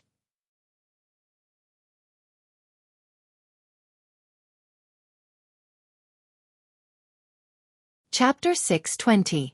Really? King Kessel's voice came from the other side of the long table. Extremely cold. This is what you can't forget? The king's shadow was dragged to the wall behind him by the firelight, and there was faint mockery in his eyes. Your mother. Thales stared deeply at King Kessel. There in Jirana. Head Ritual Master Xianxia, Queen Kia, the Old Crow, Glee Ward, almost everyone who knew his mother had a different evaluation of this woman. Then what about his father? Don't forget, the prince said softly. I inherited her name. Or more. The king snorted softly. Gilbert should not have let you choose that middle name. He spoke slowly, but his words were as cold as ice. Meaningless. Thales also smiled softly and shook his head. As far as I know, you were the one who told Gilbert her name. Then what did you expect? The king's response was swift and cold. Expecting your mother to be an outstanding woman with an extraordinary background? An erudite and talented female scholar, a daughter of a noble family, or a brave and fearless female warrior? So that you could be proud and have someone to rely on? Thales looked at King Kessel's expression, and was surprised to find that this was one of the few topics that could elicit a long response from the king. The prince probed. Then was she? The king sneered, but his smile immediately disappeared. She was a whore. Thales' expression changed slightly. Just like most prostitutes, King Kessel's expression was indifferent, his tone disdainful. She was unscrupulous and greedy, putting on airs in front of her customers all day long, selling herself for payment, until she died. I don't even remember her face. After hearing the king's words, Thales was silent for a long time. Whore? Thales muttered in a daze. Prostitute? Hearing such adjectives, he first thought of the desert slave described by Old Crow Hicks, the magical Ran. Then the portrait he saw in the secret intelligence department flashed in the teenager's mind, Oriental beauty elf. Then, he remembered the philanderer Felicia he saw in the secret intelligence department, and her strange and seductive movements under Raphael's hands. Exactly. Your questions and expectations are meaningless. The king's tone was indifferent. You will not find any comfort or reassurance from her. To her, you're just an accident after a certain transaction. It was an accident during a certain transaction. Thales could not help but clench his fists. He suddenly remembered the look in Quickrope's eyes when he talked about the girl he liked in Blade Fang's camp. That girl. She's not a whore. No. And your garrulous attitude, King Kessel said coldly. Isn't it just a matter of time? What a disgrace to the royal family. Thales took a deep breath and gently unclenched his fist. You are right, father. Gilbert's biggest mistake was to let me keep her name. The king's expression did not change. Because. Thales' gaze turned cold. If she was just an insignificant prostitute, you wouldn't even bother to remember her appearance. Thales raised his head and looked straight at the king. Then why do you still remember her name? At that moment, King Kessel's eyes widened slightly. Thales stared at his father and softly uttered that special name. Theran. Jirana? The moment he finished speaking, Thales had an illusion. It was as if winter had suddenly fallen in Ballard Room. The temperature plummeted and the air stagnated. Even the lights no longer flickered. And the source of all the coldness was at the end of the long table. The embarrassing silence lasted for a whole 10 seconds. I have given you a chance, child. The king's voice returned to its usual toughness and coldness. And you have ruined it. He stared deeply at Thales. There was only dead silence in his eyes. The sin of Hell's river in Thales' veins began to flow again, as if it wanted to break through the frozen atmosphere. At that moment, the teenager suddenly felt that the king's patience had come to an end. His next words were to summon the guards. So Thales was faster than him. Amore. The prince spoke softly and successfully froze the king's gaze towards the door. King Kessel looked back. Amore? Thales took a deep breath and nodded. Yes. Western Desert's Amore town. This place is ruled by the Amore family and has a long history. The suzerain's surname is the origin of the name. King Kessel frowned slightly. Thales recalled what the two Western Desert people, Derek Chroma and Anchor Byral, had told him. Unhurriedly, he began to recount the story. A few years ago, the suzerain of this town, the Baron, suffered injustice. He wanted to turn to Renaissance Palace and appeal to the king for help. But he met with misfortune on the way, and his entire family died of an epidemic. Thales observed King Kessel's reaction. The latter did not move, but did not interrupt him. In the next second, Thales' tone changed. But in fact, as a legitimate vassal of the kingdom, Baron Amore did not die of an illness. Thales gritted his teeth. He and his family were ambushed and silenced by the allied forces of his vassal and peers.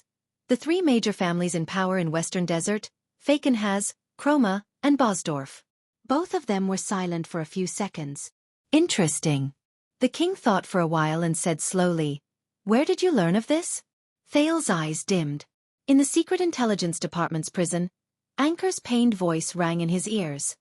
He also said that if I had to use this bargaining chip, I must give it to you. And I can only give it to you. As his thoughts reached this point, Thales took a deep breath. It's not important. He composed himself and shifted his attention to the matter at hand. What's important is, facing the king's burning gaze, Thales spoke calmly. His words were loud and clear.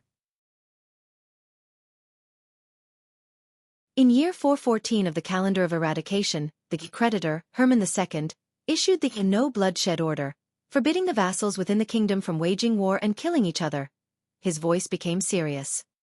However, the vassals of Western Desert were lawless and acted recklessly. As vassals, they abused their right to armed self-defense excessively and murdered Baron Amore to avenge a personal grudge.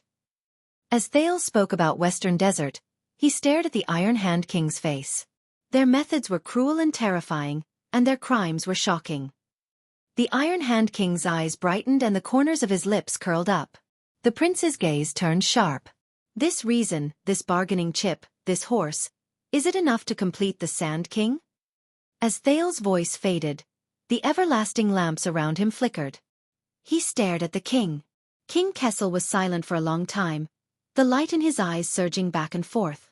A few seconds later, the king closed his eyes gently and buried all his emotions in the bottom of his heart. But we can't use it. King Kessel said softly, the plague in Amorei town is no longer news. The people of Western Desert dealt with it very cleanly. Dead men tell no tales. Seeing the other's reaction, Thales could not help but chuckle. That's right, he said confidently, unless it's not that dead men tell no tales. Thales' words came to an abrupt halt. Wait.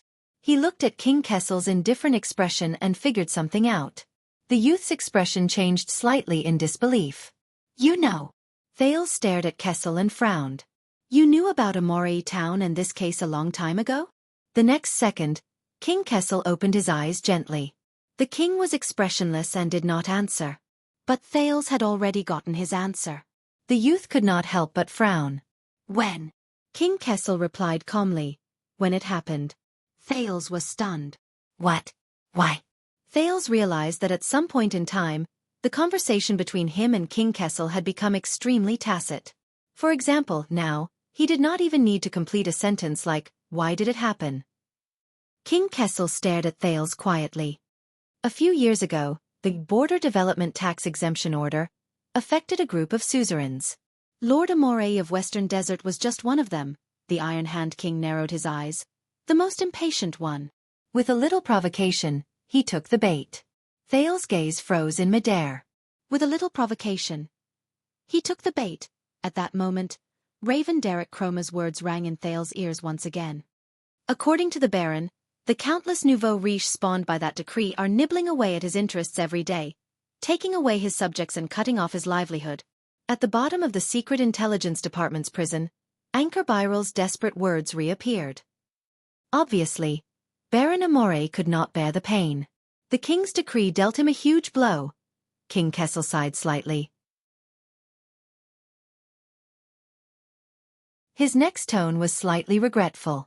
However, that Western Desert bumpkin is especially sensitive to the slightest disturbance at his doorstep. Before he could reel in the fish, the line was cut. Thales was stunned. Reel. A tangent. Derek and Anchor's words continued to appear. Baron Amorei recruited soldiers and mobilized his army, intending to cross Western Desert and create a big news for all of Constellation to protest against His Majesty and the kingdom. So much so that he decided to abandon his tacit understanding with the three main families and act rashly. Thales froze in his seat. It's you, Thales said in a daze. Baron Amorei raised his army to protest because you secretly pressured him and deliberately instigated him? To find an excuse to intervene in Western Desert? The Iron Hand King scoffed. As I said, he's just one of them. One of them. At that moment, Thales thought of Anchor, who was tortured and bruised in the Secret Intelligence Department. And his lover, whose family was ruined and whose identity was unknown. So the tragedy of Baron Amorei being silenced and his entire family killed. Thales' voice was hoarse. You're the instigator. Thales stared blankly at the table in front of him. The king's figure was projected on the opposite wall, dark and oppressive. These people. Their misfortune. But the dust that power crushed. You flatter me. The king's voice was still calm as if he did not care. I didn't ask the Western Desert bumpkins to silence them.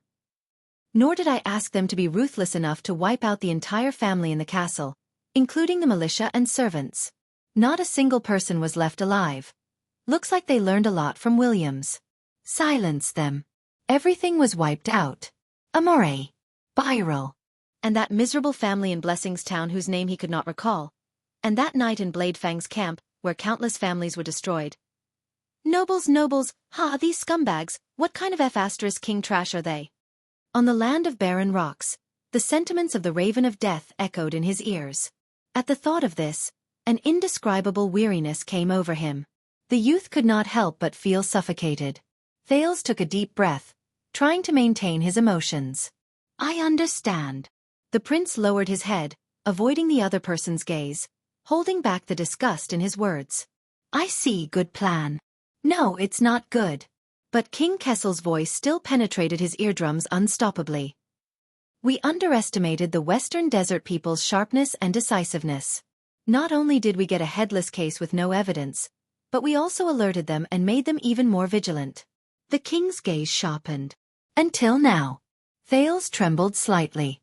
King Kessel raised his head abruptly. It's not that there's no evidence, right? You have evidence. His attitude was firm and unquestionable. Thales' arm tensed. Evidence. Anchor's final voice echoed faintly. No matter what, His Majesty will be very happy with this bargaining chip. Very happy. Thales took a deep breath and swallowed. He looked up with difficulty and looked straight into the king's eyes. But at that moment, there was only endless depth in Kessel's eyes. A few seconds later, the youth used all his strength to squeeze out 2 words through gritted teeth. I have. His tone was extremely tired. Ironclad evidence. Ironclad evidence. His voice trailed off. Not bad. King Kessel's expression did not change as he said calmly, I'm listening. I'm listening. Thales took a deep breath, but paused the moment he opened his mouth. So, Your Highness, what's the price? Anchor's despairing voice rang out of nowhere. Thales coughed unnaturally and forced himself to continue. In that tragedy, there was another person. And Tina. She will never forgive me. Thales froze again. There was another person. Thales' lips parted, his words stuck. Wait a minute. Once he told her about it, she would be the first one to speak. That girl, Anchor's lover, who had been ruined by the savagery of power and her family. And Anchor's siblings, who had lost their parents and brothers and were isolated and helpless in the western desert. What kind of future would they face? How many people's fates would be affected and changed because of his words? Thales breathed in a daze. Seeing him like this, the king frowned. That girl named Tina. She's good? The best. A face that had been tortured to the point of being bloodless appeared before his eyes. Anchor Byral. The young man who, in helplessness and despair, planned to sacrifice his life in desperation, but ultimately failed miserably. What kind of feelings did he have when he told him this bargaining chip? But now it doesn't matter. It doesn't matter anymore. Thales took a deep breath and swallowed hard. Use it. Use this bargaining chip. Because this was also Anchor's choice. This was what he had expected. Wasn't it? And if he wasn't here, he would end this matter. Thales' gaze turned to the table, to the letter on which Iris Flowers had volunteered to pay taxes. The wheels of the kingdom would not stop. If this horse didn't work, King Kessel would find another one. Even if he had to face more bloodshed. Thales clenched his fists. So he had to continue. He had to. Thales looked up and forced himself to appear resolute. Baron Amole, who died a wrongful death, still had an orphan daughter. The king's eyes lit up. That poor girl witnessed a terrible scene. She escaped the butcher's knife and was lucky to survive. Thales clenched his teeth, concealing his dazed and dispirited look. Her identity and experience will prove to the world that the most powerful families in the West Desolate continent have made a grave mistake. And Renaissance Palace's reform of the military system to restrict the vassals from abusing their military power is a matter of course and urgency. As his voice trailed off, Thales let out a long sigh, his gaze dejected. He had said it anyway. The color in the king's eyes slowly changed. He stared at the prince across the long table for a long time, as if he was sizing up a fine steel weapon. Finally, King Kessel laughed. His laughter was soft and faint, but it effectively lightened the atmosphere in the room. This orphan girl who survived. The Iron Hand King slowly leaned back, his tone calm and relaxed for the first time. Where is she? Where is she? Thales was saddened to realize that the king did not even bother to ask for her name. But. Then think about it carefully. What have you become after you became a prince? A long time ago, quick rope sentiments in the small house rose again. Can you still choose your own path? Follow your own heart? Thales' arms trembled slightly. Are you still Thales? Or have you become something else? I'm listening. The king was interested. Duke Thales. Thales took a deep breath and forgot about these thoughts that caused him to hesitate. He then adjusted himself. You will know. Thales suddenly looked up, his expression firm. But first of all, Everyone who followed me into the palace today must be acquitted. And I don't want to try Vanguard Mariko's whip, even though he did his duty. At the end of the long table, King Kessel said nothing. Thales let go of the anxiety in his heart and gritted his teeth. Secondly, unseal Mindy's hall and release my guards. If there's anything in the future, come to me. Don't make things difficult for them. The king still did not speak. He just tapped his fingers on the table. Also, Anchor Byral, who barged into the banquet with a sword and offended the royal family. Thales frowned. You have to forgive him, release him, and show the king's magnanimity, including properly resolving the conflict between him and the Doyle family. But when he thought of this, Thales froze again. Anchor. No matter how the king forgives him, she will never forgive me. Thales lowered his head sadly. Before I show my bargaining chips, King Kessel snorted softly, seemingly in a good mood. You really want a lot. Thales exhaled and forced himself to look up. And I'm not done yet. Finally, about Sand King. Sand King. King Kessel's gaze shifted. At this moment, Thales' expression was firm and cold. Your plan to expand your army in Western Desert, including how to deal with the local suzerains, must be handled by me personally and completed by me. Asterisk thud. Asterisk the Iron Hand King's fingers knocked heavily on the meeting table, producing a shuddering thud. The king slowly raised his head and met Thales' eyes. The prince did not avoid it, but stared back at him resolutely. You say that again? The king spoke softly. Hoarse, but cold. Thales puffed out his chest and faced his father. Yes, I will personally write a letter to the Duke of Western Desert and the others, using this case, this bargaining chip, to threaten them into submission. Thales said decisively, I promise that Cyril Fakenhas and his vassals will listen patiently, they will be receptive, they will cooperate with Renaissance Palace's schedule, and support all the initiatives of the Military Affairs Division. They will reflect on the oversight of their own military system, and gradually reduce the number and frequency of conscription. They will accept your regular royal army stationed there, and accept the reorganization of Western Desert's defense. They will be happy to support the daily work of the legendary wing, and pay taxes to support the expansion of the regular army, to fill your financial gap, and to protect the kingdom's border security. Thales took a deep breath. Western Desert will become a good steed, and your plan for Sand King will not fail. He said solemnly, the chariot of the kingdom will still roll forward. Ballard Room fell silent again. But this time, the silence was particularly ominous. A few everlasting lamps burned to the end and quietly extinguished. King Kessel's gaze changed as well.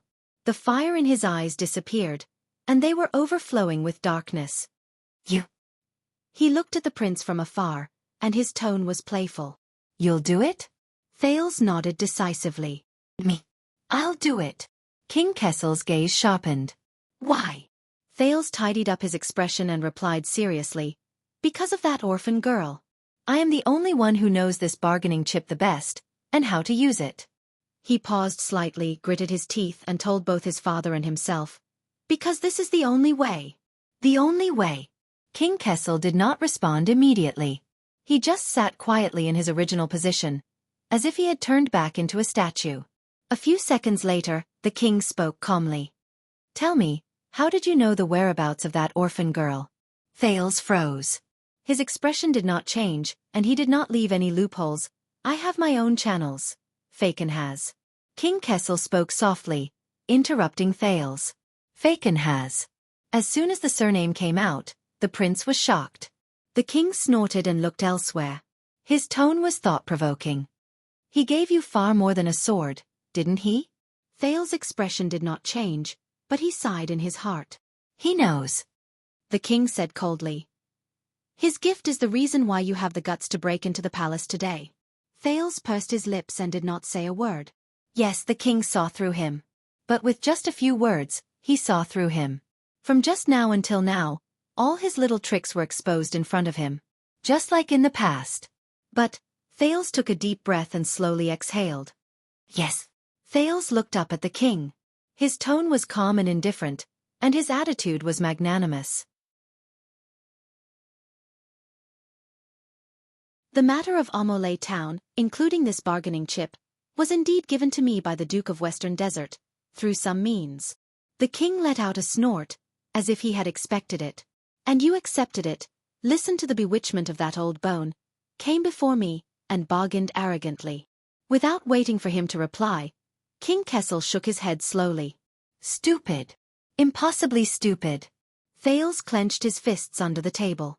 Yes, threats, coercion, flattery, deception, no matter which method, could not restrain the Iron Hand King.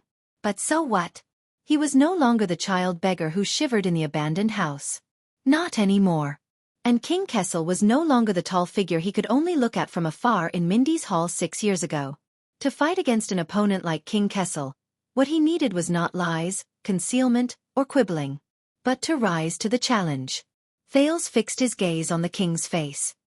In that case, there is even more reason for me to come forward and write a letter to the Duke of Western Desert, my father. He leaned forward and said sincerely, so that everyone can take a step back and solve the problem in a way that is acceptable to many parties. The new Sand King may not be so swift, and it may last for months or even years, but it will not be so tragic, and there will not be unmanageable consequences. You will eventually achieve your goal, and they will not have to bleed. The Iron Hand King sneered. He lowered his head, and his face was slowly shrouded in darkness. Why? Thales furrowed his eyebrows. I will bring out the witness of this case and let her testify, so that the suzerains of Western Desert will fall apart and become the target of public criticism. The king's gaze was cold. Then, I will let the regular army of the royal family enter Western Desert to punish the wicked. It will also achieve its goal. Thales was shocked. Indeed. Thales spoke again, trying to grasp the topic. But forgive me for being blunt, the reason why Faken has offered this bargaining chip was to lower himself and take the initiative to show weakness, to cool down the growing conflict between Renaissance Palace and the suzerains of Western Desert. He is not that kind and kind. King Kessel suddenly leaned forward and shouted angrily, startling Thales. And you are the only one who would be so stupid. The king glared at his son. Faken has gave me a bargaining chip so that I could clean up Western Desert, reform the kingdom, and achieve my goal. He changed the topic. But only through you? Thales stared at the king in a daze. The Iron Hand King leaned back in his chair and sneered. No. He gouged out his own flesh and blood to give you a sword, a bargaining chip. It was definitely not for you to be the peacemaker. The youth felt a chill in his heart. King Kessel narrowed his eyes. His gaze was like a sharpened blade. He wanted to use this to show you that the power and energy that you have not enjoyed for the past 6 years is within your reach. As long as you grab the bargaining chip and face me. The king spoke softly, his words cold. Raise your sword. Thales tensed up and defended himself. Father, I have no intention of being your enemy, nor will I threaten. Then why didn't he come to me directly? King Kessel interrupted him again. If you want to lower your head and show weakness, why not face the throne? Thales' words came to an abrupt halt. The lights in the room flickered rapidly, causing the shadows to sway. And you, do you think I don't know what you want to do? Kessel V looked at him coldly, his gaze piercing straight into Thales' heart. Why won't you readily reveal your bargaining chip and the whereabouts of that orphan girl? Why do you pretend to be reserved and wait for the right price?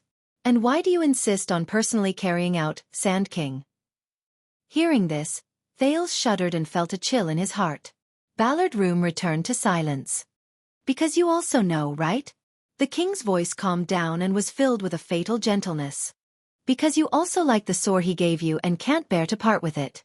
Unable to extricate yourself. Thales frowned tightly. His fists were clenched on his knees. As the Prince of Constellation, the Duke of Star Lake, and the heir to the kingdom, King Kessel said coldly, you are being toyed with by a foreign vassal. Not only do you not know it, but you also think you are infallible. You are a complete disgrace to the Jade Star family. Thales looked up abruptly. That's right. The prince shouted angrily. King Kessel was a little surprised by his sudden interruption. I know. Thales' breathing quickened as he stared at the king. I know what Faken has wants to do. And I have no intention of hiding it, nor do I want to quibble. Thales stood up abruptly and placed his hands on the table. That's right. Empower me, support me, and help me so that I can eventually become strong enough to fight against you, threaten you, and obstruct you.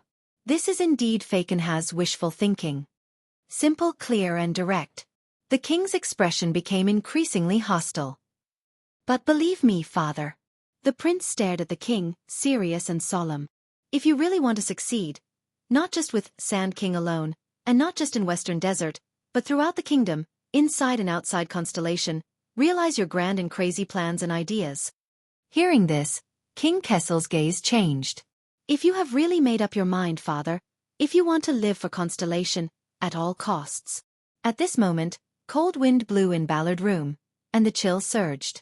But Thales felt an unbearable heat in his chest, as if there was a flame.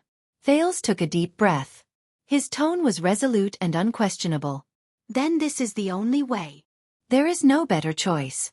Stealing Fragrance, you're tuning in to the Wisdom Diary YouTube channel. Don't forget to subscribe and join us on this journey to catch the most captivating stories.